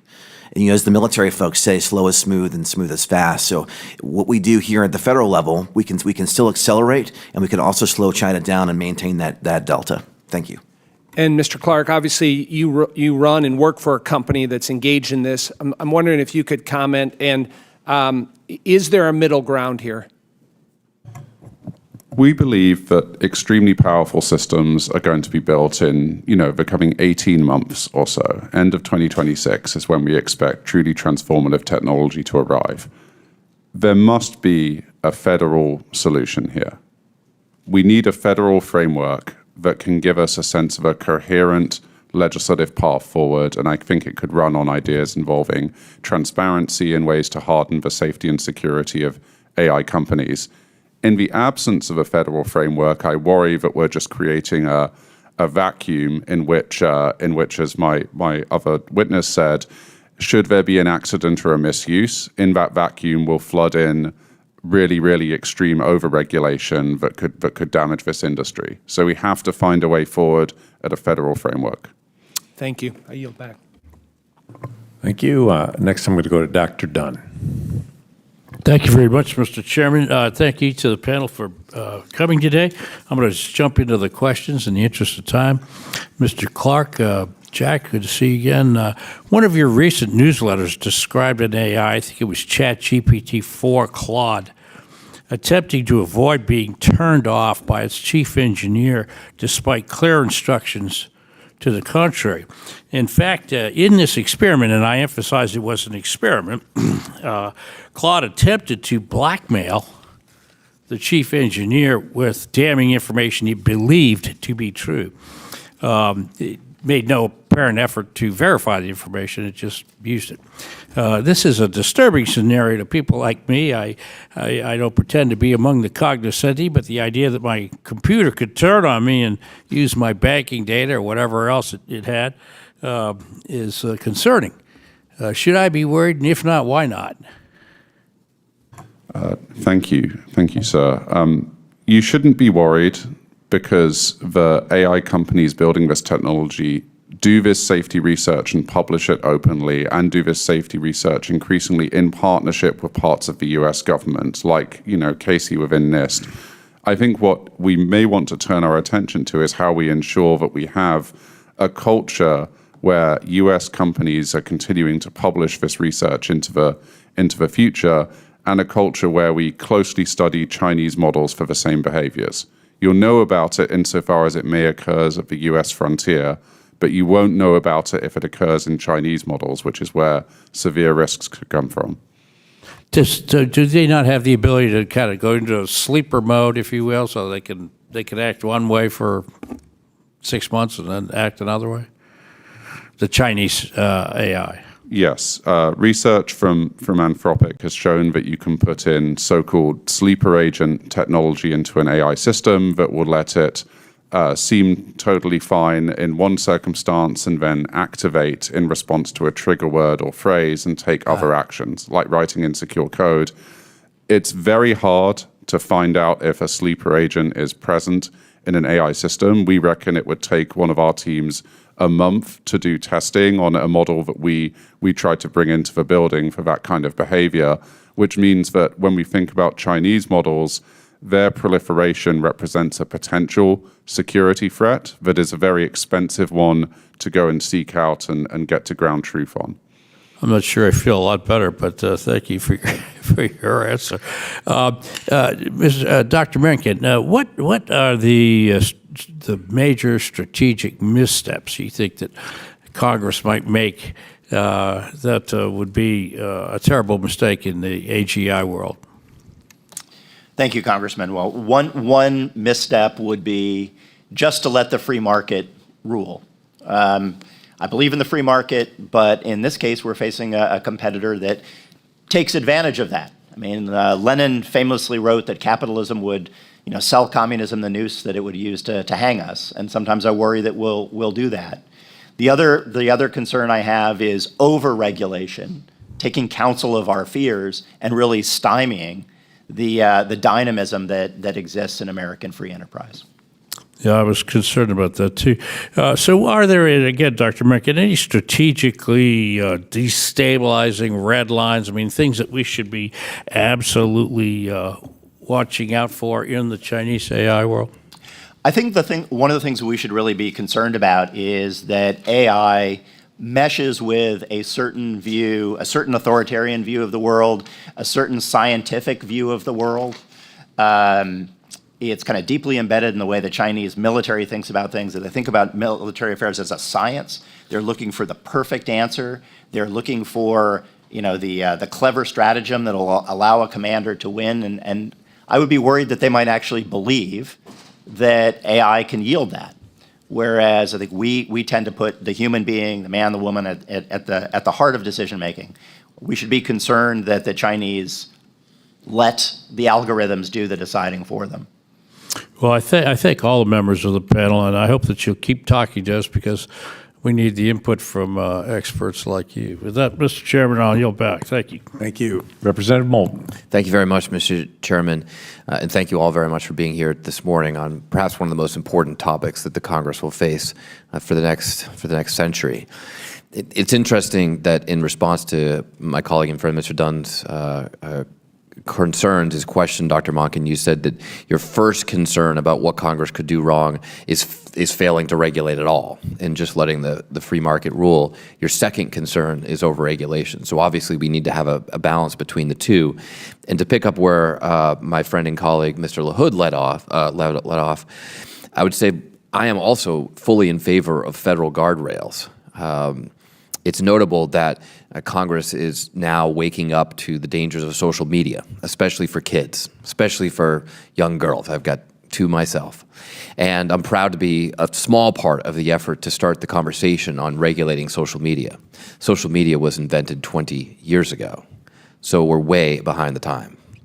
And my concern is that if we eliminate all ability of states to regulate, we won't benefit from the innovation that could occur at the states and could inform what we might do in Congress. Mr. Clark, I see you nodding your head. Do you want to comment on that? Thank you for the opportunity to comment. As I said, we believe very powerful systems are going to get built in single-digit years. It's very hard for me to emphasize how short the timeline is to act here. And I think that means we need to be open to all options. So it would be wonderful and ideal to have a federal framework. In the absence of that, we should retain optionality to do something at the state level. Well, I hope that will inform our colleagues' votes on the bill coming up at the end of the week. 2 years ago, I published an op-ed in the Boston Globe discussing the serious danger of allowing our adversaries to win the AI race, especially in warfare. I warned that if America falls short in this new AI arms race, someone else will set the moral guardrails for its use. And once that happens, it will be very difficult to pull back. The lack of agreed-upon guardrails and accountability surrounding autonomous weaponry is precisely why it could end up being the most dangerous weapon we've ever seen. So I'm glad to hear all three of you in agreement that we do need to set norms, and specifically democratic norms for AI. We care about things like collateral damage and civilian casualties. Many of our adversaries do not. But the point, I think, that's really significant here is that just having domestic norms is not enough. As we have this debate between state and federal regulations, the point is that we're much less concerned about our ability to follow these norms. Many of you you're all doing that on your own. The concern is China. And so we have to somehow get to an international framework, a Geneva Conventions-like agreement that has a chance, at least, at limiting what our adversaries might do with AI at the extremes. Dr. Mencken, what do you believe are the most important non-negotiable norms that we would want to establish around such an agreement? That's a wonderful question, Congressman. I guess I'll temper my answer with belief that we're so far from that at this point.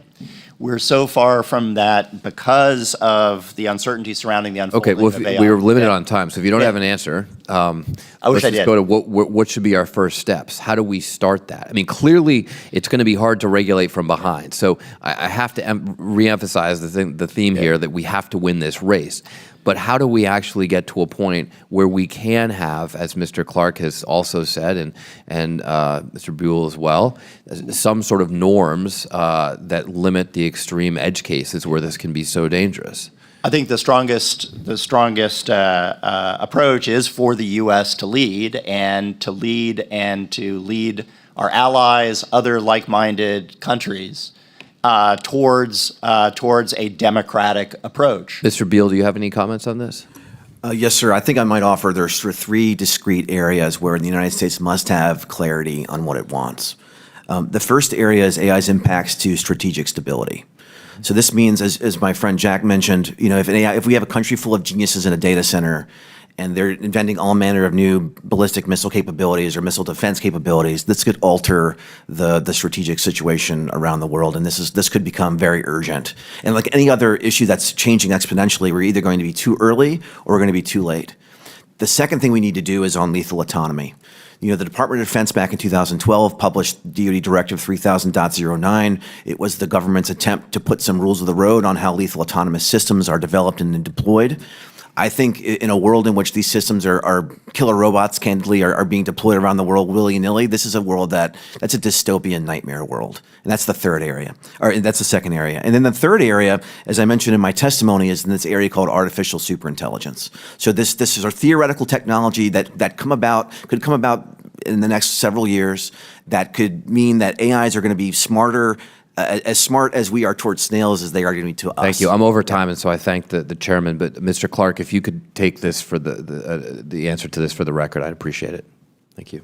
Thank you, Mr. Chairman. Thank you. Representative Johnson. Mr. Beal, you noted at the top that maybe we've become numb by the headlines about all of the dangers of AI. I think that might be true, and yet, honestly, what we've heard today, I suspect, has scared the hell out of many of these committee members.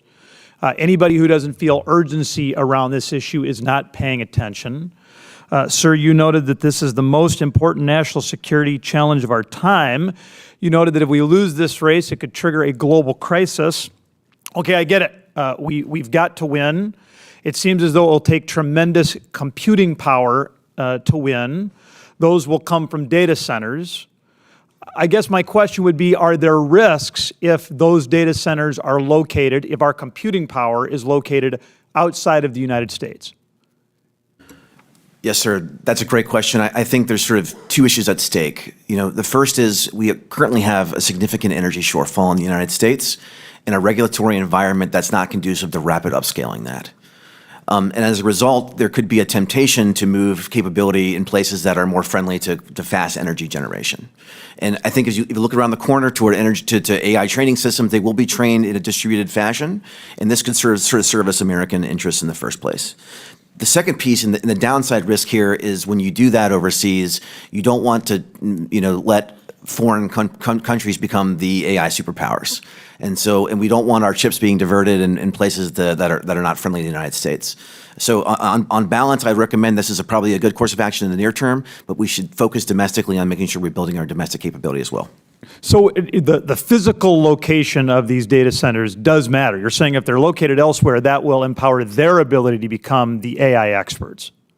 Yes, sir. It could definitely do that, and it's sort of the devil's in the details. Who's controlling these data centers, who's controlling the chips. If they're under American hyperscaler control, that's one thing. If they're under local national control, that's another. And the security package that goes along with that will need to be carefully scrutinized. Yeah, thank you very much. Mr. Clark, I'll reiterate, Mr. Beal mentioned that this is the most important national security challenge of our time. Mr. Mencken noted that losing this competition becomes more likely if we slow our momentum.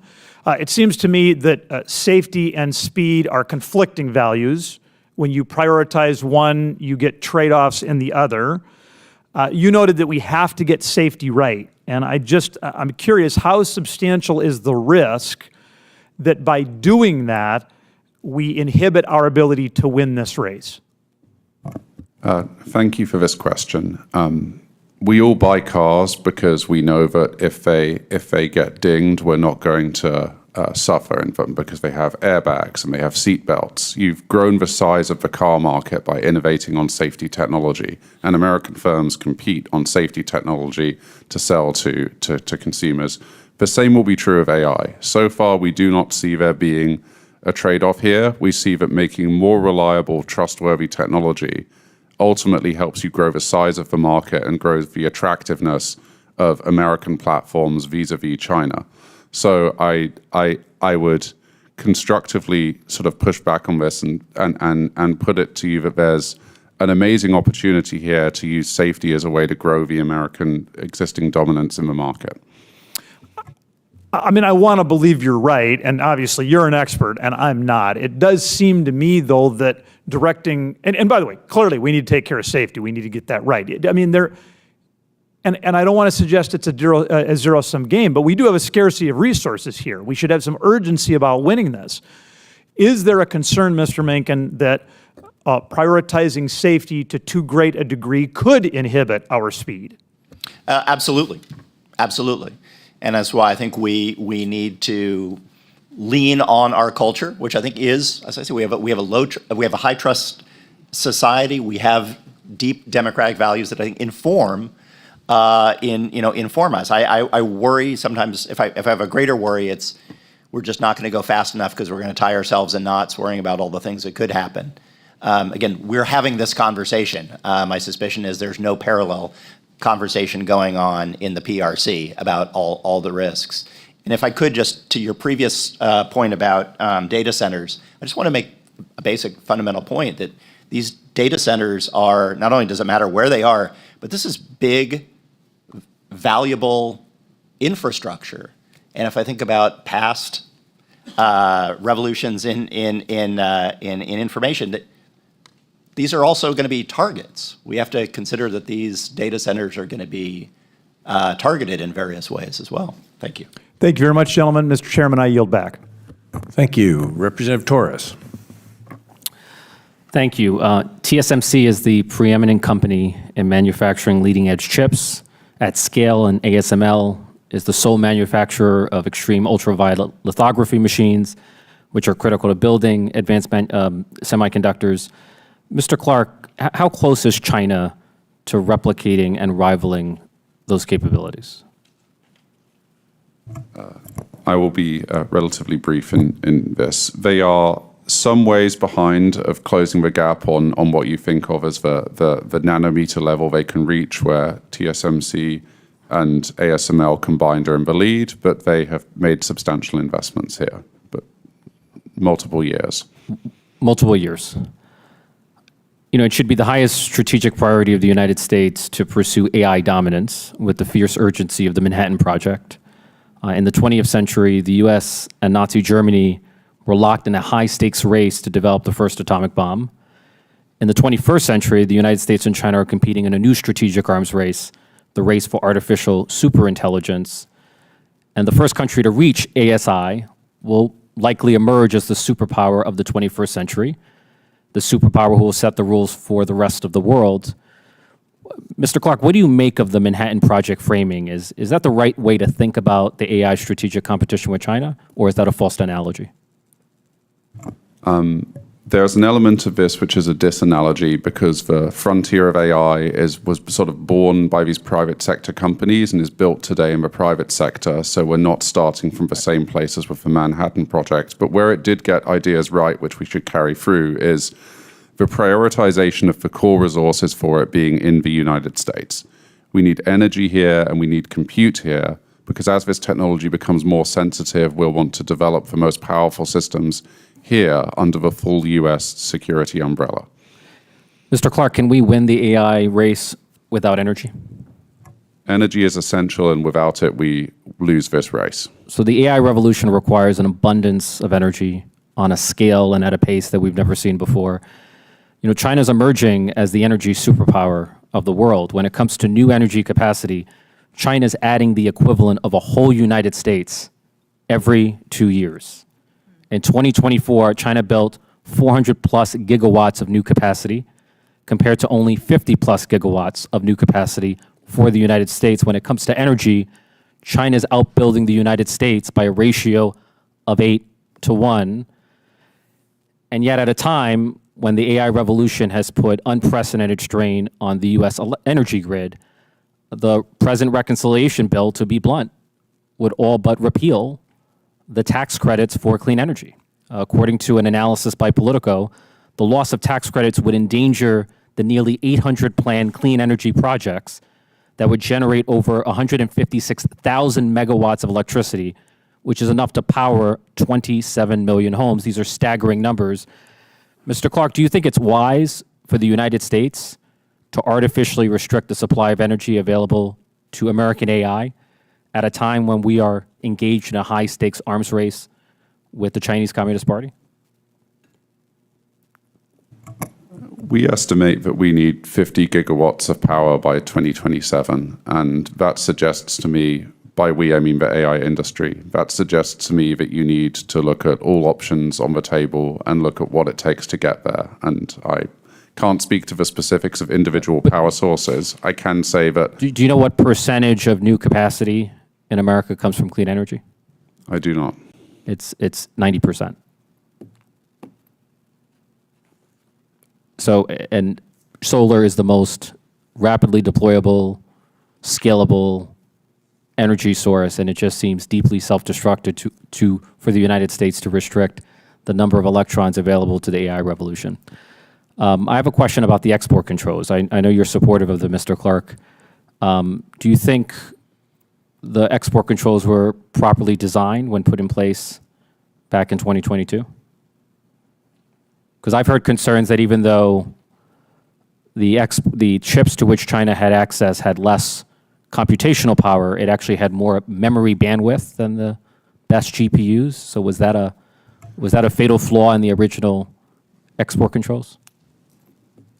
Getting export controls right here requires us to have a greater level of technical staff in the Department of Commerce to both design these controls and also monitor them once in place. We're dealing with the most advanced technology that people make on the planet, and trying to control that will require us to, I believe, scale up the resourcing for the people designing those regulations and then monitoring compliance with them. I see my time has expired.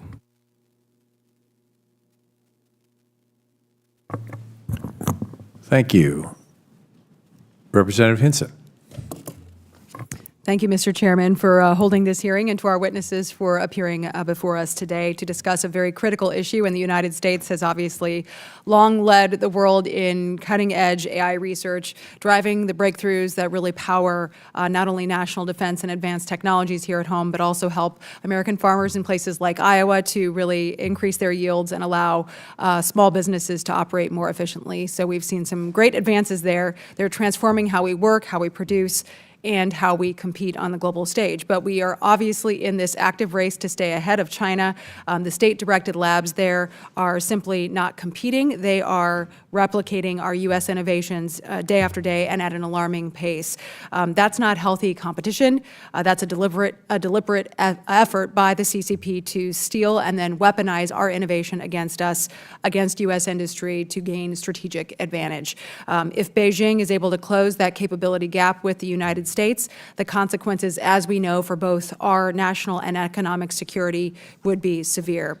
The Trump administration's repeal of the Biden-era AI diffusion rule signals, I think, a much more needed return to a more strategic, protective posture, and then coupled with the ongoing efforts to craft a domestic-centered approach, this shift, I think, focuses also rightly on keeping our frontier AI leadership capabilities out of adversaries' hands and reinforcing U.S. leadership in this vital space for us. So, Mr. Mencken, I want to start with you. The Trump administration's made it clear that advancing and accessing cutting-edge U.S. AI should come with conditions, namely that partners decouple with China's tech sector and invest in U.S. AI resilience.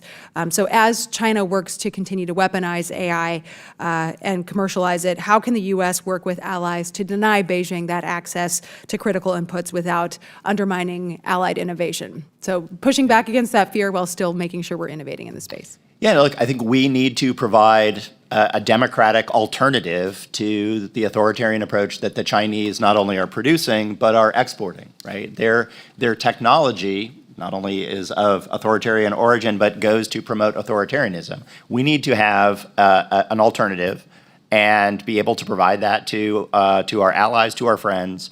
And with that goes, again, greater sovereignty for our partners. Well, when we look at this AI arms race and how important it is, obviously the subject of our hearing today, I think we can all agree that all of us in government and in the private sector are fully committed to the cause, at least in this room we are.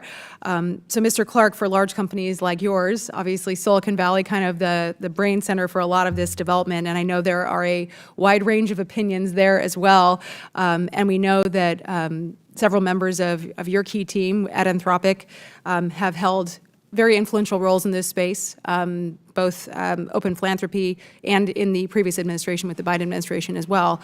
Can you speak to how you manage, obviously we've got a lot of viewpoints, but how you manage potential areas of conflict of interest in advancing this tech and ensuring that everybody's really on that same page with helping to shape this national AI policy that we're talking about, the competition on the global stage for this technology? Thank you for the question. We have a simple goal: win the race and make technology that can be relied on. And all of the work that we do at our company starts from looking at that and then just trying to work out the best way to get there. And we work with people from a variety of backgrounds and skills, and our goal is to just have the best, most substantive answer that we can bring to hearings like this. Okay.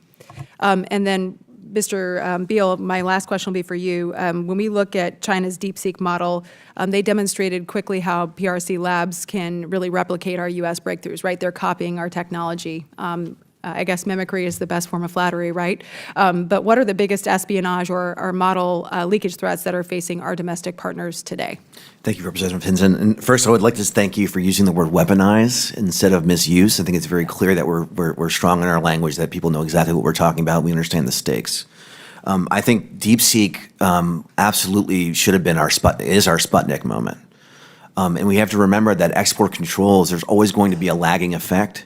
So we implement chip controls in 2022, but we took us a long time to actually enforce them, and as a result, the chips sort of still flowed to China. And so when we think about the urgency of action today, we have to assume that, looking right around the beat is like it's going to take some time to deny these capabilities. So there's sort of two core things that we need to do urgently. The first, there's a piece of legislation introduced last Congress called the Remote Access Security Act. That blocks China from accessing restricted AI chips, but just via cloud services. And so this is a loophole that's being taken advantage of now. The second thing, and this is going to be the really hard one, is grappling with what the folks in the industry call the open source issue.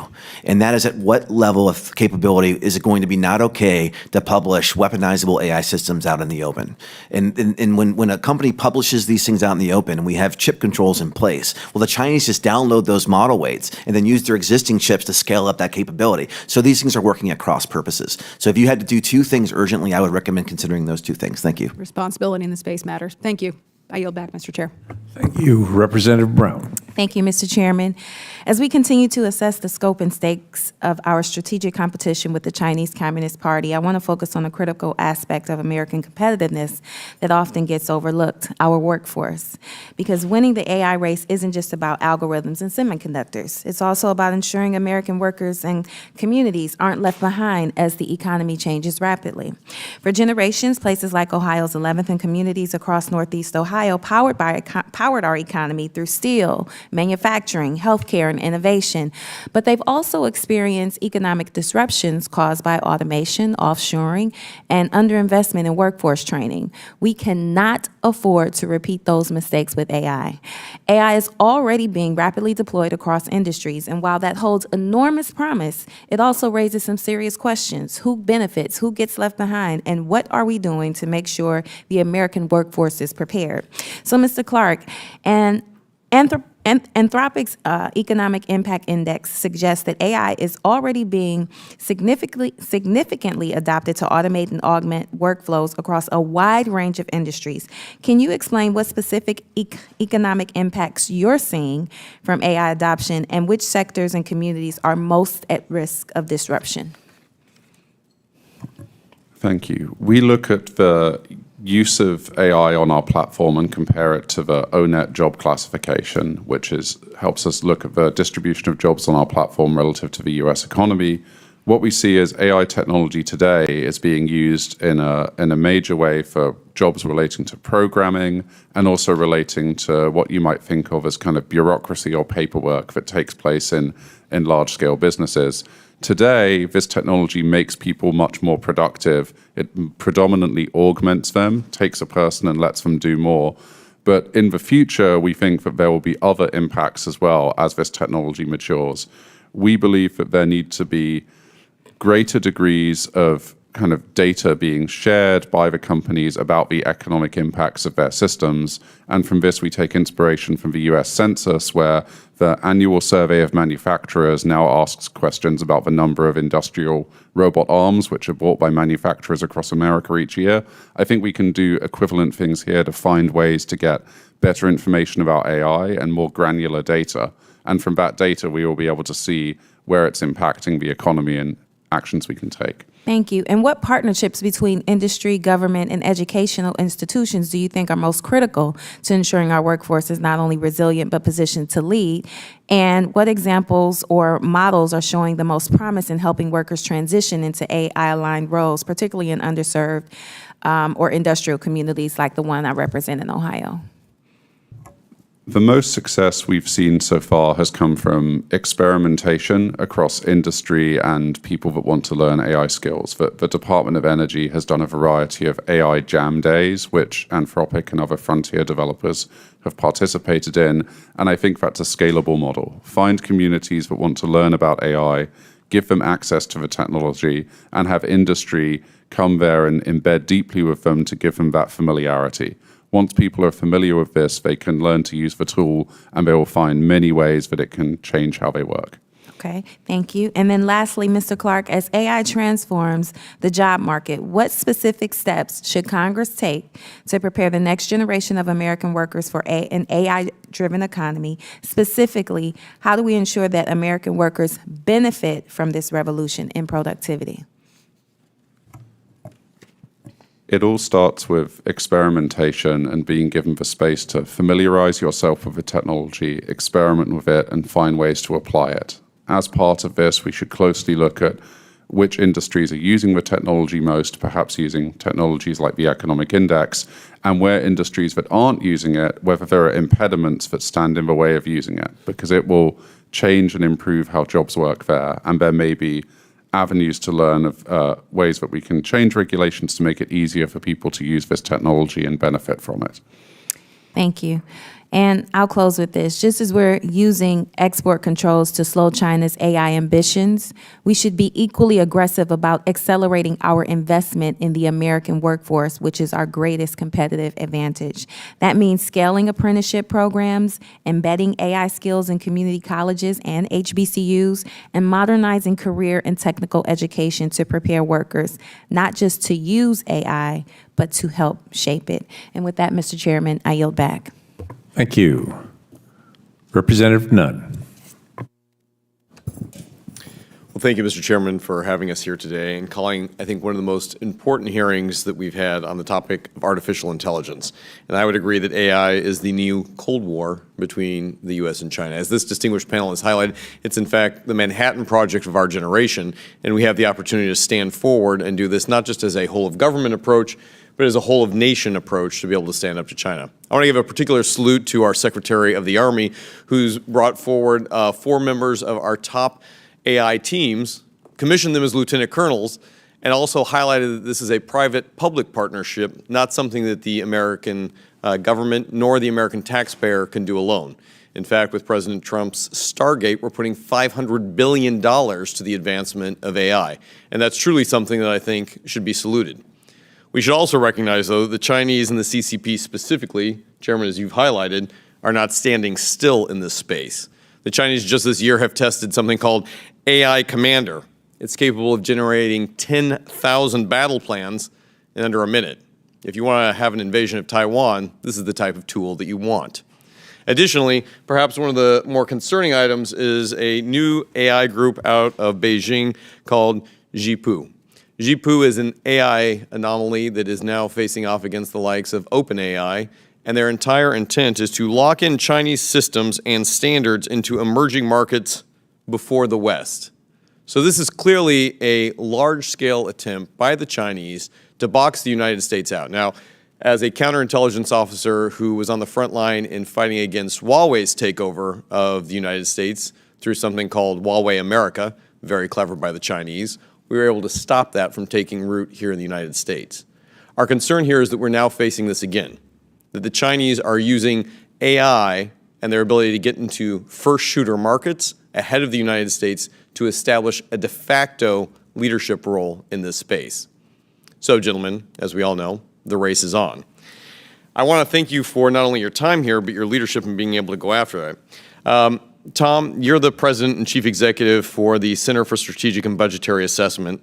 Giving the examples that we just highlighted here, one can only assume that the CCP is gearing up for a larger AI-enabled operation. I'd like to ask you, is the U.S. currently prepared for an AI-accelerated cyber attack, a zero-day attack, or a larger threat that faces us today? Well, thank you, Congressman. You justifiably highlight some of the risks that we face, and I want to return to the uncertainty that surrounds this situation.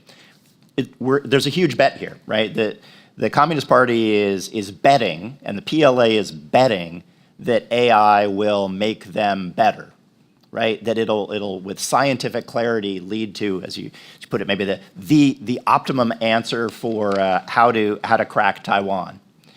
I think we as a society are betting differently, right? We're betting that AI tools can help human beings make more informed, better informed judgments to recognize signals from the noise. My primary concern is not that the Chinese authoritarians are right. My primary concern is that they may delude themselves into thinking that AI will allow them to do things that they won't in fact be able to do. It might be a great way for them to not win a war, but get into a war. Dr. Mencken, I would agree with you on that. I'd say the same challenge is true for the United States, that we also need to be clear-eyed about what our expectations are for AI. In fact, it's one of the reasons that I've introduced H.R. 2152, the AI Plan. It's an act to make sure that we are implementing a strategy here within the U.S. government that we're using AI in a tandem way, not that every department or agency, or as highlighted earlier, every state or every local entity is running on their own. This has to be a whole-of-nation approach. Mr. Clark, you're the co-founder and head of policy at Anthropic, a very impressive private entity who's been able to come to this.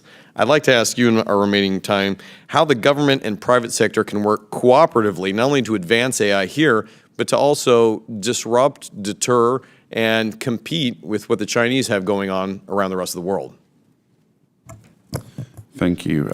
Two quick things. One, to advance AI here, we need the US government to lean in on AI deployment and to up-level the US government of both civil and the IC side. That's an amazing opportunity, and we're here to partner for that. On the international piece, the development with the US government of the standards by which we assess the safety and reliability of this technology in partnership with industry will help industry go out and sell globally and sell people on American standards that let them know they can trust our technology and they'll choose to buy American off of that trust. Let's make sure we can make it affordable, deployable, and effective for them as well. Thank you, Mr. Chair. I yield back the remainder of my time. Thank you. Representative Takuda. Thank you, Mr. Chair. I want to build on what some of my colleagues have touched upon, in particular in the energy field. I mean, we know that China is investing significant resources and assets to achieve its 2030 AI world leader goal. And meanwhile, here at home, we say we want to win the AI race, but the current administration proposed gutting the very institutions that both give us an edge and protect us from intrusion. NIST was facing up to a 20% workforce cut and over $325 million in funding reductions. And while reconciliation bills have softened the cut blow, CISA was facing nearly $500 million in cuts and the elimination of a third of its workforce, over 1,000 positions. These are in critical areas like critical infrastructure, communications, data privacy, cybersecurity support at the state and local levels, all of these things. Are you concerned, perhaps Mr. Clark, we can ask you that question since since your company works closely with NIST and CISA, are you concerned about our ability to both compete and protect? Briefly, should we be cutting or, as I would argue, actually increasing funding towards these critical areas? There are amazing complements to the work of the private sector, and that includes work on standards and measurement that can be done by NIST. Ultimately, it will also require us to help use our technology to protect critical infrastructure and harden our defensive posture here. That will be used by other agencies as well. I would encourage us to look closely at what parts of government can complement and accelerate the work of private industry to help prepare us for the very powerful AI systems that are developed in the coming years. Okay, so I would take that as definitely we shouldn't be looking at massive cuts. We should actually be looking at supports that are complementary to the private sector. On that note, Mr. Clark, Anthropic CEO Dario Amodei has publicly floated the idea of a token tax, where a small percentage of language model revenues could go to the government to help offset the economic disruptions AI could cause, like the potential, as was brought up by Ms. Brown, loss of 10 to 20% of white-collar jobs. To me, it reflects a bigger principle that AI companies have a responsibility to help address the societal costs their technologies could bring. And in your testimony, to meet the moment of the AI race we're in, you call for major investments in public infrastructure, energy, as we've heard discussed today, power grids. These are critical systems that AI companies are rapidly placing new demands on, critical demands on, and in many ways, we're outpacing the need at this time. So what's your view on responsible public-private burden sharing? Should companies like Anthropic be expected to directly invest in the infrastructure that they rely on so that we can actually increase our capacity as well, reinforcing the environmental and public systems that are being stretched to support the growth of AI? Today, whenever we develop infrastructure, we work closely with our partners and the communities where that infrastructure is built to understand exactly how we can lean in and do more, and we are constantly looking for ways to be better. At the same time, if we are right, in several years and truly powerful systems get built that have the property of a country of geniuses in a data center, it would behoove us to take a look with kind of fresh eyes at this technology and what societal changes it may be causing. And I'd be eager to follow up with people here in that conversation, which we'll need to be ready to have in 3 or 4 years or so. Okay, definitely. I think we know here in Congress, the demand for resources will definitely be great as the needs increase as we go further in this area. I want to touch upon something that's a bit existential, if you will. Mr. Beal, your testimony makes clear that artificial superintelligence, ASI, is one of the largest existential threats that we face right now. And many experts in the field also recognize that AGI, artificial general intelligence, is a precursor to that risk. And even as we race towards AGI, we're still struggling, quite frankly, to manage responsibly and reliably today's systems. Models that hallucinate, exhibit bias, and behave unpredictably. And these are likely the simplest of systems that we will ever have to deal with in our lifetimes. And as much as the AI race is about speed and efficiency, it's a race for control and governance, because at the end of the day, true power lives in the ability to wield AI safely and effectively with strong oversight and accountability to ensure it serves its intended purpose. This might be a question you have to insert in the record, as I will run out of time, but should we also be concerned that authoritarian states like China or Russia may lose control over their own advanced systems? Could that kind of instability in their own AI systems pose global consequences regardless of whether we get our own houses into order? And is it possible that a loss of control by any nation state, including our own, could give rise to an independent AGI or ASI actor that globally we will need to contend with? And so I know, Mr. Chair, I'm out of time, and so I would request the answer from the panelists for the record. Thank you. I yield back. Thank you very much, and approve that request. Representative Moran.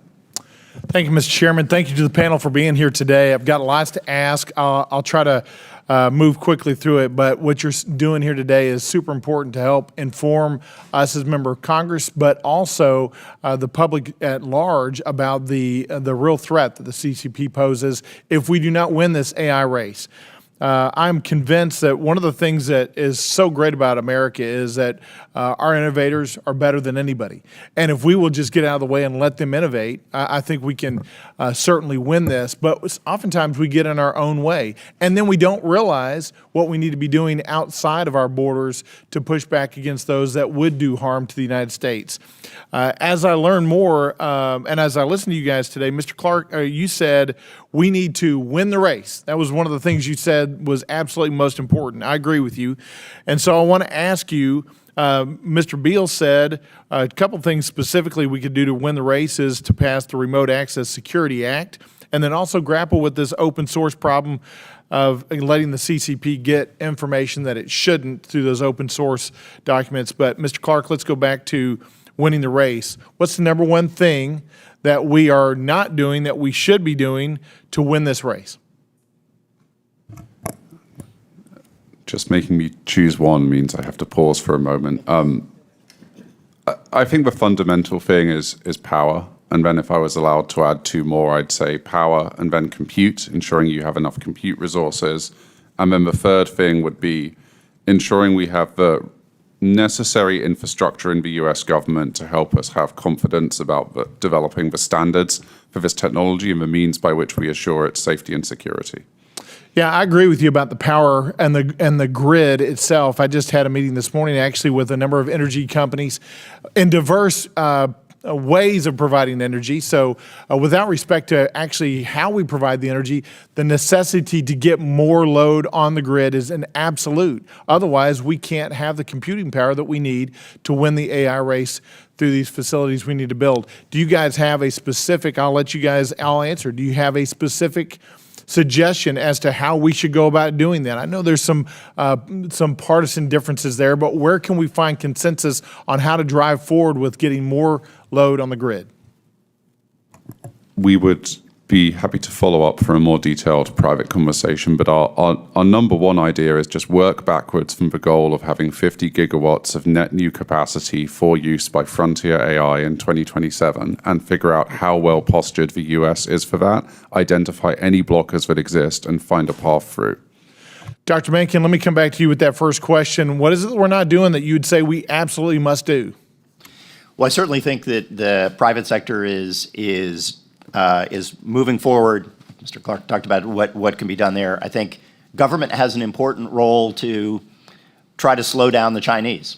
I think being more mindful of that. And I think, again, there's some measures that have already been passed, others that are under consideration that can help do that. Being mindful of what the Chinese are doing and slow them down. Yeah, one of the things that I'm learning more about is how AI works behind the scenes as we're going through this process. The development of our current AI model certainly is different than when software engineers developed software a long time ago. Instead of a programmer writing each rule, a system will follow. The system itself effectively writes the rules based on the question it needs to answer or is trying to answer. It's my understanding that AI systems will soon have the capability to conduct its own research and development and effectively write its own rules and programming. AI will be able to predict then the issues it will need to solve and do it in ways sometimes that we can't control.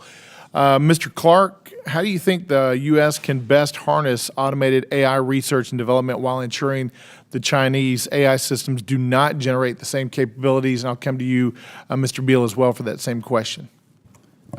This is a fundamental opportunity and challenge. We need to urgently resource our intelligence community to understand how advanced Chinese AI systems are and whether they're capable of AI R&D. At the same time, we need to work closely with industry in the US to understand AI R&D and its potential risks. Just to illustrate, you wouldn't want an AI system that very occasionally tries to blackmail you to design its own successor. So you need to work on the safety issues of AI R&D or else you will lose the race.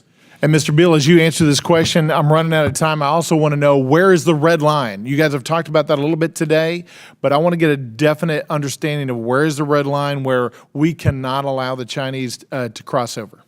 This is an excellent question, sir. I think, the first thing I would say is that AI systems are not really built, they're grown.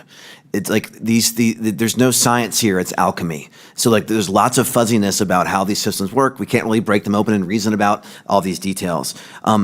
You touched on a very critical point, though. This is the automated R&D part. So once you have an AGI level system that could take control of its own destiny and build itself and build its successors, to me, that's the very clear red line in which the danger starts. And that's where we have to get the government involved in testing and evaluation and get the upskilling of the U.S. government so they can understand what's happening and make good recommendations to you. Thank you. I absolutely agree, and I think that that's a critical red line that harkens back to the days of when we established ourselves as a superpower in a number of different ways. I do think there's a resetting. We have to win this race, as was stated earlier. Thank you, gentlemen. I yield back.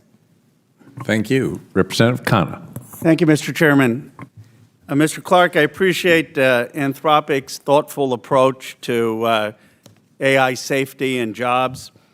You mentioned the AI Standards and Safety, I guess it's Standards and Innovation Institute under NIST. As you know, it's currently voluntary. I wonder whether you think that for certain high-risk AI applications, there should be some minimum threshold of mandatory third-party verification, even if that third-party verification is just verifying the company's own standards, or some threshold that we need to move towards. This question illustrates the challenge we have about weighing safety versus, moving ahead as quickly as possible. We need to first figure out what we want to hold to that standard of testing. Today, the voluntary agreements rest on CBRN testing and some forms of cyber attack testing. Once we have standards that we're confident of, I think you can take a look at the question of whether voluntary is sufficient or you need something else. But my sense is it's too early, and we first need to design those tests and really agree on those before figuring out what the next step would be.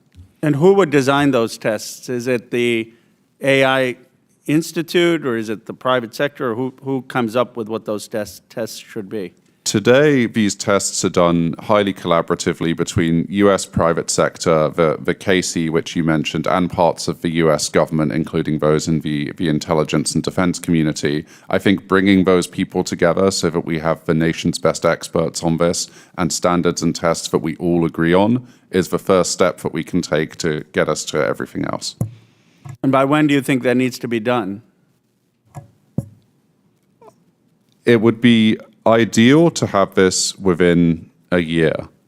The timelines that I've spoken about in this hearing are powerful AI arrives at the end of 2026 or early 2027. Before then, we would ideally have standard tests for the national security properties that we deeply care about. One of the things I'm most concerned about is the jobs situation. Now, obviously, AI is going to create a lot of new jobs. But you look at college unemployment today, between the ages of 21 and 29, for those who have a college degree, it's 15%. And that's been the case, it's not partisan. It was like 15% when Biden was president, it's 15% now. And there are projections that that will increase as entry-level jobs in particular are affected. I've studied Darren Acemoglu's work at MIT, who says that we need to revamp the tax code so that we're incentivizing hiring people instead of robots. Some other people have said, look, we need something like a future workforce administration like Roosevelt had, but for young people or people to get entry-level positions in doing work on making government services better, in healthcare, in infrastructure. What are your recommendations on how we should be thinking about this jobs issue? Our specific recommendation is to start with data and to ask for more data from the AI companies, including Anthropic, about how we see the distribution of jobs being used by our AI systems today. With that data, we can have a conversation about where it's augmenting people and making them more productive, and where there are parts of the economy where AI has almost no relevance today, but there is huge societal benefit in those jobs, and we can think about how to better support those. Any other ideas? Or, data is fine, but anything else, or do you think that that's where we start? I think that we have to start with data, and that will show us what we should do after that. Right. Anyone else on the panel have any ideas?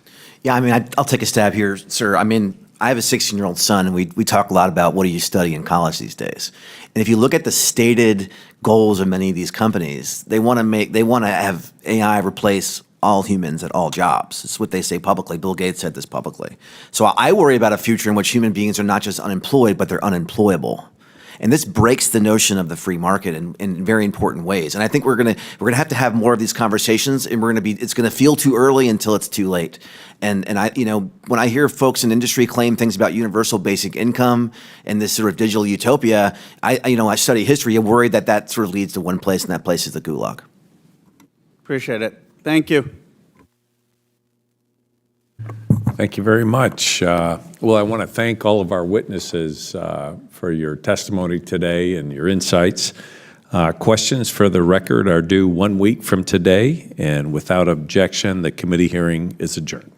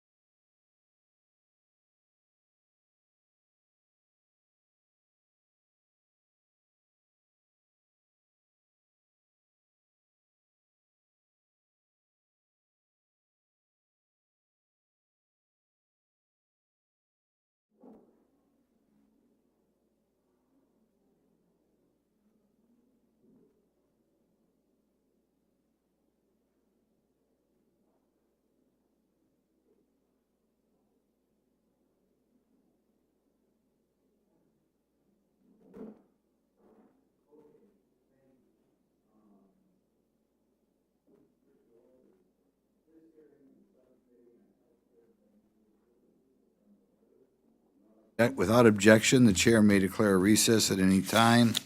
I recognize myself for the purposes of making an opening statement.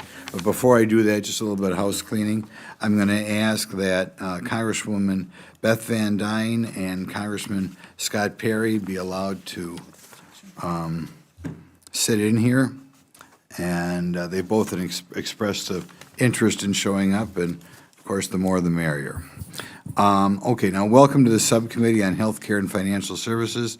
Today's hearing will focus on the destructive diversity, equity, and inclusion, or DEI policies that radical Democrats have tried to insert in American institutions, and really going back a little bit more than that, all the way back to affirmative action and the executive order put into place by President Johnson in 1965. I think it's important we all understand the effect and the scope of these policies have had on American life the last 60 years.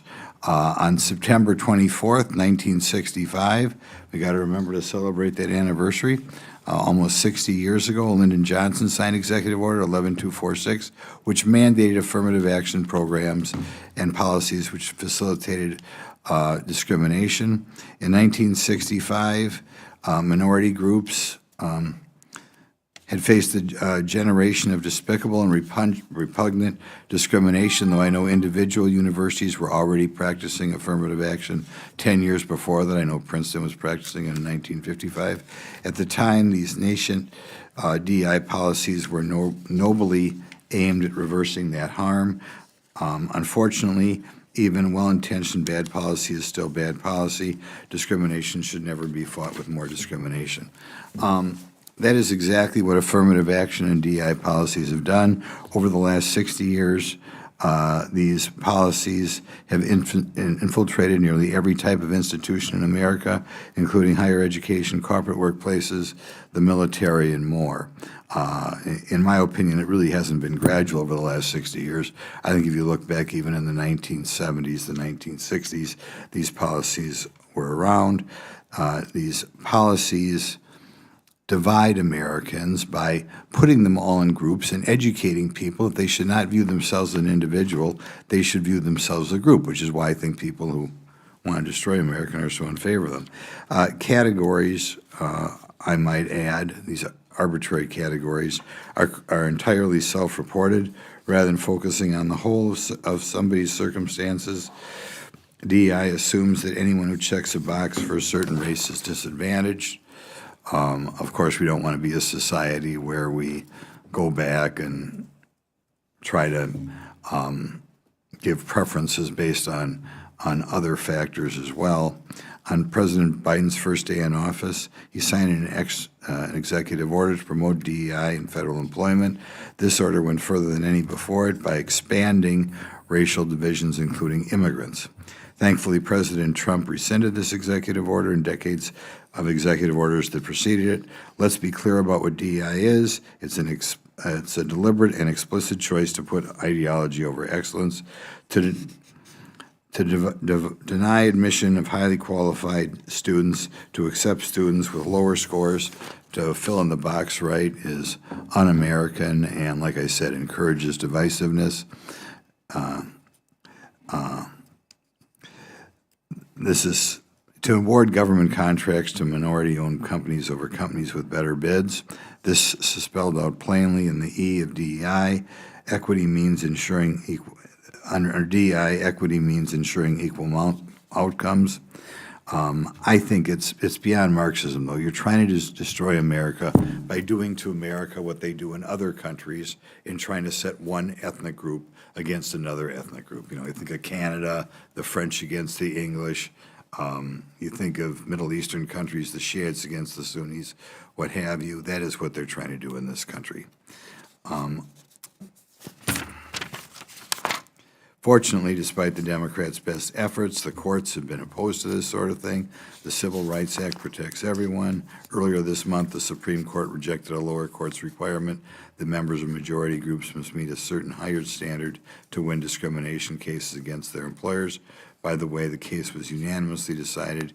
Even Justice Jackson authored the majority opinion. In 2023, the Supreme Court ended race-based admission programs at colleges and universities. finding that that considering race as a factor in admissions violated the 14th Amendment of the Equal Protection Clause and Title VI of the Civil Rights Act. The Trump administration has launched a wide-reaching effort to eliminate DEI, including revoking LBJ's 1965 executive order. These steps are critical, but there's more work to be done. Above all, we have to educate the American public what's been going on in this country the last 60 years. Hopefully, the hearing will provide us with an opportunity to discuss this important topic and consider possible reforms to fortify American meritocracy and excellence, and above all, have reforms that do not continue with this policy of what I believe is intentionally trying to set one group of Americans against another. I yield to my ranking member, Krishnamurthy, for his opening statement. Mr. Chair, thank you, and thank you for convening this hearing. Despite this being the Healthcare and Financial Services Subcommittee of the Oversight Committee, I'm disappointed that the words health, care, financial services, and oversight do not appear anywhere in today's hearing topic. Rather than conducting real oversight into the damage being done to our nation's healthcare systems, this subcommittee is once again failing to meet the moment. I can understand the majority's desire to change the subject. If I had to defend the big, beautiful bill, or what I call the large, lousy law, I'd be looking for a distraction as well. It's easier to deflect than to face the truth. This large, lousy law is cutting at least $625 billion from Medicaid, leaving millions without access to health care. It's taking food from children through cuts to SNAP. It's forcing thousands of veterans out of their homes by slashing affordable housing assistance. And not to mention, this bill adds so much to the nation's debt that CBO, the Congressional Budget Office, says the bill may trigger $500 billion in automatic cuts to Medicare, in addition to the cuts that are happening to Medicaid.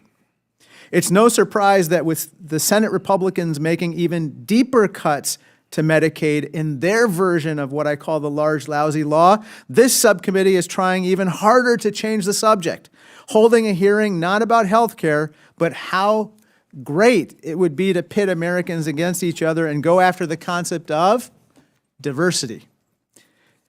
The majority believes diversity is a barrier to excellence, but I believe that it's in fact the key to achieving excellence in America. Diversity means lowering the barrier so everyone can compete. When we have competition, America benefits. Diversity means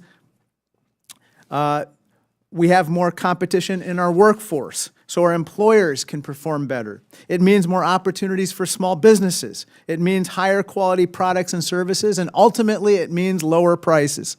From consumers to taxpayers to employers, everyone wins when we expand opportunity and lower barriers to competition. This isn't theory, it's proven. Studies from across the political spectrum back it up. Indeed.com, the nation's largest online recruiter, found that diverse teams make faster, better decisions. McKinsey reported that companies with more women in leadership are significantly more likely to outperform companies with fewer women in leadership. Forbes found that diverse workplaces are essential to retaining top talent. Diversity means not giving someone an unfair head start and making sure ultimately that the race is not rigged. When I first ran for office in Illinois, I said my name is Raja Krishnamurthy and instead was called Roger Christian Murphy. A t-shirt with that name now hangs in my office. Yes, it's funny, but it's also a pointed reminder that the whole point of diversity is that Raja Krishnamurthy doesn't have to be Roger Christian Murphy in order to get ahead. Real competition and true opportunity drive economic success. That's why it's no accident that Illinois is one of just 13 states that sends more tax dollars to Washington than it receives in services. Illinois does this by fostering diverse talent, and it invests in having the broadest opportunities for everyone. Those investments mean that Illinois ranks near the top nationally in economic performance, education, and quality of life. And Illinois is an engine of America's economy. Diversity is one of its drivers. There is no reverse gear for prosperity, and I will not go back to the days when the American dream was reserved merely for the privileged few. Thank you, and I yield back. Okay, I'm pleased today to welcome our witnesses, Dan Lennington, Eric Smith, Judge Glock, and Sean Harper. Dan Lennington is Managing Vice President and Deputy Counsel at the Wisconsin Institute for Law and Liberty. Eric Smith is a Research Fellow at the Cato Institute. Judge Glock is a Director of Research and Senior Fellow at the Manhattan Institute. And Sean Harper is Provost Professor of Public Policy, Business, and Education at the University of Southern California. We look forward to hearing what you have to say on today's important topic. Pursuant to Committee Rule 9G, the witnesses will please stand and raise their right hand.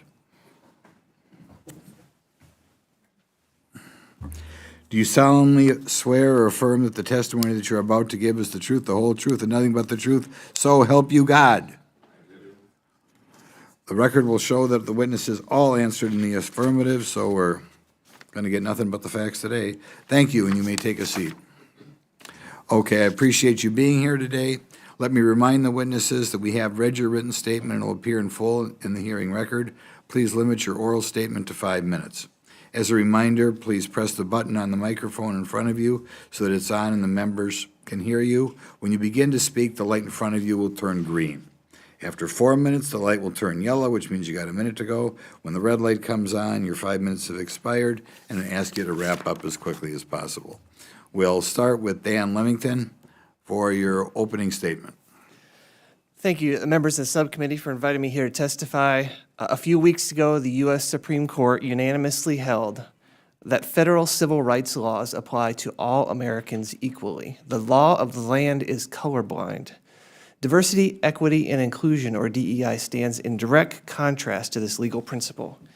DEI treats individuals as members of racial groups and then aims to even out the outcomes through racial balancing, a practice the U.S. Supreme Court has repeatedly deemed unlawful. This morning, I'd like to emphasize 2 points briefly. First, DEI hurts real Americans every day. And second, DEI is, in fact, illegal.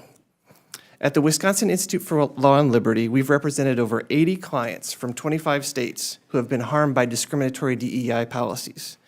We filed lawsuits, including 6 against the Biden administration and 1 recent lawsuit against the Trump administration, to protect Americans from these harmful DEI policies. Programs we've successfully challenged include grant programs, investment vehicles, educational policies, government programs that discriminate against many Americans based on race. DEI in the workplace is particularly harmful. Many victims suffer in silence, fearing retaliation or job loss. For instance, an employee at a Fortune 500 company recently told us he was excluded from a fast-track promotion program because he's white. A different employee told us about a policy that rewards managers for meeting race-based hiring goals. These are not isolated anecdotes. A 2023 Pew study found that over half of American workers encounter discriminatory DEI policies every day at work. McKinsey & Company estimates that DEI spending will hit $15 billion by 2026. Beyond workplaces, corporations like Microsoft, Amazon, BMO Harris Bank run race-based programs for their customers and suppliers. Hospitals and health systems like Johns Hopkins and Cleveland Clinic have prioritized race in patient care, employment, or contracting. And the federal government still runs dozens of race-based programs, even to this day, under the guise of helping, quote, socially disadvantaged individuals, a designation that several courts have held is illegal race discrimination. DEI is, in practice, illegal. In 2023, this U.S. Supreme Court outlawed affirmative action because it violates 5 separate rules, just like DEI. First, diversity and racial balancing are never lawful reasons to discriminate based on race. Second, racial categories like, quote, Asian or, quote, Hispanic are simply too vague to enforce and sometimes overbroad or under-inclusive to permit any racial distinctions. Third, race can never be used as a negative, favoring one race over another. Fourth, race can never be used as a stereotype, such as encouraging racial diversity as an end in and of itself. And fifth, any race-based remedy, if it's permitted at all, has to be temporary. DEI runs afoul of all these rules and hurts Americans every day. Congress should lead by example by reforming federal law to root out all benefits and preferences for, quote, socially disadvantaged individuals. In our recent Roadmap to Equality report, we identified dozens of such race-based programs currently enshrined in federal law. Additionally, Congress should provide more funding to support those federal agencies that enforce our civil rights, such as the EEOC and the Department of Justice. To end, I'd like to briefly quote one of our clients, Colby Decker, a mom from Green Bay, Wisconsin, whose son could not get help at school for dyslexia simply because he's white. Mrs. Decker told me, quote, "As a mother, it's heartbreaking to see countless children directly and mercilessly impacted by DEI. These are not victimless policies and practices. Indeed, DEI is not victimless. Penalizing individuals to, quote, make up for past discrimination is wrong. As the Supreme Court wrote in Brown versus Board of Education, treating people differently based on race, quote, generates a feeling of inferiority as to their status in the community that may affect their hearts and minds in a way unlikely ever to be undone." Thank you, and I look forward to your questions. Dr. Smith. Chairman Grothman, Ranking Member Krishnamurthy, and members of the committee, thank you for the opportunity to speak today. My name is Dr. Eric Smith. I am a former professor and current research fellow at the Cato Institute, and I am also the president of Free Black Thought, a nonprofit dedicated to viewpoint diversity and academic freedom, particularly in discussions surrounding race and education. I come before you today with deep concern about how diversity, equity, and inclusion, commonly known as DEI, has evolved, or rather devolved, in our institutions of higher learning. What began as a call for fairness has transformed into a sprawling ideology that undermines academic rigor, weakens individual accountability, and consumes public and student resources. In many cases, it replaces education with political conditioning. Let me be clear. I support racial equality and inclusion in principle. But too many of today's DEI practices are rooted in a framework drawn from Marxist critical theory, typically critical social justice, and postmodern thought. These programs promote the idea that all disparities result from systemic oppression and that institutions must be re-engineered along lines of race, gender, and identity. This framework rejects principles like merit and equal treatment and instead replaces them with a primacy of identity and identity-based power dynamics. Thus, when most critics go after DEI, they are not going after racial equality and inclusion in principle. They are going after their opposites, disguised as justice. This ideology has consequences. In my own academic career, I have seen how the rise of DEI has undermined meritocracy and discouraged open dialogue. When I questioned the efficacy of some certain ideas and tenets, I was labeled a white supremacist. I'll give people time to wrap that around your minds. Okay, good. When I questioned the efficacy of certain ideas and tenets, white supremacy was what was associated with me. My experience is not unique. Universities are increasingly rewarding ideological conformity and penalizing dissent, even when that dissent is rooted in rigorous, evidence-based argumentation. Now, many studies highlight DEI's apparent benefits. Many others, however, challenge its core claims, such as its role in reducing harm, preventing violence, or aiding recovery. Research increasingly shows that DEI training often fails to reduce harm and may even exacerbate it. A fair comparison of the evidence on both sides is long overdue. Meanwhile, students are paying the price. DEI promotes the notion that minority students are too fragile for challenging ideas, which weakens resilience and hinders intellectual growth. Many now graduate with little improvement in critical thinking and writing skills. Writing skills, which are sometimes dismissed as inherently white and therefore racist to expect from minority students. I'll pause again and let you wrap your minds around that. Even the Smithsonian's National Museum of African American History and Culture once echoed this view, undermining the very traits that foster success. This is not empowerment, This is educational malpractice. Perhaps most troubling for this committee is that DEI has become a publicly funded industry. Universities often use federal student loans and grants to fund DEI initiatives that have very little to do with actual education. DEI bureaucracies are self-reinforcing. The more they declare society to be systemically racist, the more positions and programs they claim are necessary to fix it. This alone does not prove ill will, but it does create a feedback loop that diverts taxpayer dollars and tuition revenue away from instruction, research, and student support. The actual amount of the funding is irrelevant. The money could be better put to use.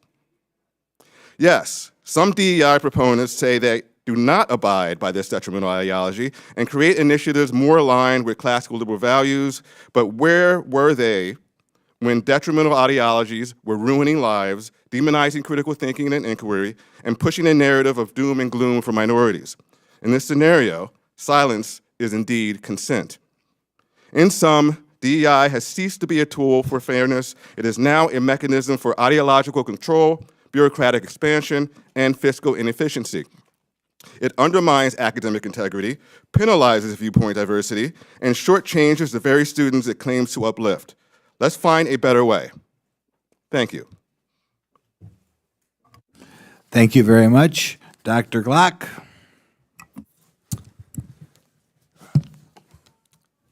Chairman Grothman, Ranking Member Krishnamurthy, and distinguished members of the subcommittee, thank you very much for the opportunity to testify on DEI, in particular on the topic of race and sex-based contracting. Although it does not receive the attention of other so-called diversity, equity, and inclusion programs, the federal government's programs to award contracts to businesses based on the owner's race and sex are probably the most expensive by an order of magnitude. Last year, the federal government spent over $750 billion on contracts involving everything from Army tanks to office software, and its grants to state and local governments supported contracts involving everything from energy infrastructure to highways. Yet for years, federal laws and regulations have demanded that significant portions of contracts at all levels of government go to businesses based not upon those contracts' quality or cost, but on the race and sex of business owners.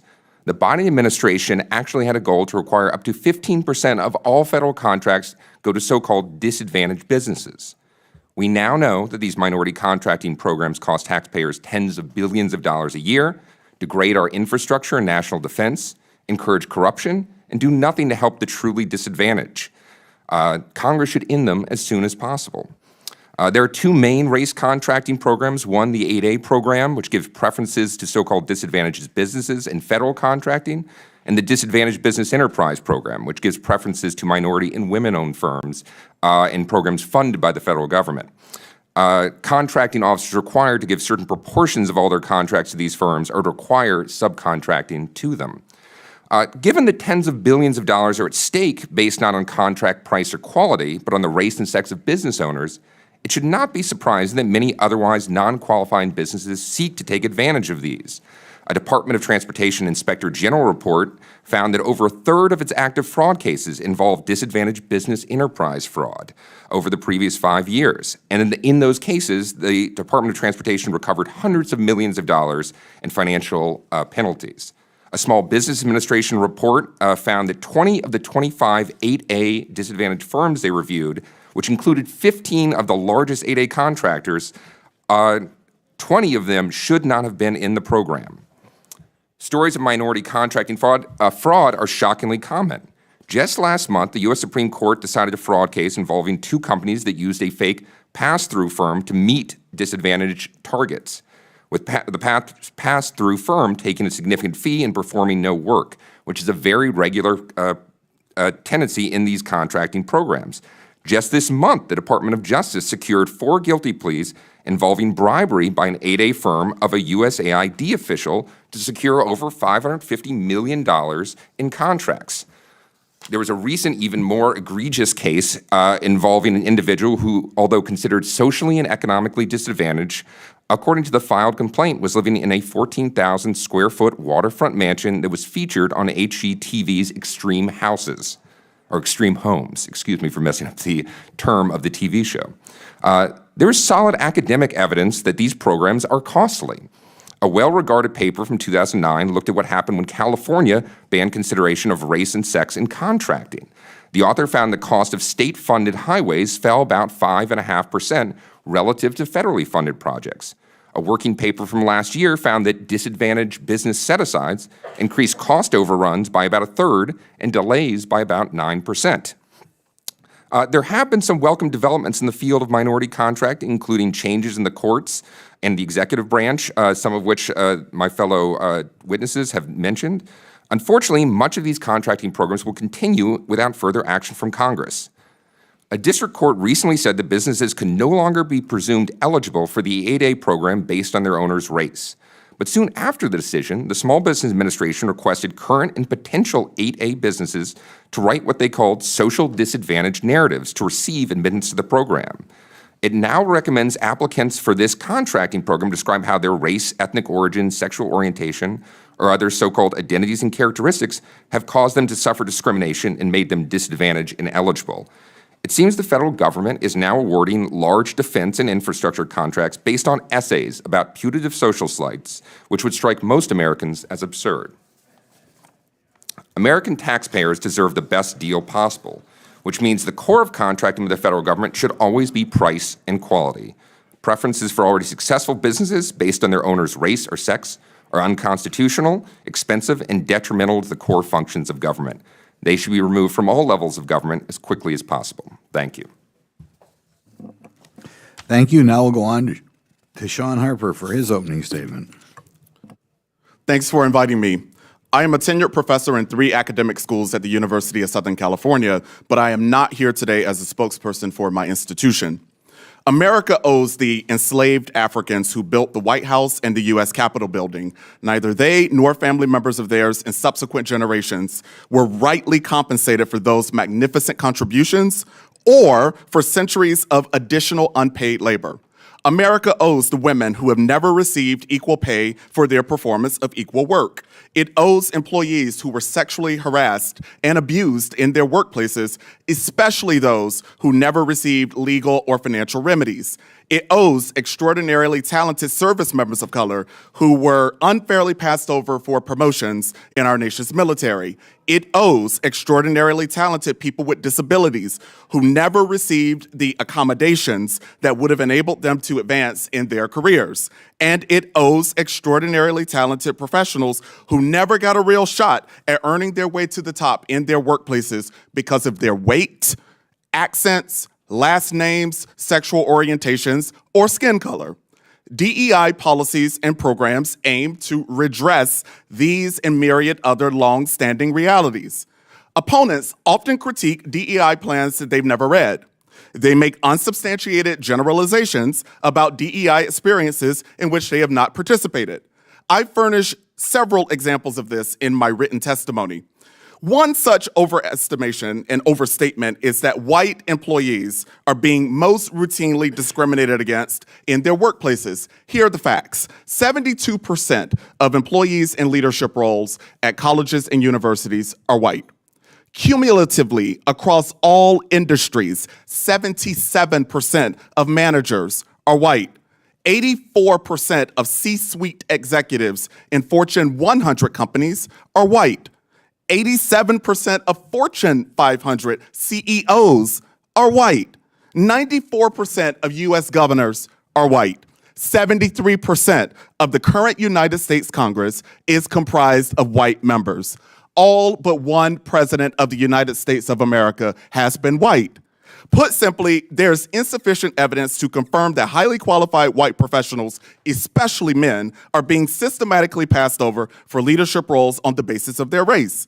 There's even less evidence that DEI policies and programs are responsible for racial discrimination against them or anyone else. Opponents also exaggerate the amount of time and money spent on DEI activities. In U.S. Defense Secretary Pete Hegseth's confirmation hearing, Indiana Senator Jim Banks claimed that the Defense Department spent over 5 million hours on counter-extremism and diversity training during the first year of Joe Biden's presidency. Banks did not disentangle counter-extremism from DEI activities. Surely they are not the same. Rhode Island Senator Jack Reed pointed out that the estimated 5.9 million hours devoted to DEI were out of more than 2 billion hours that the Defense Department devoted to all training activities during that same year. That means that less than 0.3% of training time was spent on DEI. Notwithstanding, Hegseth went on to say that as Defense Secretary, he would, quote, send a clear message that this is not a time for equity. It is essential for Secretary Hegseth, the Trump administration, and all other citizens to understand the real costs of inequity to our country. Here are the real costs that too many Americans pay with their lives: infant mortality, maternal mortality, diabetes, asthma, COVID-19, heart attacks, strokes, AIDS-related illnesses, and most forms of cancer disproportionately kill Americans of color. Analyses presented in a highly cited W.K. Kellogg Foundation report revealed that closing racial gaps in health, education, and employment would increase America's GDP by $8 trillion. On their own, health disparities in the United States annually produce $93 billion in excess medical costs and $42 billion in lowered productivity, according to that same Kellogg Foundation report. Additionally, the economic impact of shortened lifespans among people of color is $175 billion. Now, those are the real costs. Thank you. Okay, now we'll begin to open it up for questions, and I'll call upon myself first. Mr. Lennington, I'd like to have you give us a little bit of a background of what some people call affirmative action. As I understood, it began in 1965, Lyndon Johnson, and since that time our nation has shifted more and more in that direction. Could you let us know kind of, first of all, I think it was supposed to be a race thing, but at what time did people from south of the border wind up getting added to the mix? At what time did women get added to the mix? And do these policies result, as a practical matter, American businesses discriminating on the part of sex, by sex or race? I think that's a fair estimation. What I would say is that, first thing to remember is that the Civil Rights Act of 1964 was passed in July of 1964. There was an election in November of 1964, and every single person who voted for that law was reelected. It was very popular among the American people, and one of the reasons why is because the law was itself colorblind. There's actually a provision at the end of Title VII that says that nothing in this law should be read to encourage the development of quotas or goals. But after that election, President Johnson did go in to establish this Executive Order 11246, which established affirmative action with some teeth, which meant that goals were going to be then enforced by the federal government. And so federal contractors were encouraged to set aside businesses for minorities under something called the Philadelphia Plan. That was later expanded greatly by President Nixon under his Secretary of Labor, George Shultz, and then basically ratified by the U.S. Supreme Court in a couple of decisions, Bakke and Weber, saying that it is okay to take race into account when you're establishing benefits and burdens. So based on— Could you describe what you mean by race at the time? I believe President Biden recently added people from North Africa, Middle Eastern.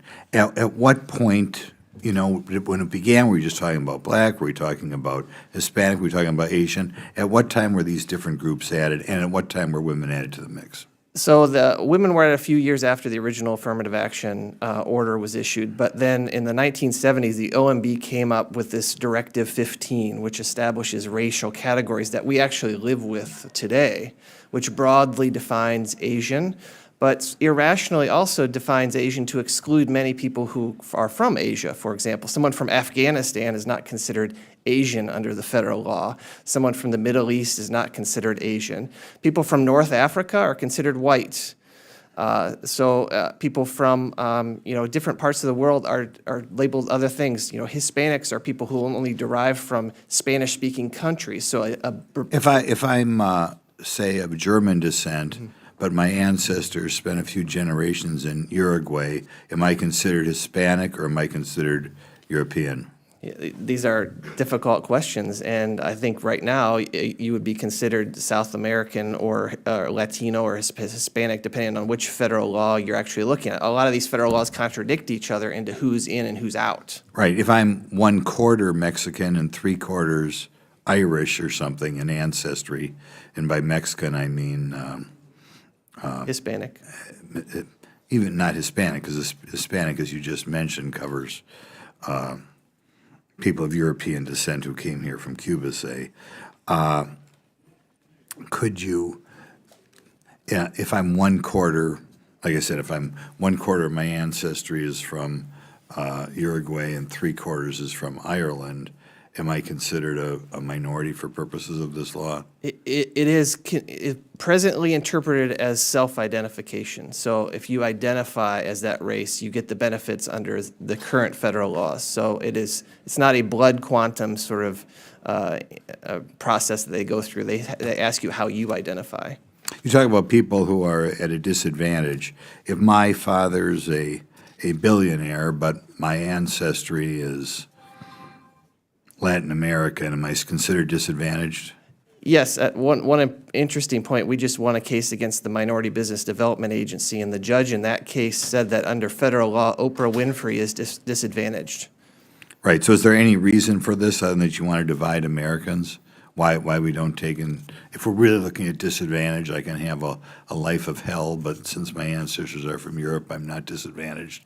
And you know what I mean? We can decide who is disadvantaged in this country by asking them. Under Medicaid, you can get on the Medicaid rolls by establishing your individual.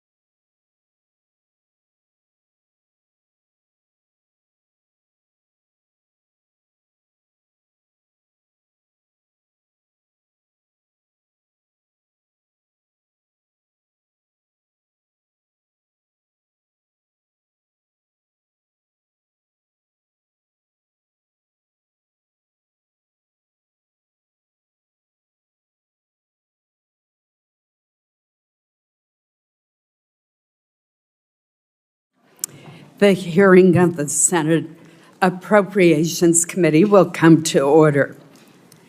We convene today to review the special message transmitted on June 3rd by the President under the Impoundment Control Act. That message proposes to rescind $9.4 billion in previously appropriated funds, including $1.1 billion for the Corporation for Public Broadcasting and $8.3 billion for foreign assistance. Testifying on this measure will be the Director of the Office of Management and Budget, Russ Vought. Director Vought, we thank you for being with us here today. We will also receive testimony from Senator Eric Schmidt, who introduced the rescissions legislation, as well as from a committee member, Senator Brian Schatz. The ICA was enacted in the 1970s to protect Congress's constitutional authority with regard to spending. It provides guardrails to ensure that appropriations laws are enforced, while also creating a framework for the president to work collaboratively with Congress to prevent unnecessary expenditures. Under the ICA, the president can propose rescissions, but funding can only be canceled through an act of Congress. I want to emphasize that the process provided in the ICA is neither the only nor the primary way for Congress to effectuate rescissions.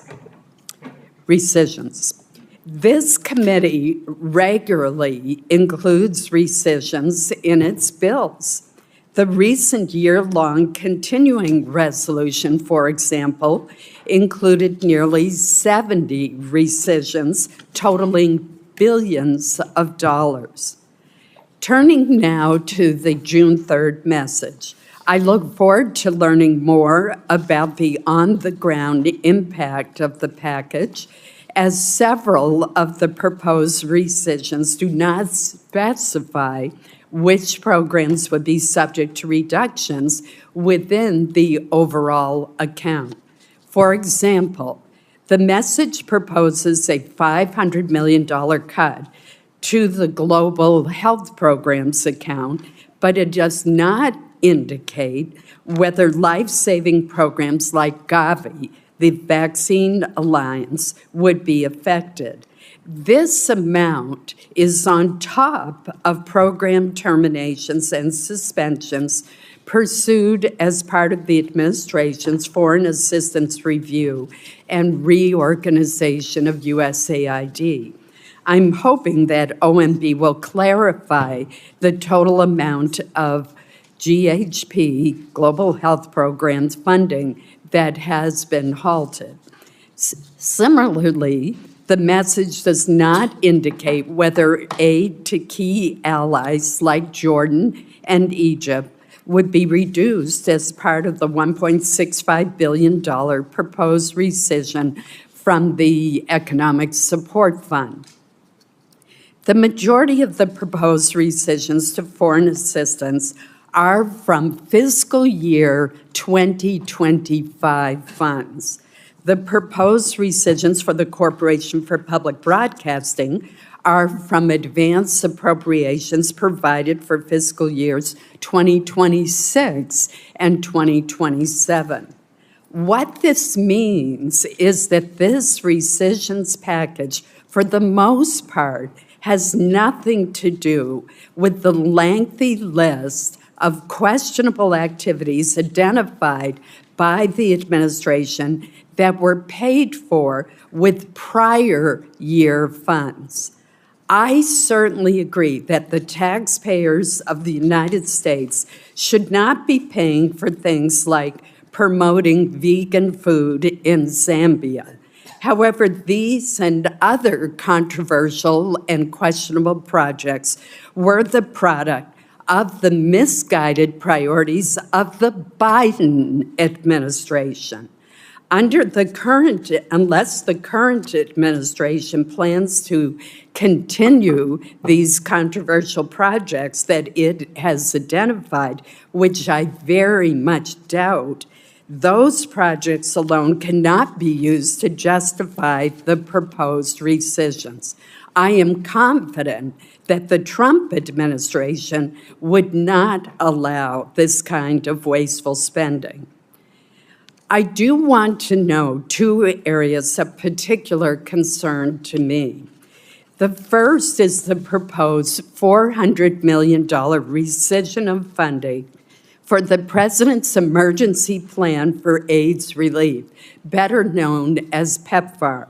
Launched in 2003 by former President George W. Bush, PEPFAR has saved more than 26 million lives and enabled 7.8 million babies to be born HIV-free to mothers living with HIV.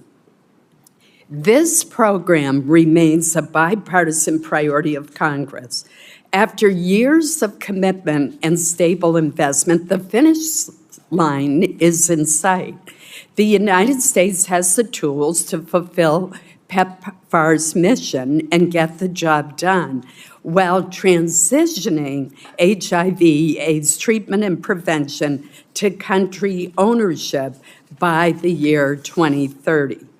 Cutting funding now, funding that is aimed at preventing disease transmission, would be extraordinarily ill-advised and short-sighted.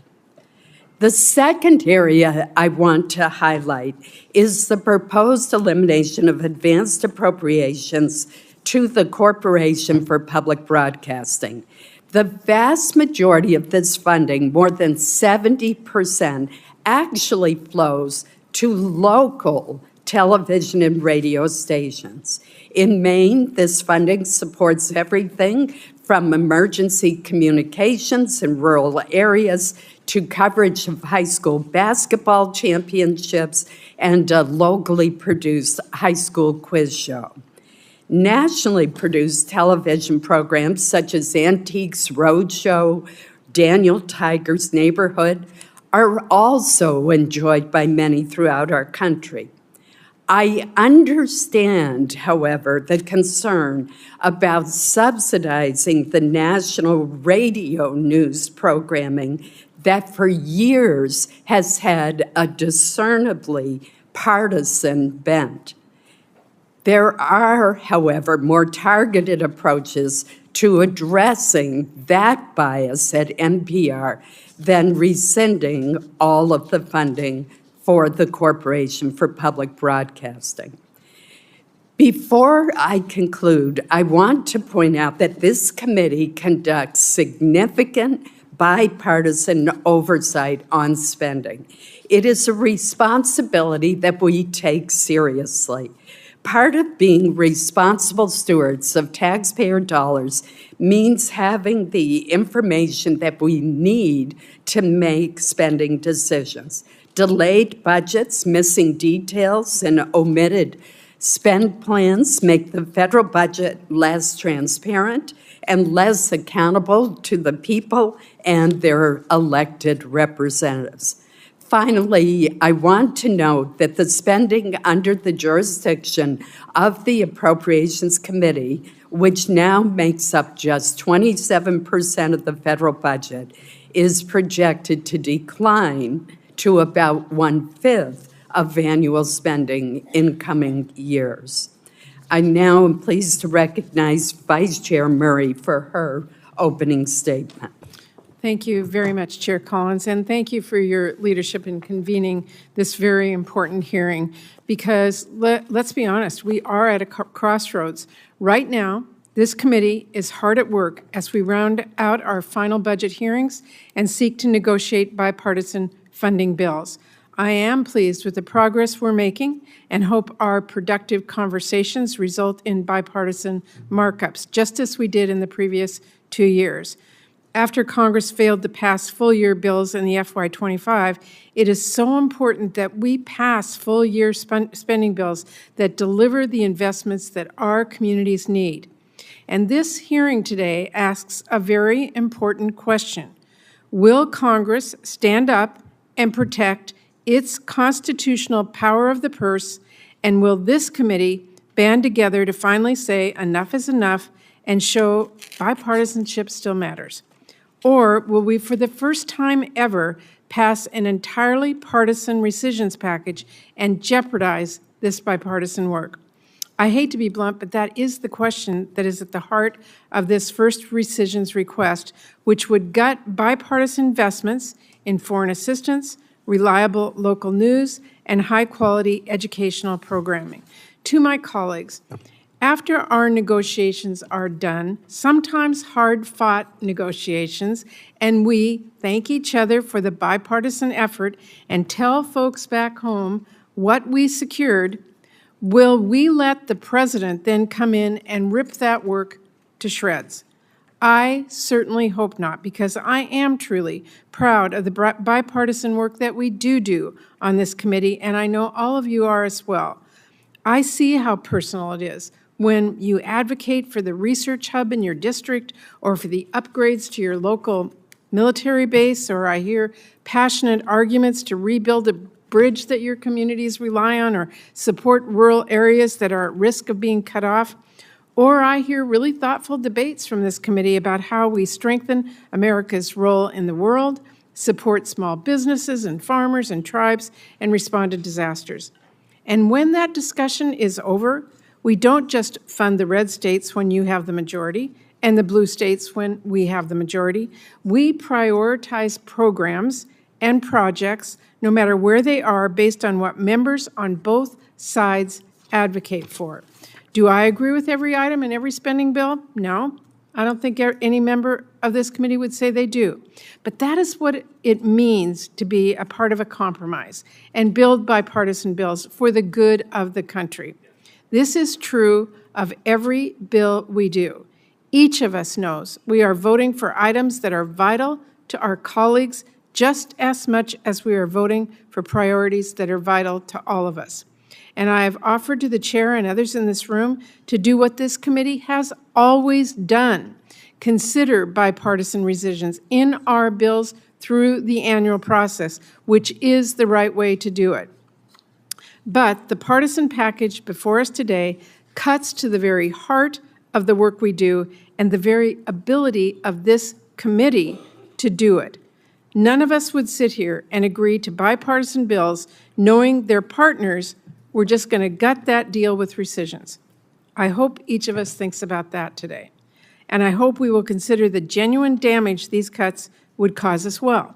If President Trump and Director Vogt get their way and Republicans pass this package, they will not only gut the heart of compromise that this committee is built around, but zero out longstanding bipartisan investments. They will rip away funding that supports over 1,500 local public TV and radio stations. Rural communities will be the hardest hit, not to mention our kids. There is a reason the American people support continuing these investments by a 2-to-1 margin. Local news gives people information relevant to their daily lives, what community events are coming up, how the school board is preparing for the next year, weather and market reports for our farmers, not to mention the emergency alerts when a disaster strikes. When Hurricane Helene battered North Carolina, the local public radio station was the only source of information about the latest developments for many people. Talk to any parent. They will warn you. If Republicans cuts end up canceling free, high-quality programming that is thoughtfully developed to get our kids thinking and to grow their curiosity, there is an alarming amount of low-quality junk to fill that void, content that is instead carefully engineered to keep kids watching and shorten their attention spans. Trump also wants Congress to surrender America's leadership on the world stage with drastic cuts to long-standing bipartisan foreign policy investments this committee has made. Global health programs that protect Americans by stopping infectious diseases before they ever reach our shores.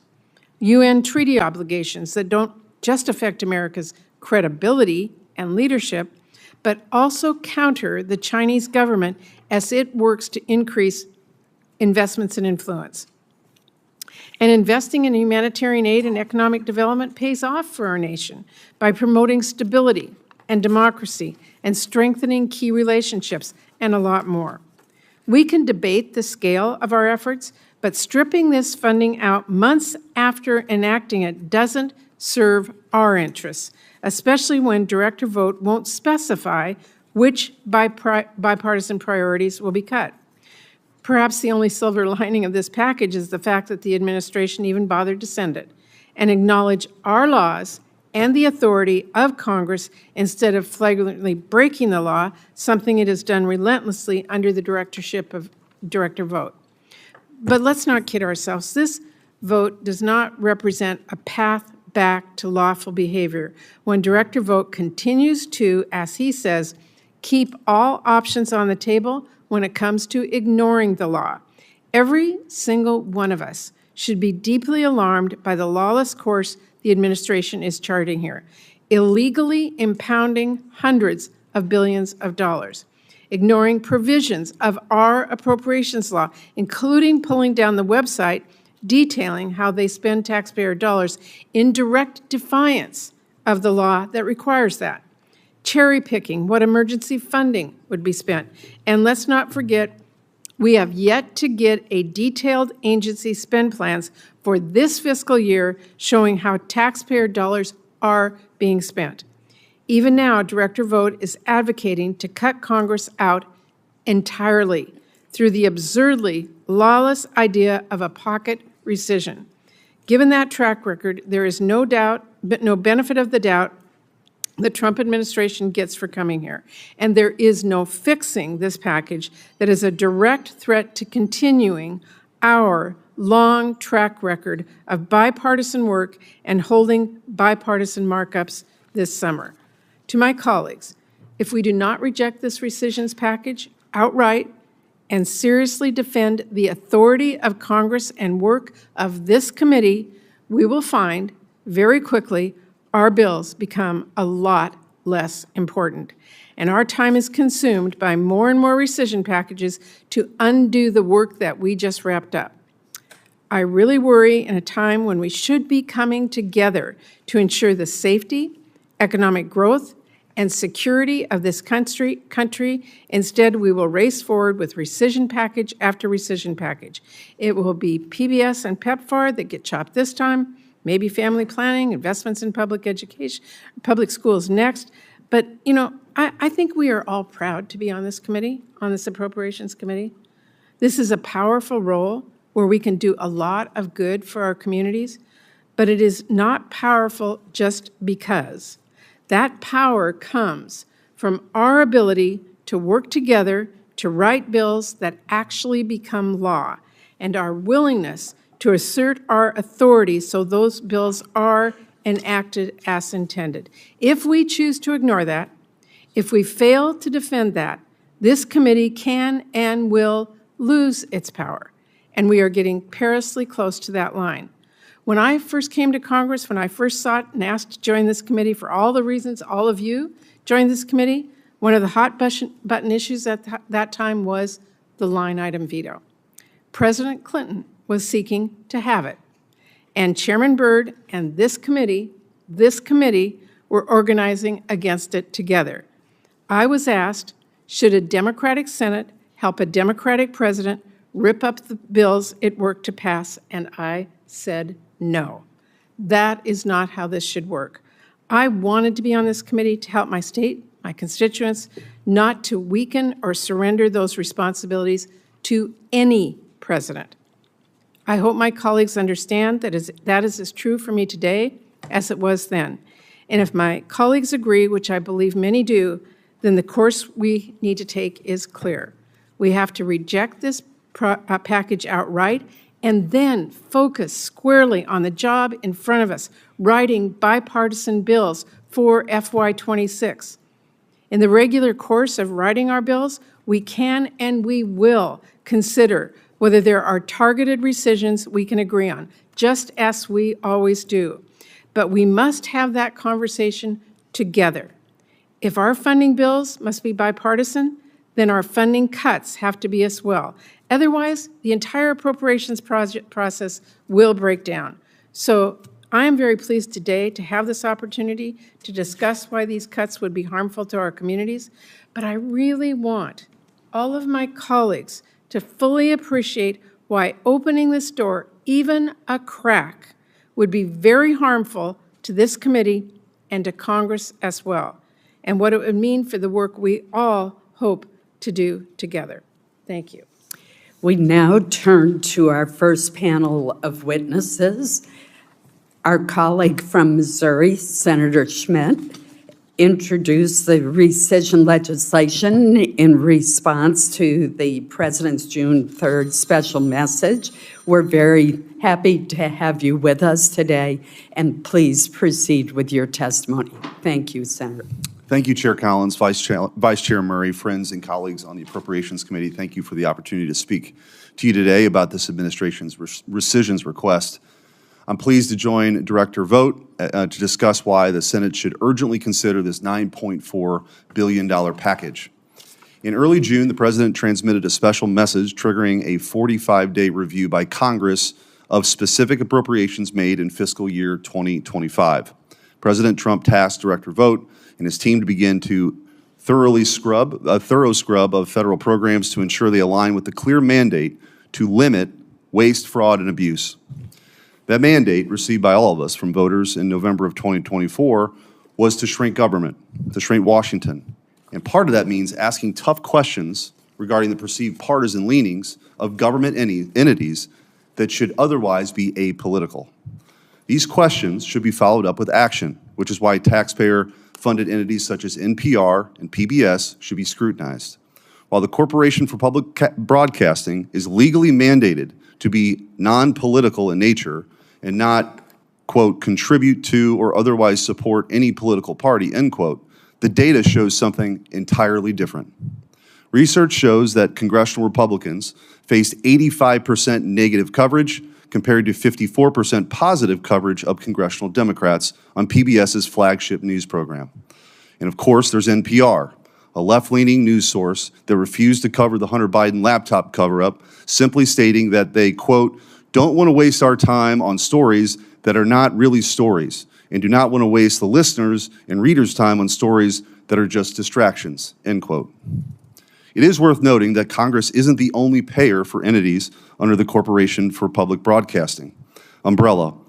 Most are largely funded and sustained by hundreds of millions of private dollars through donors, corporate sponsors, foundations, and state and local governments. Furthermore, and for those who've expressed concern, by moving forward with this rescission, the Corporation for Public Broadcasting accounts would be not touched as the chair mentioned, for fiscal year 2025. In fact, for the last 50 years, Congress has provided 2-year advanced appropriations to the Corporation for Public Broadcasting to help facilitate long-term programming decisions for stations. The rescissions we're discussing for the Corporation for Public Broadcasting are not for FY25. For Corporation for Public Broadcasting, this would reduce funding for FY26 and FY27. Entities who receive funding under the Corporation for Public Broadcasting have time to readjust their budgets and plan accordingly. For foreign aid, the President's rescission package leaves intact a significant amount of funding for PEPFAR, something I'm aware that many members on this committee care deeply about. We can and should have a broader debate about our role, but for the purposes of this rescission package, these cuts are surgical and specifically preserve life-saving assistance. In fact, this program will continue to allow PEPFAR to carry out its long-established mission to provide life-saving services. What this package does cut is numerous instances of egregious examples of blatant government waste and abuse, just to name a few. $35 million to address vasectomy messaging frameworks and gender dynamics in Ethiopia. $3 million for Iraqi Sesame Street. $500,000 for electric buses in Rwanda. $800,000 for transgender people, sex workers, and their clients in sexual networks in Nepal. $4.4 million to funding to recruit gender and inclusive development experts. $2.5 million for teaching young children how to make environmentally friendly reproductive health decisions. $4 million for sedentary migrants in Colombia, just to name a few. This committee, and I think this is a very important point, this committee did not line item these programs. An appropriation was sent to the State Department, and some bureaucrat violated the trust of the American people with these outrageous programs, and dare I say with this committee. Why are we investing millions of dollars in something as wasteful as recruiting gender and inclusive development experts, or $800,000 for prostitution rings in Nepal? Turning over rocks and seeing what's underneath them is exactly what Congress should be doing. Just in the last 10 years, we've seen a 40% increase in state and foreign operations funding. With such a large influx of spending, it can be easy for executive branch Democrats to get comfortable and insert U.S. tax dollars in places far beyond the scope of congressional intent. Reining in power that the administrative state has seized is critical as we stare down a $37 trillion debt and is critical in restoring trust in government. Just like hardworking Americans across this country make difficult decisions to balance their budgets and cut unnecessary costs, so too must their government. We owe it to the people we serve to be responsible stewards of their hard-earned tax dollars. That's why I support this rescissions package and request from President Trump. Just as Ronald Reagan once famously quipped, "No government ever voluntarily reduces itself in size." I'm proud to work with this administration, who's taking a tough look at itself and is willing to come to Congress and make reforms. As I sit before this committee, I look forward to working with all of you to examine every dollar we spend, cut what we don't need, and invest where it matters most. Because restoring fiscal responsibility isn't just good policy, it's a commitment to the future of this country. Thank you, Madam Chair, and I appreciate the opportunity to engage with this committee on this important legislation. Thank you. Thank you very much for your presentation. Senator Schatz, thank you for being here also. Thank you, Chair Collins, Vice Chair Murray, members of the committee. This is the first time I've been on this side of the dais. I have to say the altitude difference is affecting me a little bit. It really is an honor to be here to argue against this rescissions package on behalf of all of you, as appropriators. And now I want to be abundantly clear. I like Eric Schmidt a lot, but this is a very important point, and it's actually fatal to the rescissions package. Every single program that Senator Schmidt just mentioned has already been canceled. Every single program, and there's a longer list that was on a Fox News Chiron, and Senator Graham and I have kind of gone over all of this. There are a bunch of different examples of terrible sounding things. They are all done, and they all belong in the previous federal fiscal year. So now that it's Marco Rubio's State Department, and Marco Rubio's USAID agency, and now that it is Donald Trump's White House, none of these things are happening. This is a rescission of Trump's CR in the current federal fiscal year. And so if you have a problem with any of those programs, let Lindsay and I write a bill that prohibits the use of funds for any of those seemingly improper uses of funds. That's the way to do this. Colleagues are being asked on this committee to cut programs that I know each one of you have personally prioritized, because we get the letters. Whether you're chair or the ranker of a subcommittee, you get a letter from your colleagues saying, could you please prioritize XYZ program? And many of the programs that I'm talking about right now, in the same time period, we are receiving letters, please save this, please save that, please plus up that. That's what we're cutting right now in this rescissions package. We do not have to spend foreign assistance dollars in the same way that we always have been spending foreign assistance dollars. There's plenty of room for reform. You're pushing on an open door.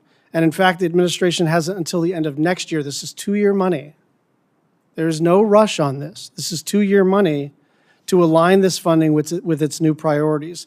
But we're being asked to rescind billions of dollars without even knowing which programs are being canceled. Just so you understand how this legislation works, it's big baskets of money. So you have no idea whether the program that you are prioritizing is going to be cut or not, and they are not providing any clarity about that. You would think that if you're asking the Congress to use this extraordinary authority under statutory law, that you would have a line by line, here's what we're cutting, here's what we're keeping, here's what we're cutting, here's what we're keeping. The answer that we are going to receive is, let me take that under advisement and get back to you, or I don't know, that's none of your business, or I'm not sure what it is. There is no reason not to have specificity other than The math doesn't add up. The things that you care about are being cut in here, and they don't want to specify it. And that brings me to what is definitely in this package. $900 million in cuts from global health programs, including PEPFAR and efforts to combat diseases like malaria, TB, and polio. $1.3 billion in cuts to humanitarian assistance, which save lives, provide food and shelter and water, and support victims of sexual assault. And $4.6 billion in cuts to economic development assistance to key partners, whether it's Jordan with increasing regional tension, the Philippines as it counters Chinese aggression, the Burmese opposition, or Ukraine. And gone is $1 billion in support for organizations like UNICEF. Everybody that was opposed to those things that were on that Fox Chiron, everybody that found some of the things that Senator Schmidt talked about as objectionable also hastened to say, I don't want to cut UNICEF, I don't want to cut PEPFAR, I don't want to cut the World Food Program. Guess what is in this rescissions package? All of those things are being cut, and none of the things that you object to. They've already been eliminated. This is not just a question of policy. This is also a question of what this committee is even for. Being a Senate appropriator is an honor. It means something. It means that the executive branch proposes and the legislative branch disposes. It means that we, as the Article I branch, hold the purse strings, that is subject to cloture. So what's at stake here is more than the particular provisions of the rescissions package.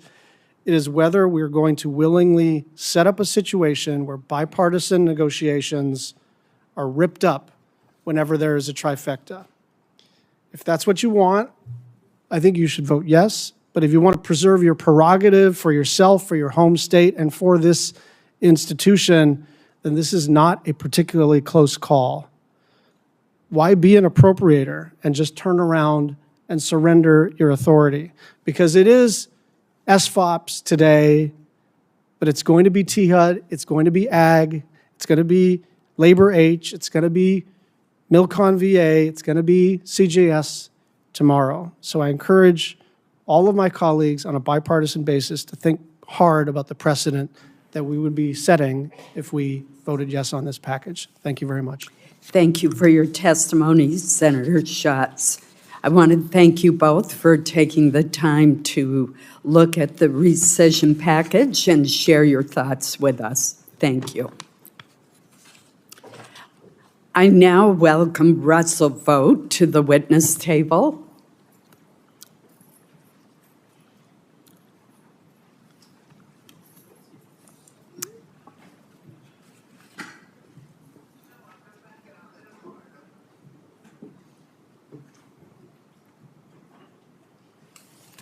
Somewhere.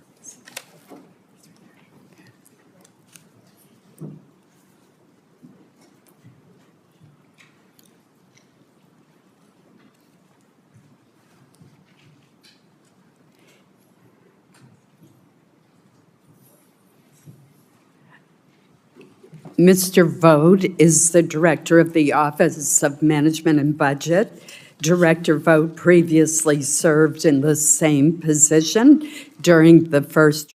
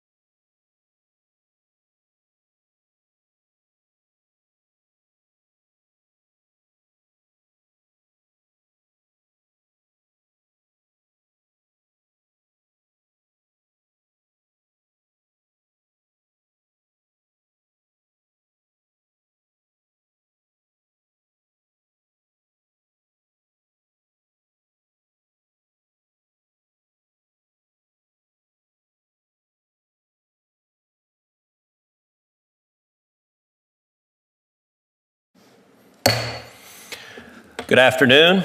I hereby call to order this hearing, Enter the Dragon, China and the Left's Lawfare Against American Energy Dominance. We're witnessing right now a systematic campaign against American energy. There is a coordinated assault by the radical left, backed and paid for by the Chinese Communist Party, to seize control of our courts, to weaponize litigation against U.S. energy producers, all in order to undermine American energy dominance. At stake is a lot more than an industry. Our energy sector is the engine of American prosperity, the lifeblood of our industrial power, our national security, and our geopolitical leverage. If American energy is under attack, so is American security and American independence. The campaign against American energy is a three-pronged assault. First, foreign money from entities tied to the Chinese Communist Party flows into the United States to bankroll climate advocacy groups who litigate against American energy. Second, activist lawyers flood our courts with lawsuits designed not to win policy debates, but to bankrupt energy producers and to dismantle energy infrastructure through sheer attrition. And third, the judiciary itself is being quietly captured and brainwashed as left-wing nonprofits host closed-door trainings that indoctrinate judges to adopt the ideological goals of the climate lawfare machine. The first prong of this coordinated campaign is a strategic alliance, a cozy financial partnership between leftist billionaires, radical environmental organizations, and the Chinese Communist Party. One of the primary vehicles for this alliance is Energy Foundation China, which has funneled upwards of $12 million to U.S.-based climate advocacy groups since 2020. And this money isn't going to tree planting campaigns or to science fairs. It's flowing directly to aggressive litigation outfits like the Natural Resources Defense Council, the Rocky Mountain Institute, and the World Resources Institute, organizations that routinely file lawsuits trying to block pipelines, trying to ban gas-powered vehicles, and trying to bankrupt oil and gas companies. On paper, Energy Foundation China's goals may sound benign: support for clean coal, electric vehicles, and global decarbonization. But that raises the obvious question. If this is truly about reducing emissions, why isn't China investing that money in reducing its own pollution? China is the #1 polluter on planet Earth. Communist China emits more carbon than the United States and Europe combined. The answer is simple, because this is not about climate. It is about global energy dominance and control. And it gets worse. The man at the helm of Energy Foundation China, Xi Zhao, is not a neutral administrator. He is a former senior official in China's National Development and Reform Commission, the agency responsible for writing the CCP's 5-year plans, coordinating industrial expansion, and steering national energy policy. Between 2000 and 2009, and again from 2012 to 2015, Professor Zhu served as a key member of China's official climate negotiation team, including during the run-up to the Paris Agreement, a deal that gave China a free pass to increase emissions until 2030, while demanding immediate costly reductions from the United States. That was not an accident. That was not a bug. That was the purpose. And he's not the only one. Energy Foundation China's senior leadership includes other alumni of the Chinese Ministry of Ecology and Environment and affiliated state-run institutions. This is not remotely a grassroots nonprofit. It is a foreign policy weapon disguised as philanthropy, run by Chinese Communist Party operatives. Flush with funding, the second prong of this campaign is a legal barrage aimed at bankrupting the American energy sector through a coordinated onslaught of lawsuits. And if this feels familiar, it should. It's the same playbook the left used to try to destroy President Trump. They couldn't beat him at the ballot box, so they turned to the courts. 4 indictments, dozens of civil suits, fringe legal theories given legitimacy by rogue activist judges. That wasn't about justice. It was about power. Now they're applying that same strategy to an entire sector of the American economy. Over 30 lawsuits have been filed in at least 15 Democrat-run jurisdictions, including by 12 states, targeting oil producers and gas producers and coal producers. Climate lawfare activists have infiltrated American cities and states, convincing them to sue American energy companies. Over 24 pending suits brought by our own state and local governments, manipulated by the Chinese Communist government and funded by left-wing groups. And all of them together are crippling American energy. These lawsuits use creative theories like public nuisance, climate superfund, consumer protection, but their objective is clear: cripple the fossil fuel industry through legal attrition. And the damages are staggering. One suit seeks $1.15 billion.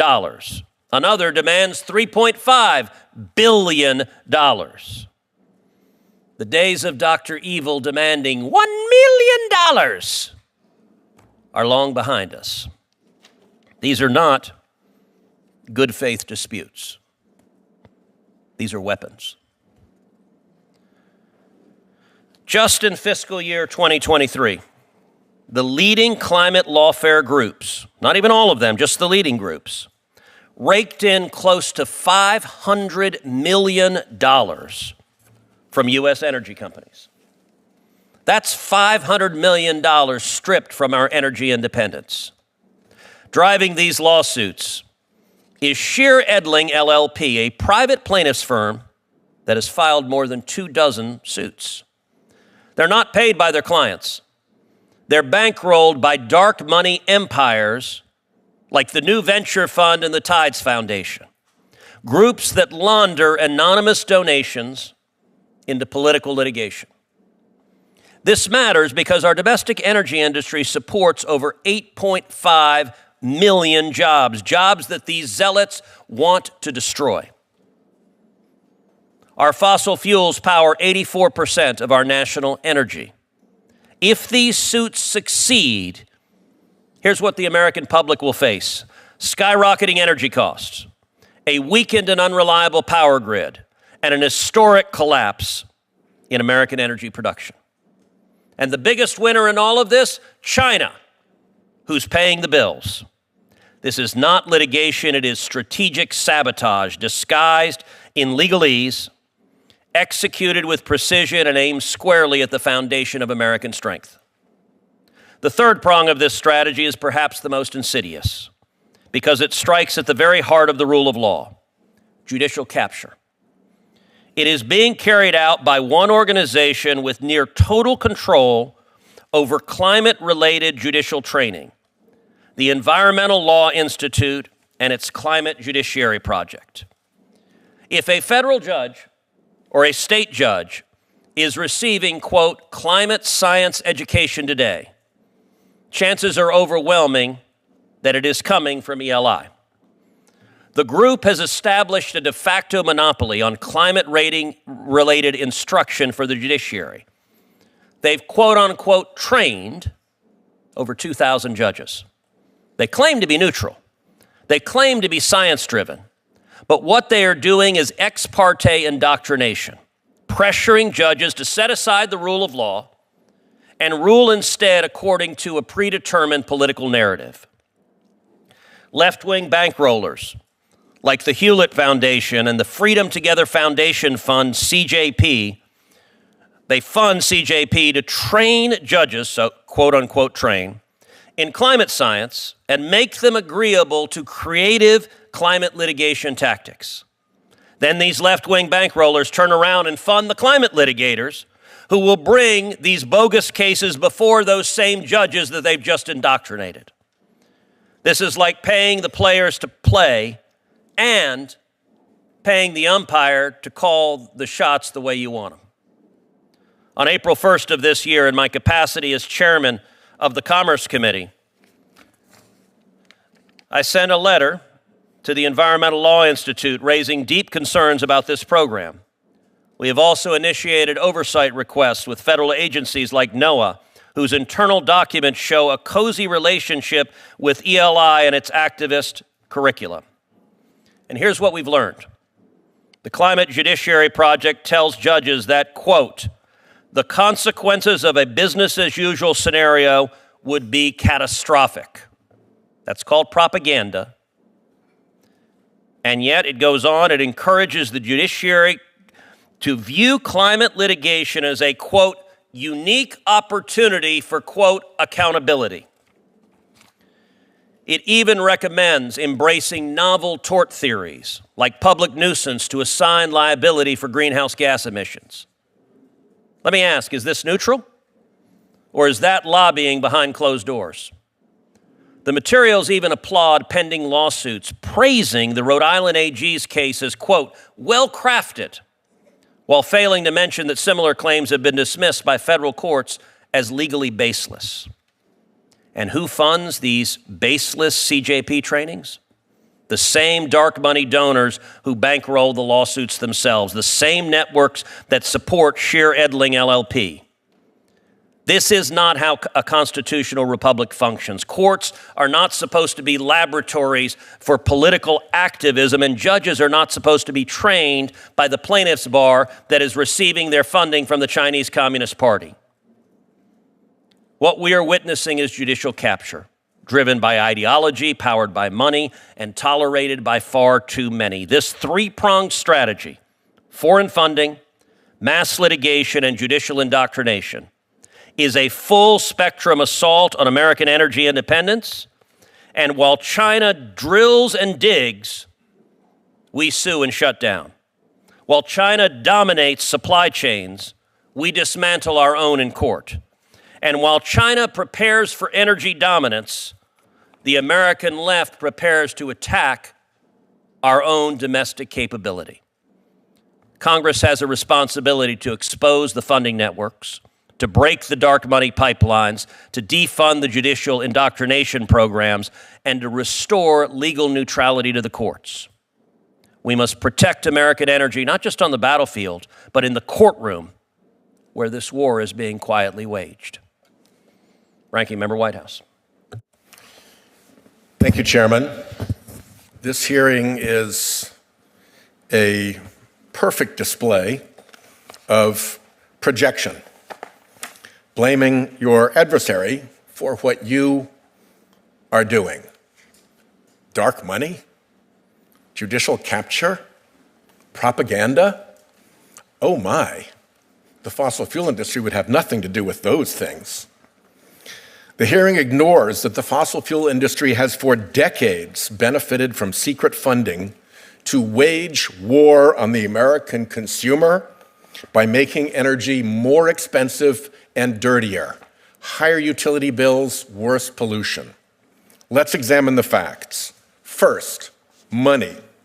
The fossil fuel industry has spent 10 times more on lobbying than environmental groups and the renewable energy industry combined.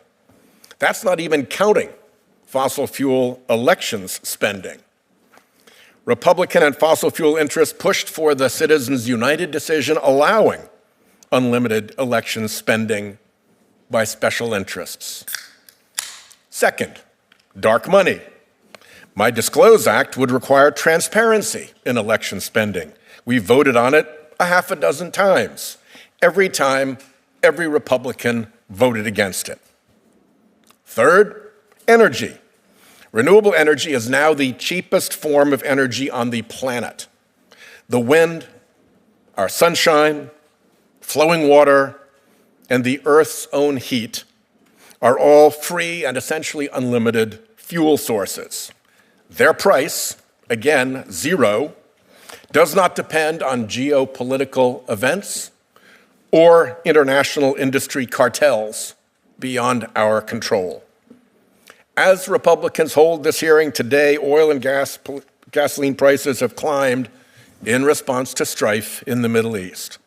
As Republicans hold this hearing today, tens of millions of Americans swelter through a punishing heat wave made both more likely and more intense by climate change caused by fossil fuel emissions. So let's talk about climate change. By damaging Earth's natural systems, climate change costs Americans money, lots of money. I suspect that Americans would be more interested in tackling climateflation than in unspooling yet another conspiracy theory from the fossil fuel-funded fertile swamp of Republican fever dreams. Climate change is raising grocery prices.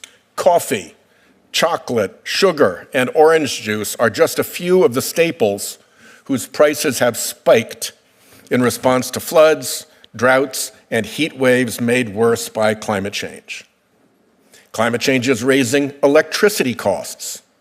Heat waves, hurricanes, wildfires, droughts, and floods raise generation and distribution costs, raising Americans' utility bills.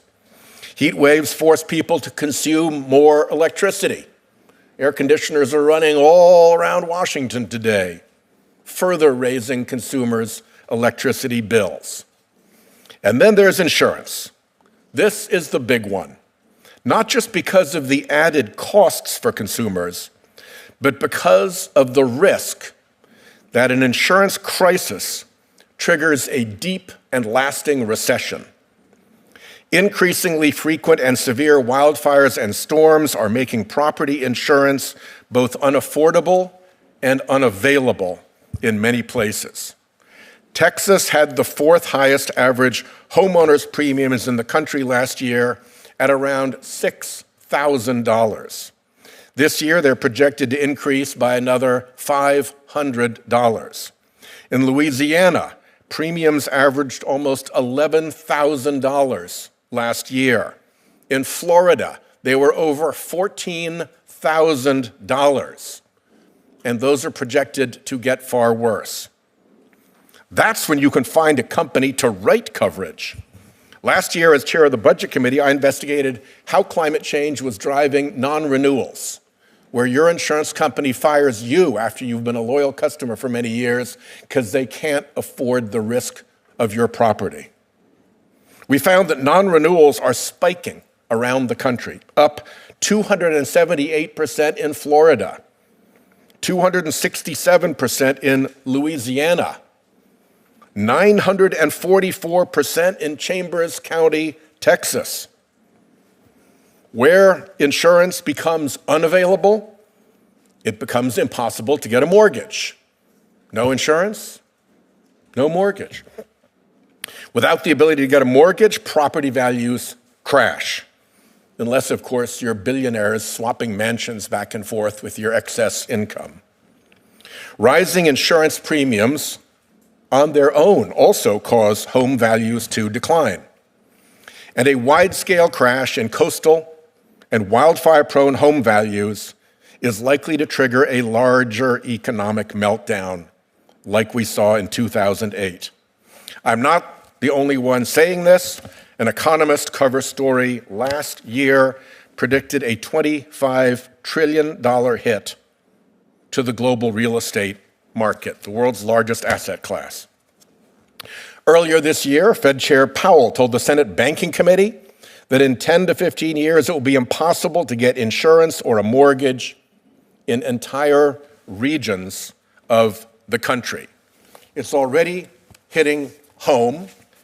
I'll share a few articles for the record from the Houston Chronicle. Inside the costly new reality of insuring a home in Texas. Map, see where extreme weather is pushing up home insurance costs in Texas and the U.S. Houston Chronicle again, Texas has a home insurance crisis. These 4 charts show how it's getting worse. How much is your Texas home worth? If you pay a lot in insurance, less than you might think. Wouldn't it be great if colleagues on both sides of the aisle would focus on this, the real danger, rather than attempting to project fossil fuel dark money mischief onto the organizations and elected governments that are trying to protect Americans from climate change. Climate change is going to impose immense costs on state and local governments. That is indisputable. Sea level rise and other climate-related phenomena are already damaging roads, bridges, ports, water treatment plants, and other essential infrastructure. And it will just get worse.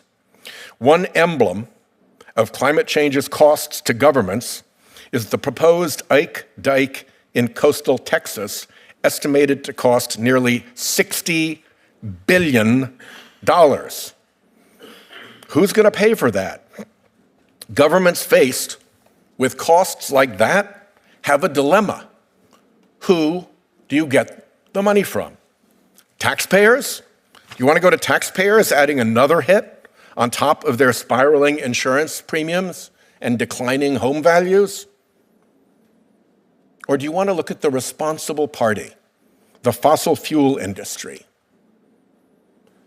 To put this into scale, Exxon's profits in the last quarter of last year were $900 million per day.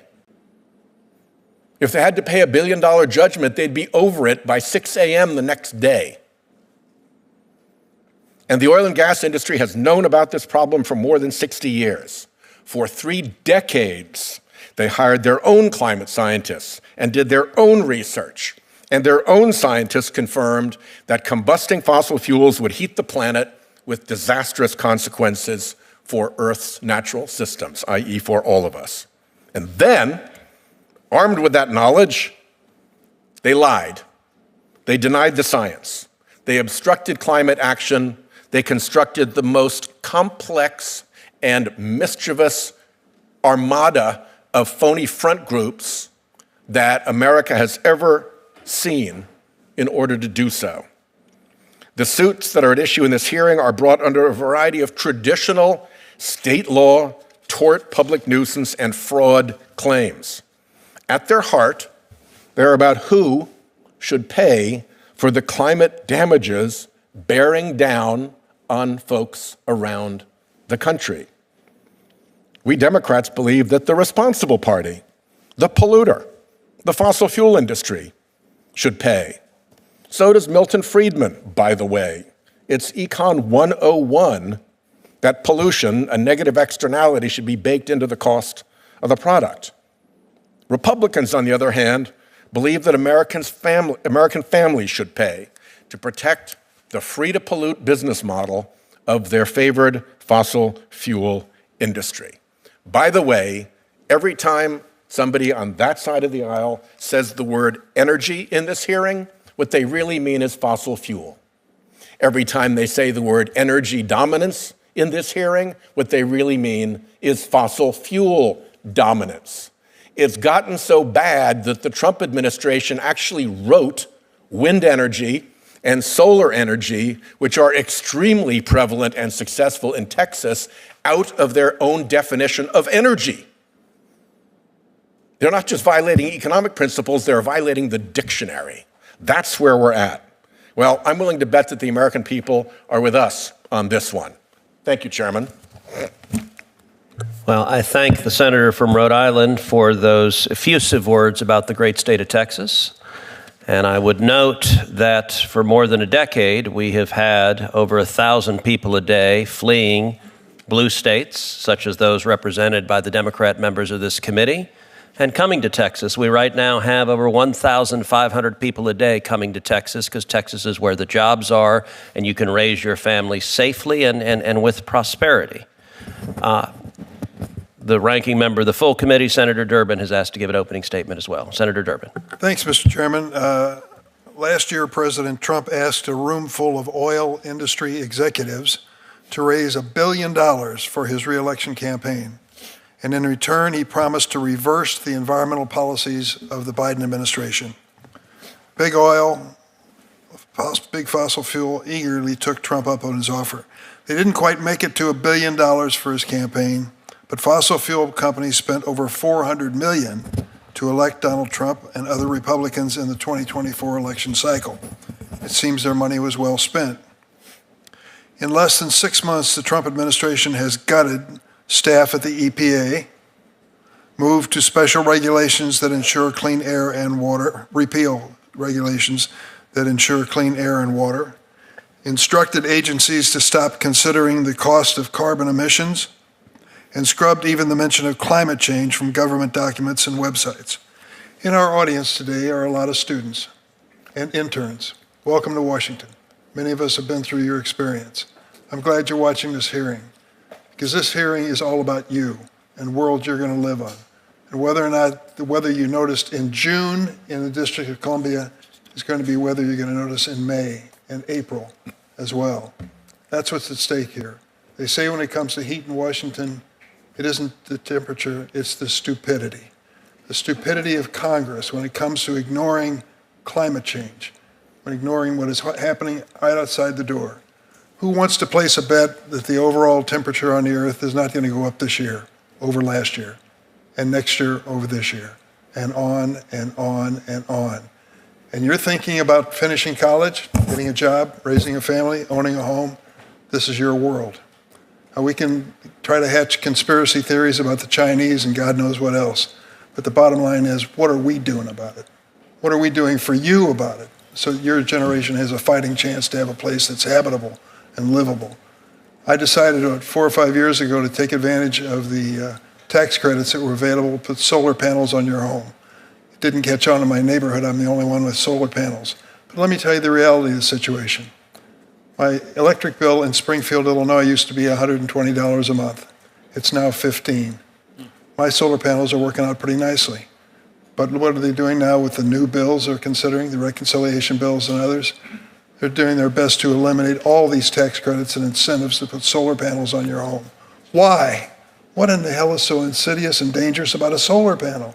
That was my conscious decision and my investment, and I think it'll pay off nicely for me. Why would you want to set out to do this? Because the fossil fuel industry hates them like the devil hates holy water. They hate solar panels, but we put them on, and I'm glad we did.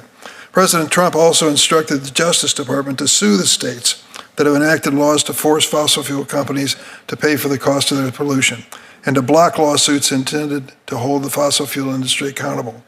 Now Republicans are trying to repeal the tax incentives like the one I just mentioned on my solar panels in my home as part of the president's so-called big, beautiful bill. Less clean energy means what? More pollution, more heat on this planet, higher electricity bills for Americans. Who's going to profit from that? The fossil fuel industry, exactly. Climate change is real, and it's a huge threat to our economy, our environment, and our way of life. These facts are undeniable. We need you as young people in America to stand up and say to our generation, get the hell out of the way. You're screwing up this planet, and we have to live with it. So give us something that's more hopeful and positive, and it isn't by finding conspiracy theories involving China. Instead of holding this partisan hearing to push conspiracy theories and fossil fuel industry-funded attacks on state climate policy, we should be holding bipartisan meetings to address the cost of climate change and to identify bipartisan ideas to produce more clean energy, create jobs, and lower energy bills across the country, and maybe give you an earth that you can live on. I yield. I thank the ranking member, and I would note that both of my Democrat colleagues in their remarks had not a word to say about Communist China funneling millions of dollars to pay for these lawsuits. Miraculously, that was absent from their remarks, nor... I think we referred to it by using the phrase conspiracy theory. You did say you don't worry about conspiracy theories, but what is most certainly not a conspiracy theory is that the agenda of the Chinese Communist Party and the agenda of Senate Democrats are identical. Both China and the Democrats want to bankrupt the American energy industry. Both China and the Democrats want to destroy jobs in America, and both China and the Democrats want to increase the price you pay for electricity every month, and they want to increase the price you pay for putting gas in your car every week. That is the agenda of today's Democrat Party. That is the agenda of Communist China. And today's Democrats are not remotely embarrassed to have their left-wing groups funded by Communist China, the world's biggest polluter, because China's interest is weakening and hurting America. It makes you ask why an American political party would have that interest as well. I would just observe that saying it more loudly doesn't make it more true. Actually, in Washington, sometimes it does. All right, we will now introduce our distinguished panel.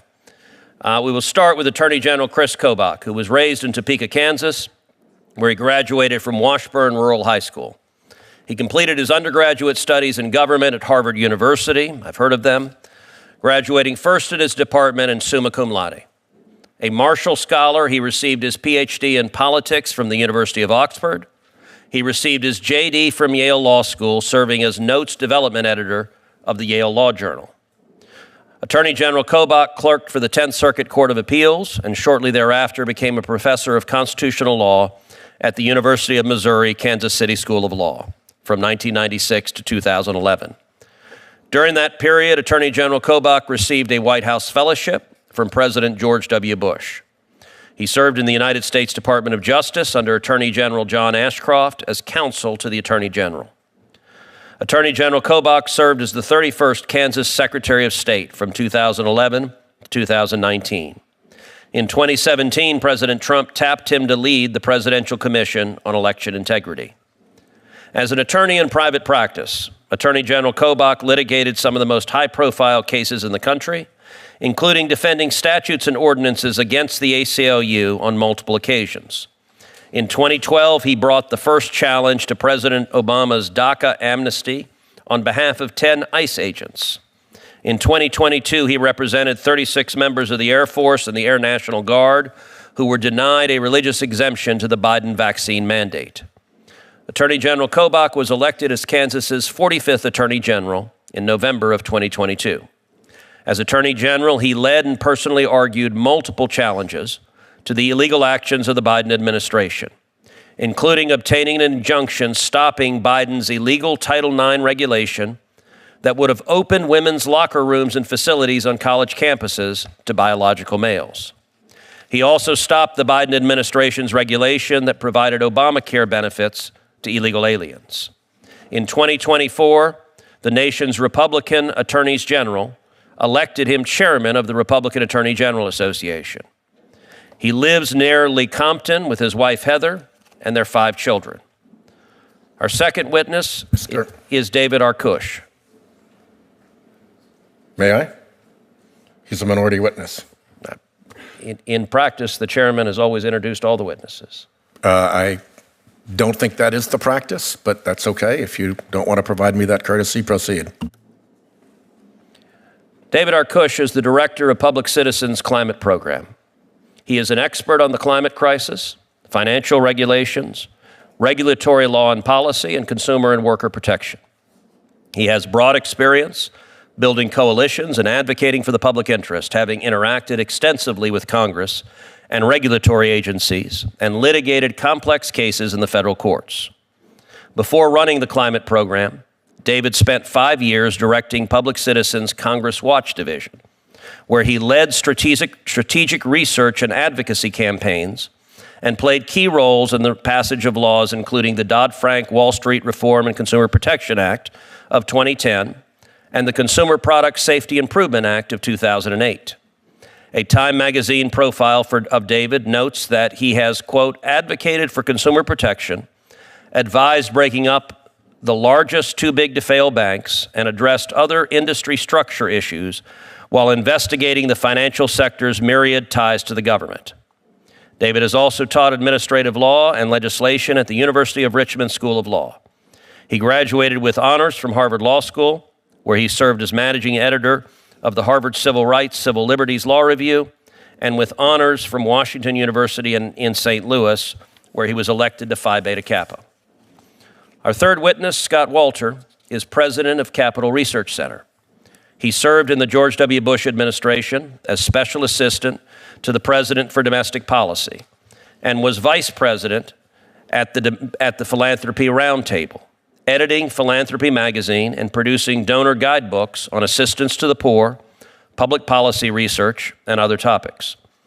Walter has testified to 6 committees in Congress and to the IRS and numerous state legislatures. And he has written for and been quoted in such outlets as the New York Times, the Washington Post, the Wall Street Journal, and the Chronicle of Philanthropy.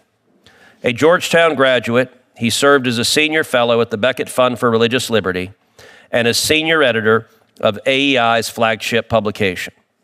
He is the author of Arabella, the Dark Money Network of Billionaires Secretly Transforming America.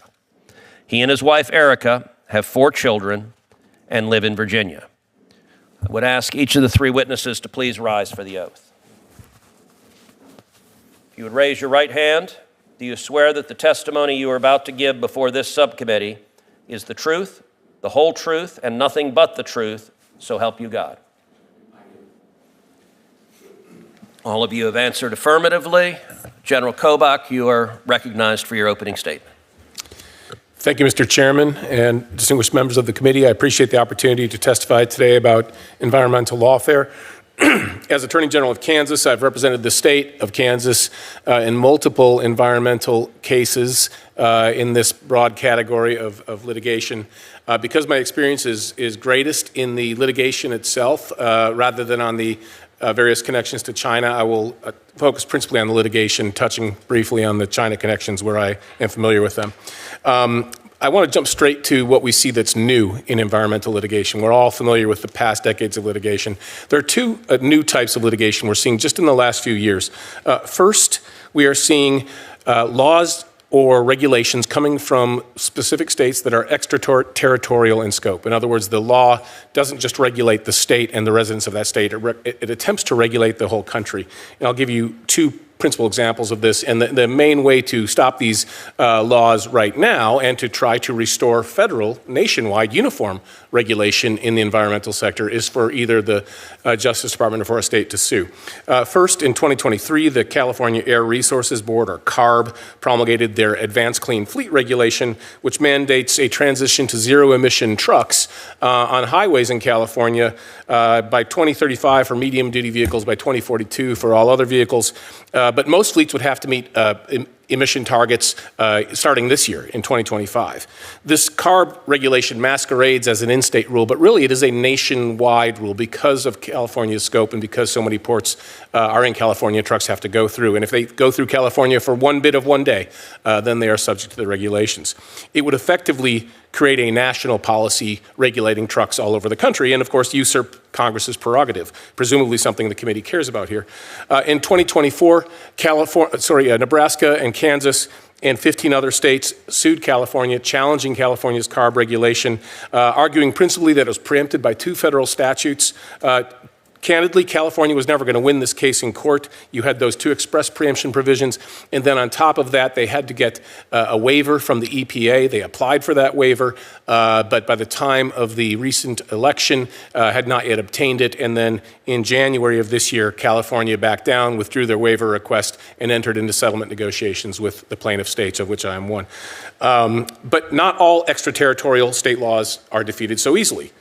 The ones that are currently in litigation are the so-called climate change Superfund laws. In late 2024, New York enacted one, and then in early 2025, Vermont followed.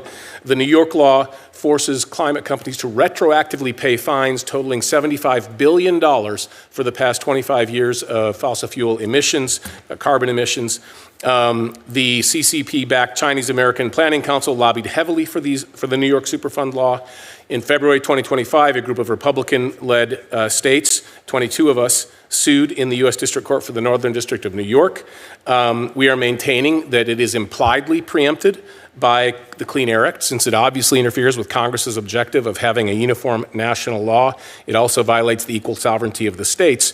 But I make the point in my written testimony, this is one area where express preemption would be much more helpful. And I'm normally a strong opponent of preemption. I think Congress should reluctantly preempt state laws, and courts should reluctantly read between the lines of congressional statutes to find preemption. But this is one area where I believe express preemption will be helpful to Congress and to the states so that we have a uniform national policy. And there's language I suggest on page 5 of my testimony. The second threat is something the chairman alluded to, and that is lawsuits brought by cities and counties. And these are all over the country. There's over 30 of them. I want to briefly describe a couple of them. One is Rodriguez versus ExxonMobil. In that case, Ford County, Kansas, where Dodge City is one of the plaintiffs attempting to represent not just Ford County, not just Kansas counties, but to represent all counties in America and all of their representatives. In other words, it's purporting to represent everybody in this country. They are bringing a case under the theory of public nuisance, but they are also doing something different. They're attempting to usurp the state's prerogative as parens patriae. That is to say, the states, the state attorneys general, have the authority to bring a case to protect the broadly writ health and welfare of the citizens of a state. So in addition to usurping federal authority by trying to make a national policy, in that case against plastics, they are also usurping state authorities. As Kansas Attorney General, I've intervened in that case and also in a companion case or a similar case with similar plaintiffs going after shale oil production in New Mexico. There's another case that's further along. It's Mayor and City Council of Baltimore versus BP. That one's in the Maryland Supreme Court right now. I think that where Congress can be helpful in these cases is in getting to the bottom of where the money is coming from. The case has been going on for 8 years. There's not a single dollar that's been won in damages, yet tens of millions of dollars in attorney's fees have been expended already. The money is coming from somewhere. The foundations are getting their money from somewhere. It's reasonable to ask if China is part of that equation, and I would hope that there'd be bipartisan support for disclosing foreign funding of third-party litigation. And so, in conclusion, I would say we will continue these fights in court as state attorneys general, but we do need some help from Congress. And I think these are modest requests for legislation, preemption that would preserve the prerogatives shared by both parties for congressional, national, uniform legislation, and also some transparency where foreign entities and foreign countries are engaged in this litigation. Thank you, General. Mr. Arkush. Chairman Cruz, Ranking Member Whitehouse, Ranking Member Durbin, thank you for the opportunity to testify today. Right now, there's a brutal heat wave afflicting half the United States. Energy costs and insurance premiums are skyrocketing, and we're sitting here in the U.S. Senate talking about Chinese communist conspiracy theories straight out of the 1950s. I don't think this is the right priority. That said, there is a conspiracy here, and it's the obvious one, in plain sight. Big oil has made trillions of dollars in profits over the past several decades, and the industry is extremely harmful. It kills millions of people every year and has cost us trillions of dollars. The industry knew decades ago that burning fossil fuels would cause, in its own words, globally catastrophic harm. What it chose to do with that knowledge is remarkable. Imagine you've learned that something you are doing will cause globally catastrophic harm, will have, quote, serious consequences for humanity's survival. Those are the industry's words. I hope you would stop doing it. If for some reason you can't stop immediately because of the economic importance of your industry, then you could still alert the public and help work towards solutions, including selling safer, better forms of energy yourself. Worst case, you could at least keep quiet while other people go about learning about the problem and figuring out how to fix it. But the oil industry did none of these things. Instead, it actively lied and deceived people, spending millions of dollars on a deception campaign to cast doubt on science that the industry itself knew was correct. They had polling in the 1990s that showed strong public support and public concern for climate change, and that showed that public support for climate change turned to opposition when people were told that there was scientific disagreement about climate science. So that's what they did, manufacture doubt about climate science and fraudulently claim that scientists disagree about it. Even more remarkable, it's clear they believed the science themselves because they used it. For example, in the 1990s, they raised the height of offshore oil platforms to account for the sea level rise that they predicted. They did this while arguing to the public and Congress that climate science was too uncertain to make any costly economic decisions about it. But they weren't uncertain. They moved to protect their own investments and interests while lying to everyone else. This was all so they could keep profiting enormously. But the rest of us have not profited, far from it. On the contrary, we're paying dearly. Last year alone, climate-related harms cost Americans nearly $1 trillion, more than 3% of GDP. This is like a stealth tax on all of us. Insurance premiums are skyrocketing due to climate-driven extreme weather. Insurance companies are pulling out of more and more places, even whole states. The chair of the Federal Reserve, as Senator Whitehouse noted, recently testified to a Senate committee that there are whole regions of the country where in 10 or 15 years, you won't be able to get a mortgage and there won't be bank branches or ATMs. This will have devastating economic consequences for our country. A large proportion of climate-related costs are already uninsured, and the burden is increasingly falling on American families and state and local governments. Some of those governments are trying to hold big oil accountable for a fraction of those costs so that the polluters responsible for the damage pay the costs instead of taxpayers getting stuck with the bill. This is a basic principle of fairness, something we teach to our toddlers. You make a mess, you clean it up. Also, the notion that a person who causes damage should pay for it is as old as law itself. You can see it in the Code of Hammurabi, written nearly 4,000 years ago. But oil companies don't like this principle because they're causing more harm than perhaps anyone else in human history. And they don't want to pay what they owe. They don't want the normal rules to apply. They want you to shield them from accountability.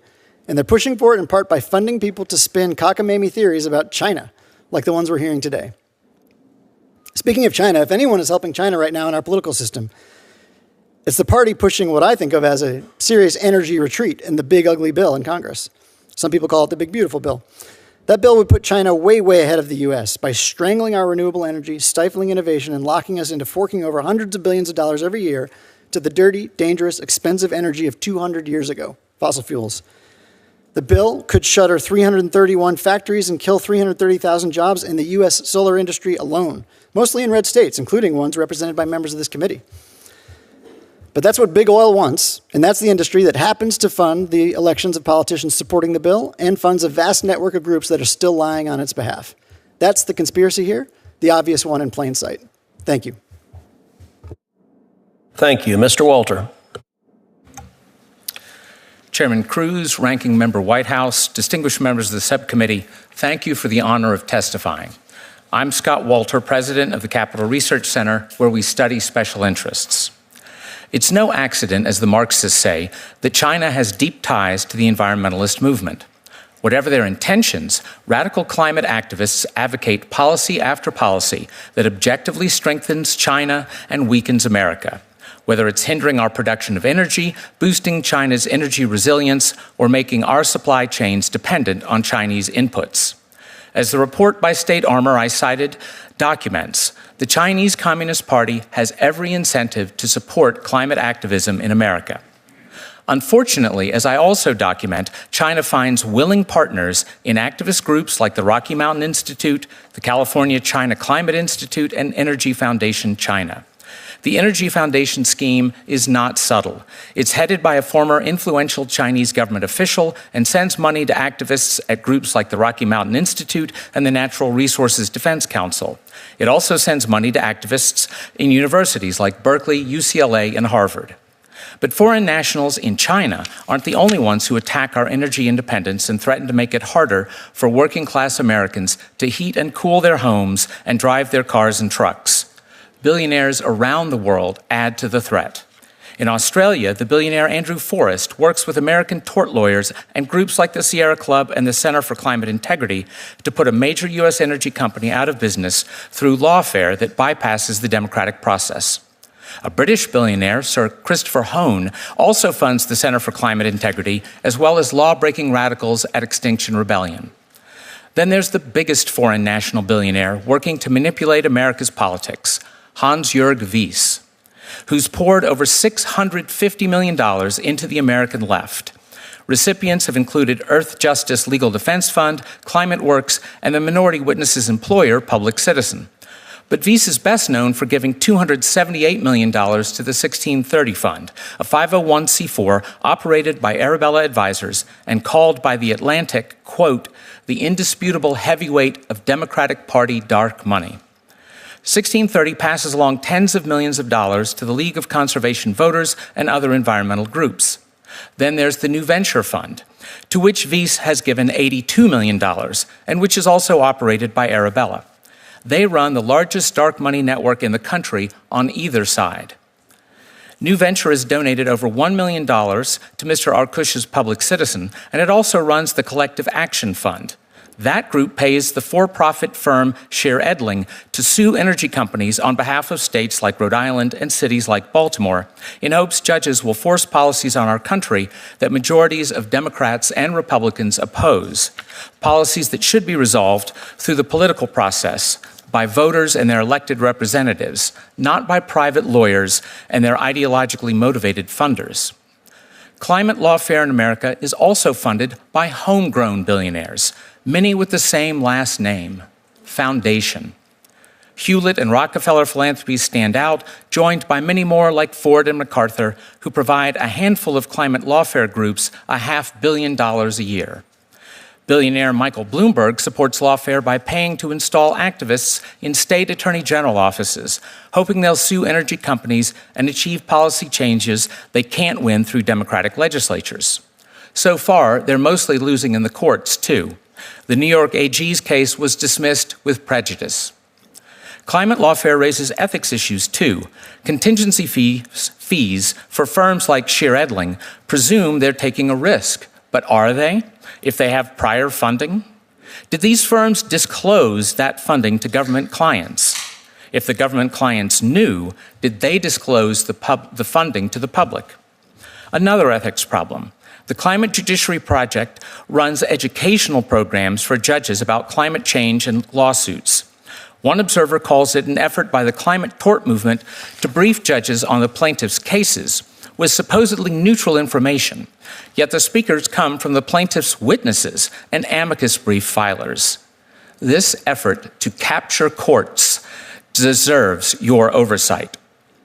If the public knew climate lawfare's cost and its ties to foreign influence, they'd be outraged. I hope this hearing begins to reveal the truth. Thank you. Thank you. What we're seeing is not the rule of law. It's lawfare. These lawsuits aren't meant to succeed on the merits. They're designed to exhaust, to intimidate, and to destroy America's energy sector. Death by 1,000 cuts. We've even seen private parties get in on the act. One of the most infamous examples was Juliana versus United States, where 21 people sued the federal government claiming that allowing climate change to persist violated their due process rights. A federal district judge in Oregon actually agreed, comparing the right to a stable climate to the right to same-sex marriage. She was prepared to enjoin the entire federal government, effectively putting the energy industry into judicial receivership at the behest of, quote, children. Fortunately, the Ninth Circuit, by far the most liberal court of appeals in the country, shut it down, and eventually a unanimous Supreme Court did as well. Funded by deep-pocketed climate activists and left-wing dark money, the anti-American energy lobby and its allies in the plaintiffs' bar have initiated dozens of civil lawsuits against American energy producers. These suits, which assert state law claims under dubious nuisance, tort, or consumer protection theories, are properly preempted by federal law. Nevertheless, they have proliferated across the country, and they're exposing energy producers to potentially trillions of dollars in damages. There are now more than 30 active lawsuits across the country accusing energy producers of misleading the public about carbon emissions and climate change. If successful, these suits could destroy millions of jobs and raise the energy cost of every consumer in America. Let me start with the legal foundations. General Kobach, have any of these climate lawsuits, brought under public nuisance or similar theories, been upheld on the merits by a federal appellate court? No, Senator, and none of them have been upheld on the merits by a state appellate court either. The case that is closest to a higher level decision right now is the Baltimore case, Baltimore versus BP. It's several consolidated cases. That's basically a case where Baltimore is suing the fossil fuel industry defendants for climate change generally. A lot of these others are more specific, like shale oil production or plastics, but they're just global warming. And the district court in Baltimore ruled against the plaintiffs on all 8 grounds. That's a pretty big deal. And they now are appealing to the state Supreme Court. That one will probably be decided later this year, early next year, but that's the biggest or nearest chance the plaintiffs have to achieving a victory, but they have got no victories so far. And isn't it true that many of these suits are brought by cities and counties that lack the legal standing to assert injuries on behalf of the entire public? Yes, Mr. Chairman, and that's what I was alluding to when I mentioned parents patriae. That's the state has the responsibility. Parents patriae is Latin, of course, for parent or father of the country, and the state attorney general, which represents the state at large, has that sovereignty. Our Constitution contemplates that states have sovereignty, and they conceded some of that sovereignty to the federal government. But localities are creations of state government. Localities do not possess the sovereignty that a state does, and so while some people may be upset that we have 50 states and the states take different positions in some of these legal cases, the states have at least the right to represent their residents. Cities do not, counties do not, and so it massively multiplies the potential plaintiffs out there, and it becomes nonsensical in a legal sense for a city in one end of a state and a city on the opposite end of the state to both purport to represent the residents of the same state. And in the cases I mentioned, they're purporting to, in a class action format, represent all representatives, represent all citizens and residents of every county in America. So they've taken public nuisance theory to a bizarre extreme, and they've also usurped the authority of state attorneys general. Well, that may help explain why they are losing so many of these cases. Mr. Walter, Cher Edling has filed dozens of climate lawsuits. Are they being paid by the government entities they represent or by anonymous left-wing donor networks like the New Venture Fund? I believe the vast majority of the funding comes from the outside funders, yes.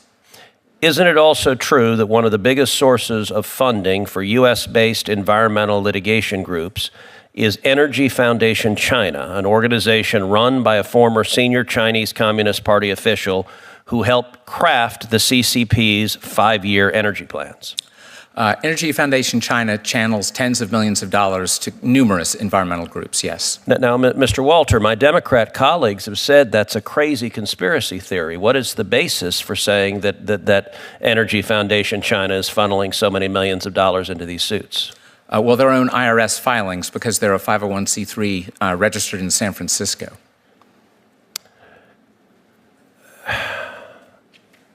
If this were really about reducing emissions, wouldn't we expect Energy Foundation China to give a damn about the worst polluter on the face of the planet, that being Communist China?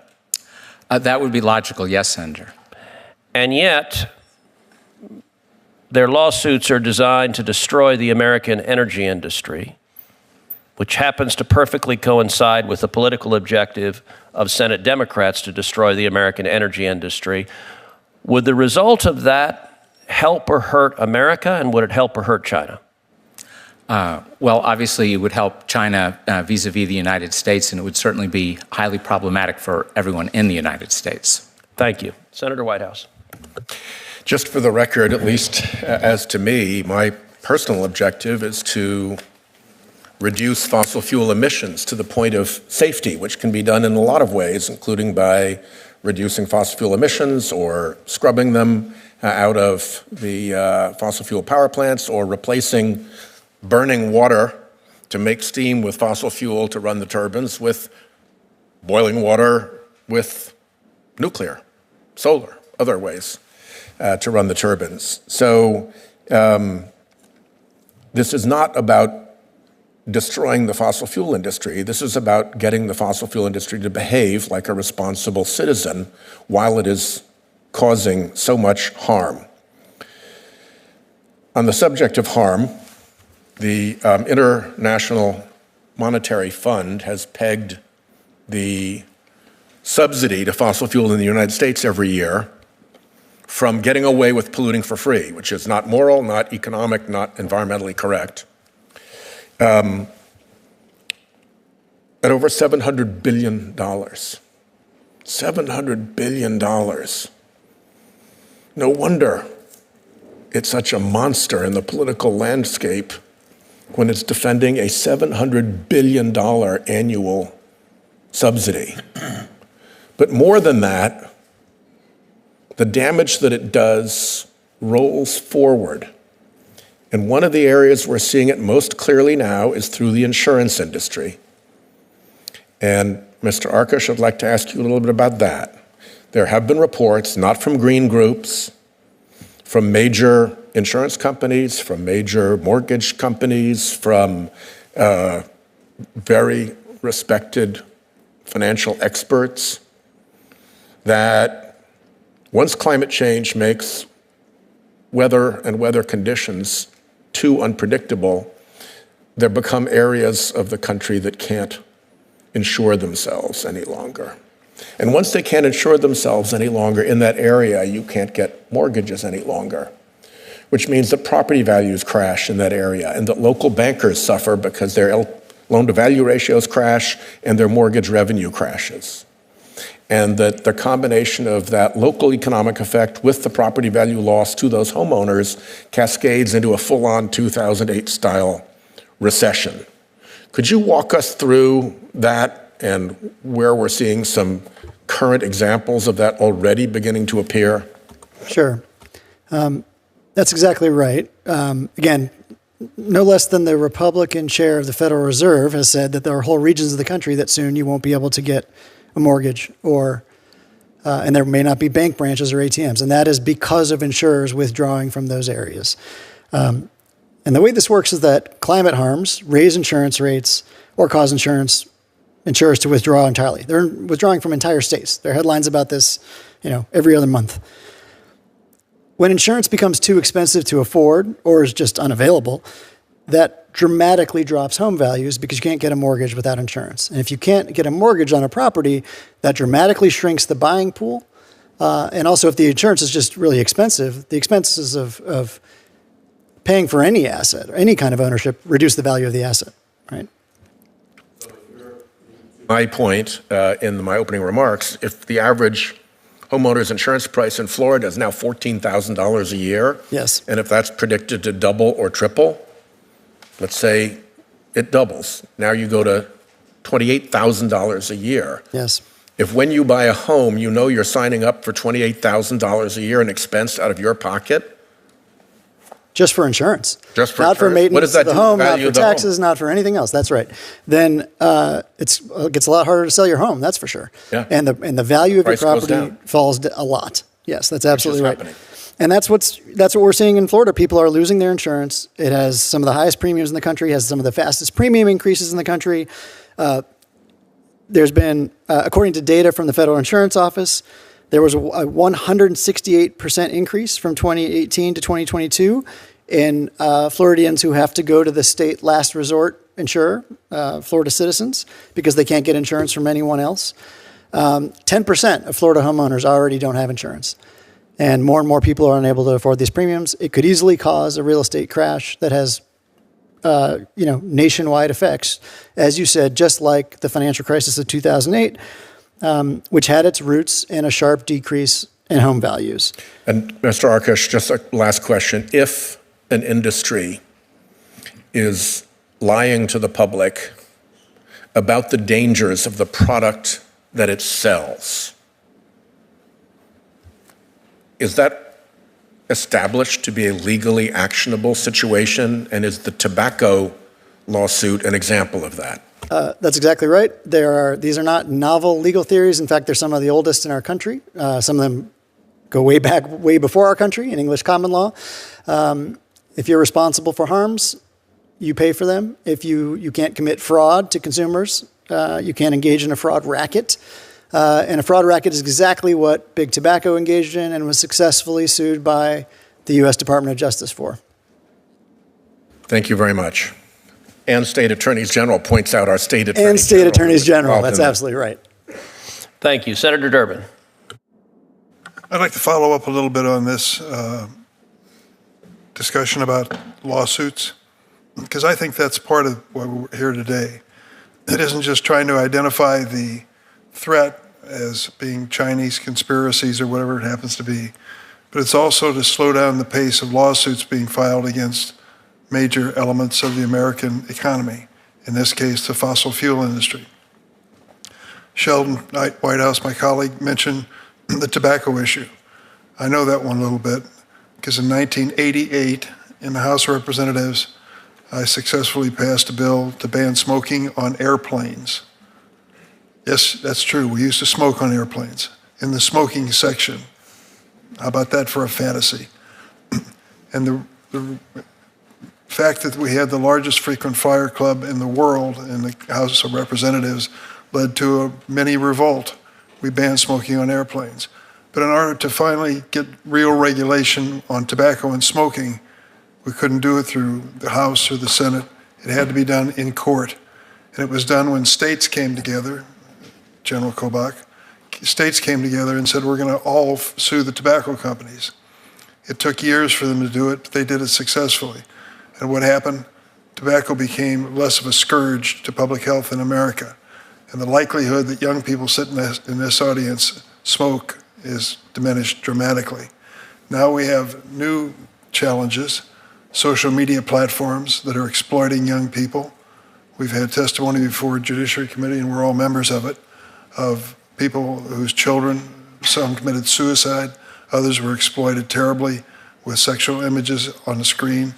And the industry is oblivious to this because they are protected under law under Section 230 from liability for this activity. If we can crack through with lawsuits on the social media platforms, we can change things dramatically. In the last week or two, you probably heard about the opioid settlement, $7 or $8 billion to be distributed, lawsuits. The point I'm making to you is part of the agenda here is to somehow assign to lawsuits some insidious or evil motive and why they're being formed and filed. The fact is that they're doing what we expect them to do, speak up for the consumer, try to bring some justice to a situation which otherwise doesn't have it. We know the fossil fuel industry is polluting this planet that we live on terribly. I can tell you this, a couple successful lawsuits and they'll think twice about it. It changes. We changed the tobacco industry, opioids changed. They can change, but you go to the courtroom to make that happen. I don't think it's necessarily the Chinese motivating us. We're looking for justice, and that's fundamental. It doesn't come from China. It comes from the heart of America, too. The last point I would like to make to you is that we have an opportunity here to do something now to provide opportunities for diminishing the pollution that we're living with. Ignore it, and it'll be too late. We've got to show some leadership in this country. The bill pending before the United States Congress on reconciliation eliminates most of the incentive programs for renewable fuels. And that, to me, is something we'll pay a price for years to come. This is not a thoughtful thing. This is inspired by a president who calls global warming a hoax. I don't think it's a hoax. I think it's reality. And I think we need to do more about it. I yield. Thank you. Senator Blumenthal. Thanks, Mr. Chairman. The tobacco lawsuit was, in fact, brought by state attorneys general. And just as a historical footnote, we went to the Department of Justice and asked them to join us. They refused to do it. They said it couldn't succeed. And they also said the tobacco companies have never lost a lawsuit. They have never settled a lawsuit. And you'll lose. Well, as it turned out, eventually, all the attorneys general of the United States of America, including Kansas, joined our lawsuit after a while, after we were successful, because of the legal action based on the Unfair Trade Practices Act of the state of Connecticut, the state of Minnesota, the state of Massachusetts, the state of Florida. The core states that brought that lawsuit relied on deceptive and unfair practice allegations, saying that the tobacco companies were lying when they said our product doesn't cause cancer, it doesn't cause death, it doesn't cause disease. It was a good old-fashioned garden variety consumer protection case. It also involved antitrust allegations. In Mississippi, it was an equity action. It's more complicated than I am describing it right now. But your state of Kansas, I think, is probably still getting money. Every year, every state in the country gets money to combat tobacco because it relied on the good old-fashioned consumer protection statutes that say when you make a promise to consumers, it has to be truthful and accurate. And so I assume that all of the witnesses here support those kinds of consumer actions, correct?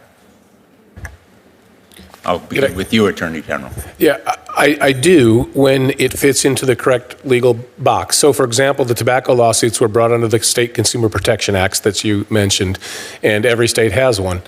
And they're based on the notion, which is very clearly laid out, that the manufacturer of a product misrepresents the product to the consumer of the product, and the consumer purchases it and suffers some injury or harm, and it's because of that deception.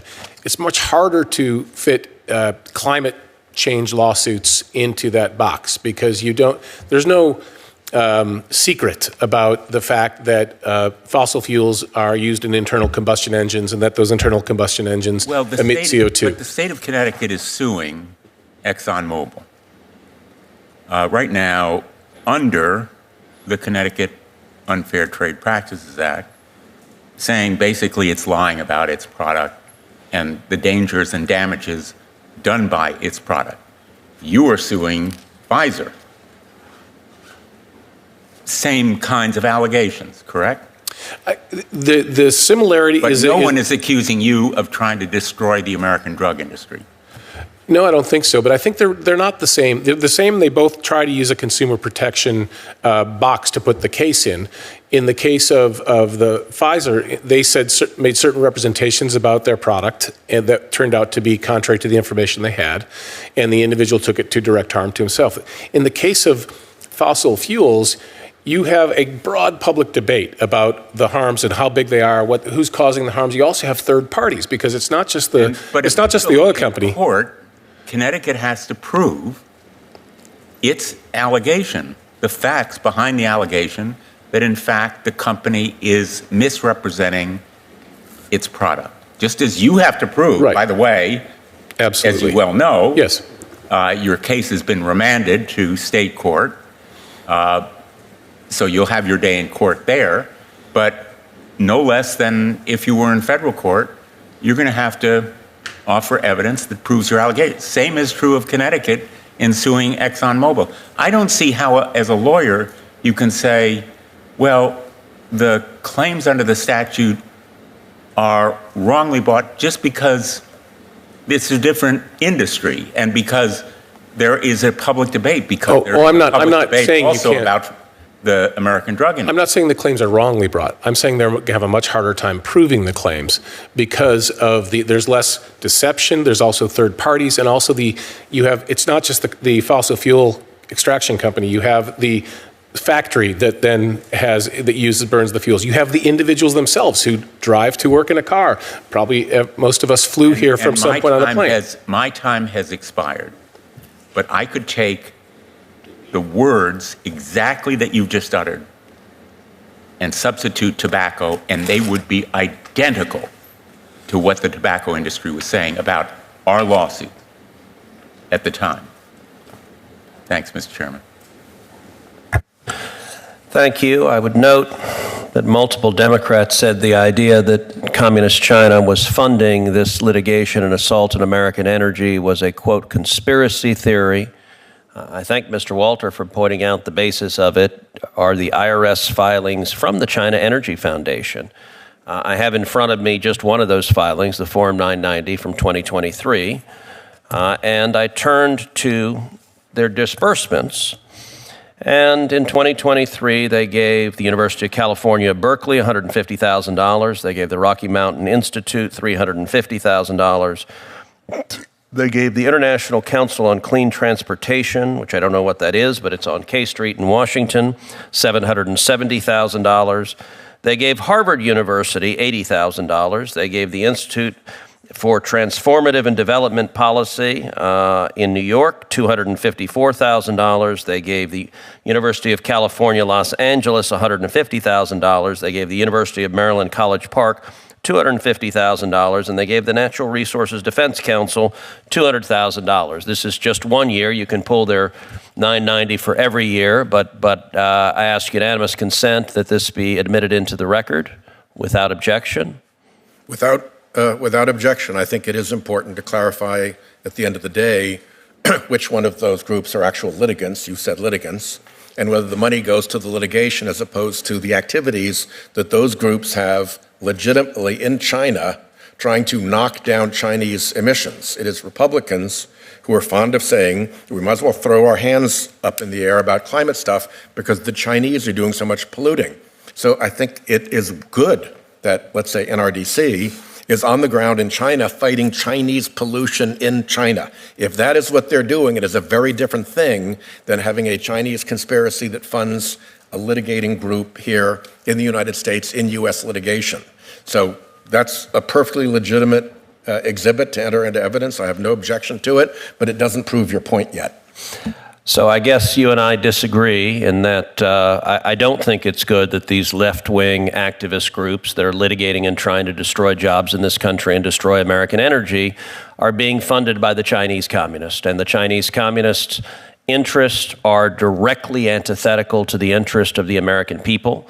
I'm going to ask a couple more questions, and I'll get... I think, actually... Oh, I'm sorry, Mr. Welch came back. Senator Welch, I didn't see you come back in. Thank you. So, Mr. Walter, I favor the provisions of the IRA that are being repealed. You're aware of what's going on there, right? To some degree. All right. I mean, if all the people you mentioned, all of the folks who you indicted for kind of using Ted Cruz's language, left-wing radical ideas, how do you distinguish between a person whose motivation is to be left-wing Chinese sympathizer and people who just disagree with the fossil fuel industry that climate change, in fact, is real and we have to do something about it? Can you explain to me? Well, at the beginning of my oral testimony there, I made the distinction between whatever the intentions of various folks may be, they are objectively assisting China in its desire to compete with the United States. Like the Hewlett Foundation? Yes. Seriously. Walter Hewlett, his foundation, you think is in bed with the Communist Party? Well, that's not what I said, is it? I said that objectively they're aiding the Chinese communists, but I did not say that they themselves were communists. Right, but what you're doing is denying them the ability to make their own judgment about what's good public policy for the benefit of this country by saying that they're, and this really is how I hear it, dupes of the Communist Party because what they're doing aligns, as you say, with the communists. Well, they give a good deal of money, for instance, to the Energy Foundation China that the chairman has been discussing, which is run by a former Chinese communist official. So by virtue, does China have any environmental problems?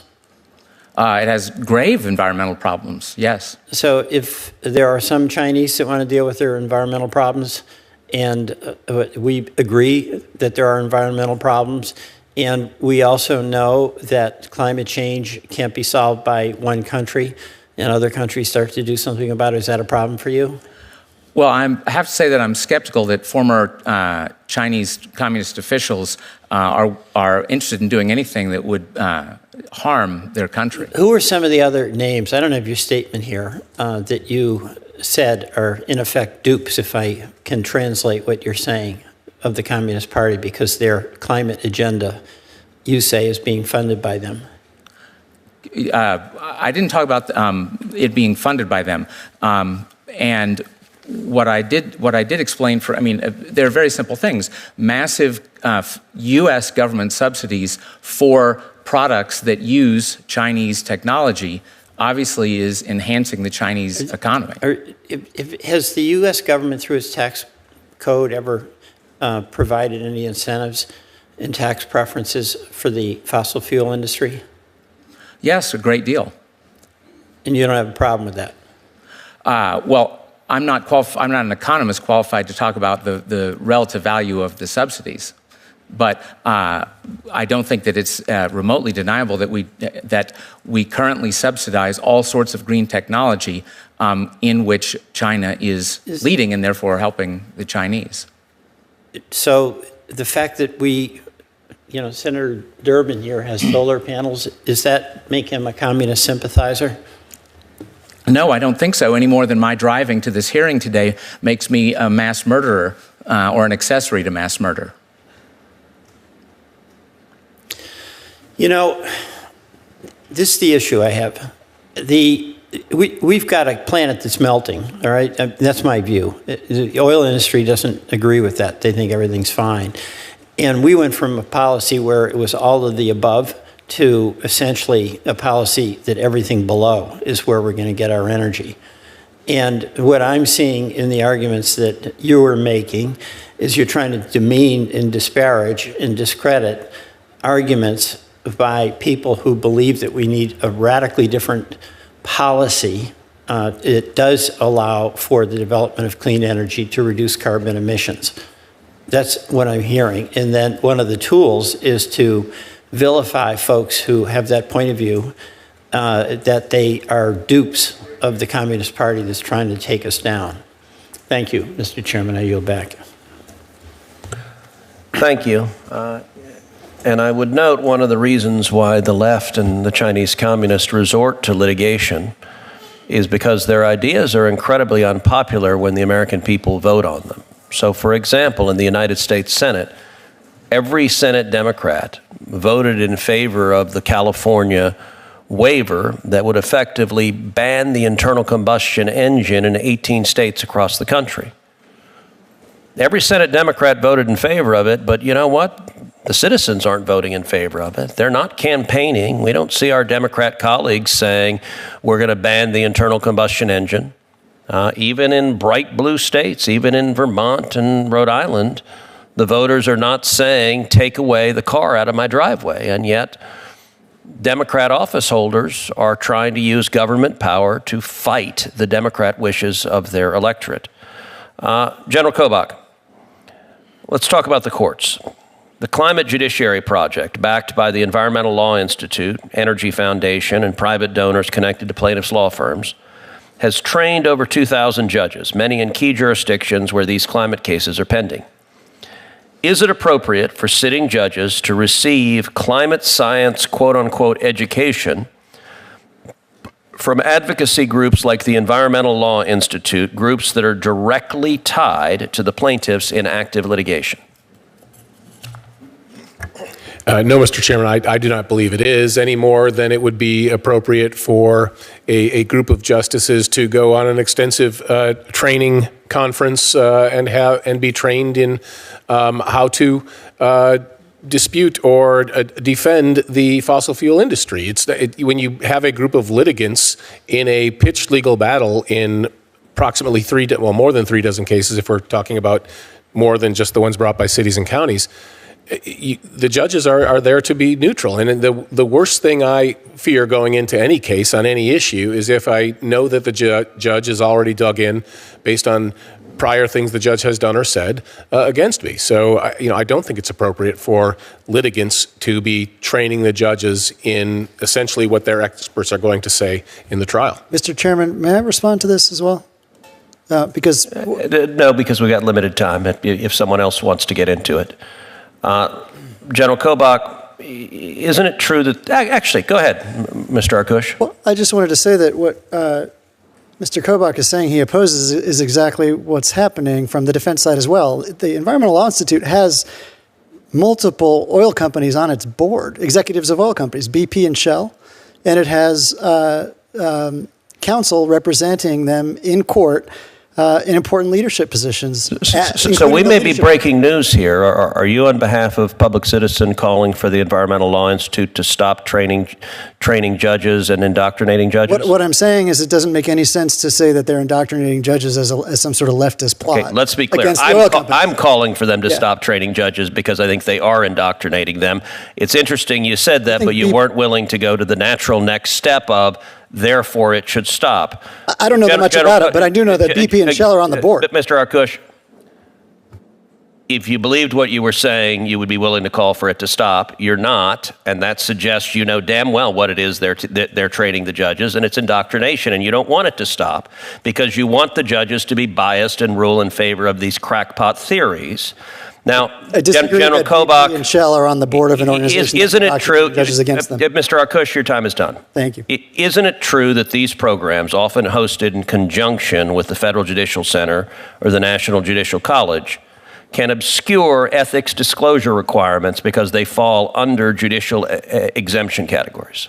Yeah, I think, Chairman, you're correct. There are definite ethical problems, and in addition to the overarching sort of federal model of ethics, you also have additional state ethical rules that may be violated as well. But at the end of the day, it's judicial neutrality that is the biggest ethical constraint on our entire Article III courts and state courts, and that is the biggest problem I see going into any case. It's also been reported that the Chief Justice of the Hawaii Supreme Court participated in these sessions at the same time that his court was reviewing one of these climate lawsuits. So active litigation, and yet happily being indoctrinated by interested parties in an ex parte sitting where the opposing counsel had no opportunity to refute the indoctrination. Mr. Walter, the Climate Judiciary Project tells judges that climate lawsuits are a, quote, unique opportunity for accountability. Would you call that education, or would you call that political indoctrination disguised as training? Accountability is the standard term used by political activists to try to say, we want to hurt those folks that we're opposed to.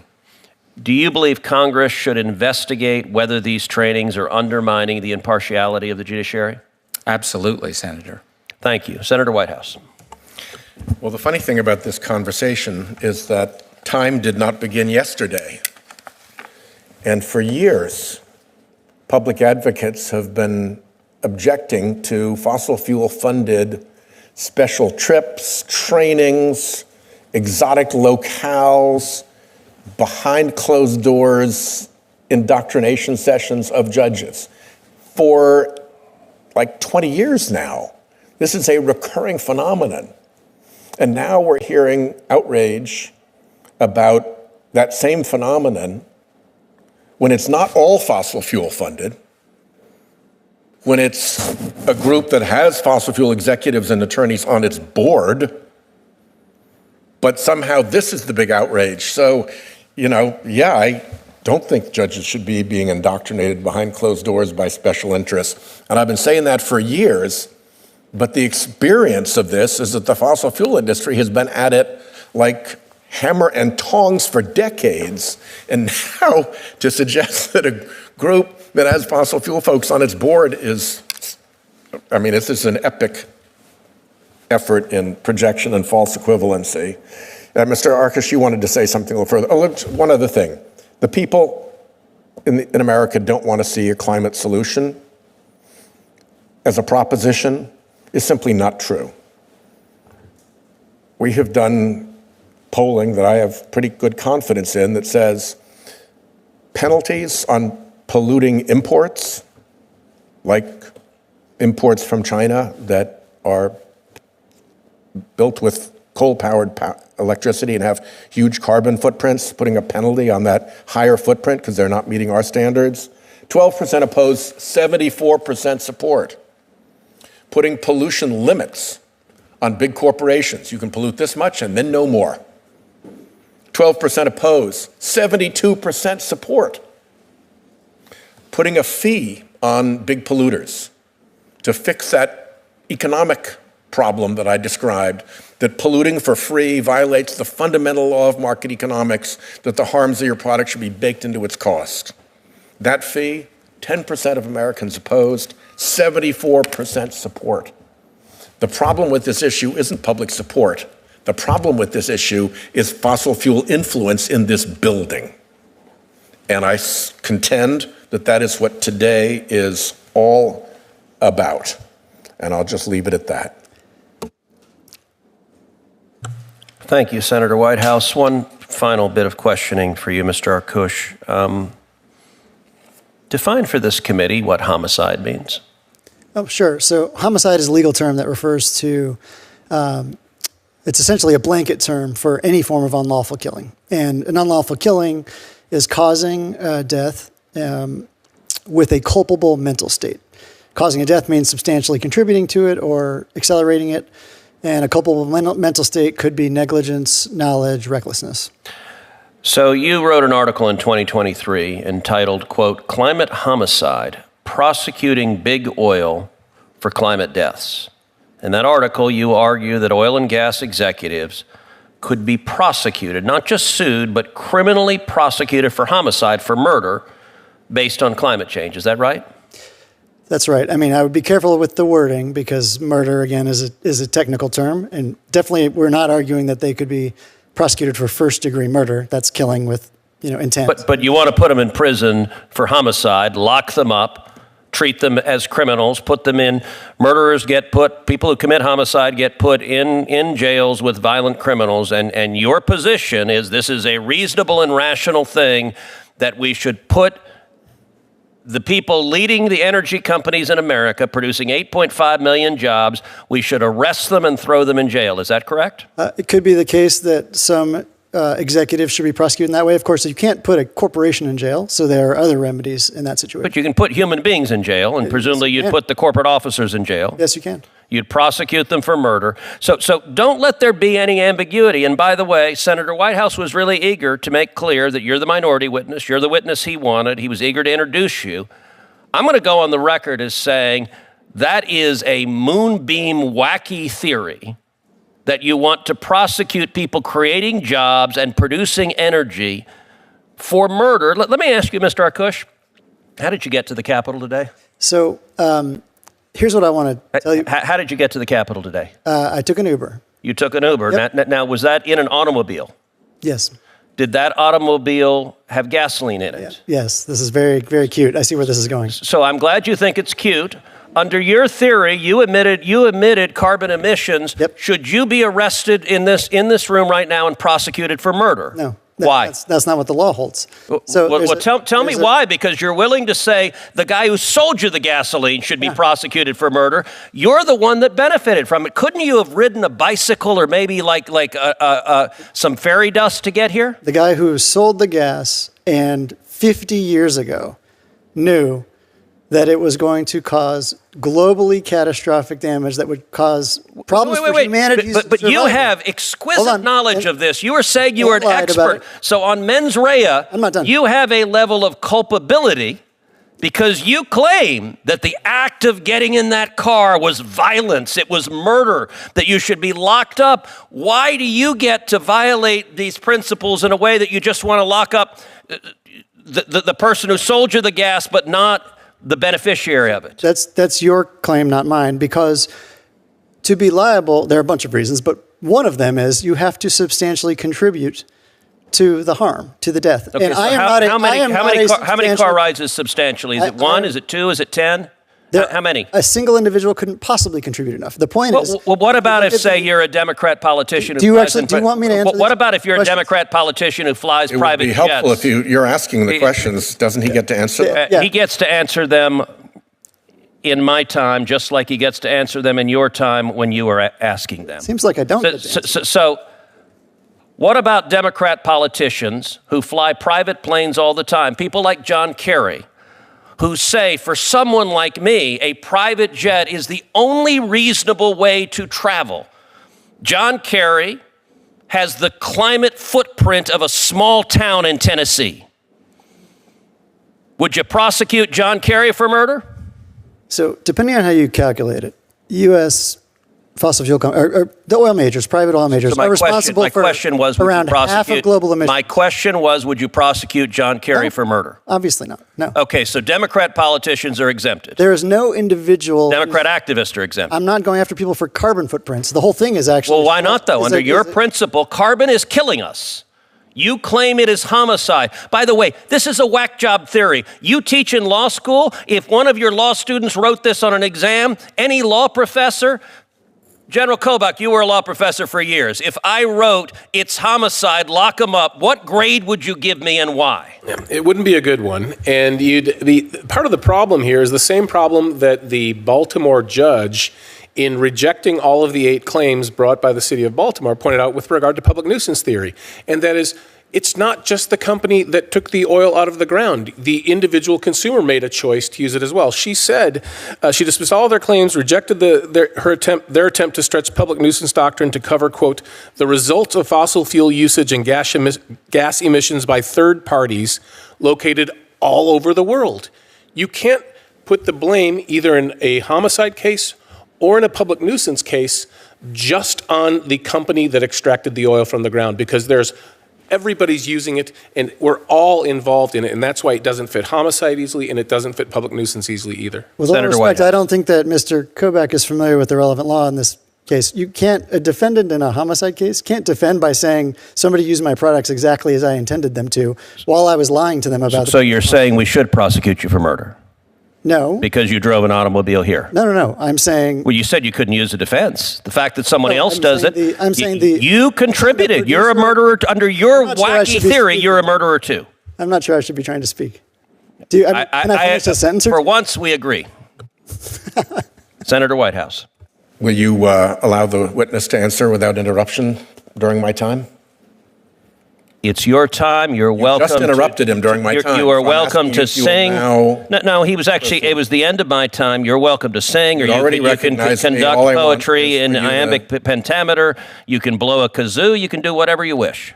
Go ahead and answer the question that you were thank you. I'm a little lost now as to where we were, but my point was that a fossil fuel producer in a criminal trial would not be able to say... I mean, there's legal doctrine on this, right? You can say there's an intervening third party, intervening circumstances that disrupt the chain of causation. You cannot say that when the third party, their actions were completely foreseeable. Like, for example, a consumer using your product exactly as you intended. You also can't use it when you defrauded them into using your product exactly as you intended. So, that is the company, with all respect, the Baltimore judge is wrong. The company can't use that defense. Sorry? The company can't use that defense right. when it is on the delivery end of the fraud. It's meritless in a criminal context anyway.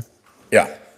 And the tobacco case focused on key organizations, not everybody who smoked and gave secondhand smoke. Lawyers know how to sort through this stuff.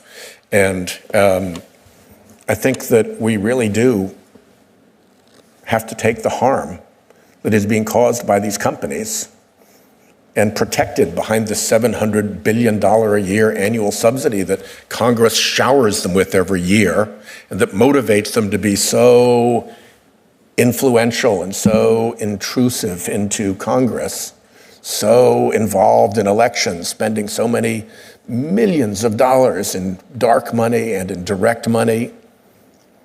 And in the meantime, just to use the very simplest example of the articles I put into the record, here comes an insurance crisis that's already fully engaged in Florida, that is hitting southern Mississippi, southern Louisiana, southern Texas, It's hitting all the coastal states as predicted by the chief economist of Freddie Mac, not a green group, not a Chinese communist group, as predicted by that chief economist, as predicted by the chairman of the Federal Reserve, far from green, as predicted by the CEO of American Aon, as predicted by the board of Allianz, the biggest insurance company on the planet.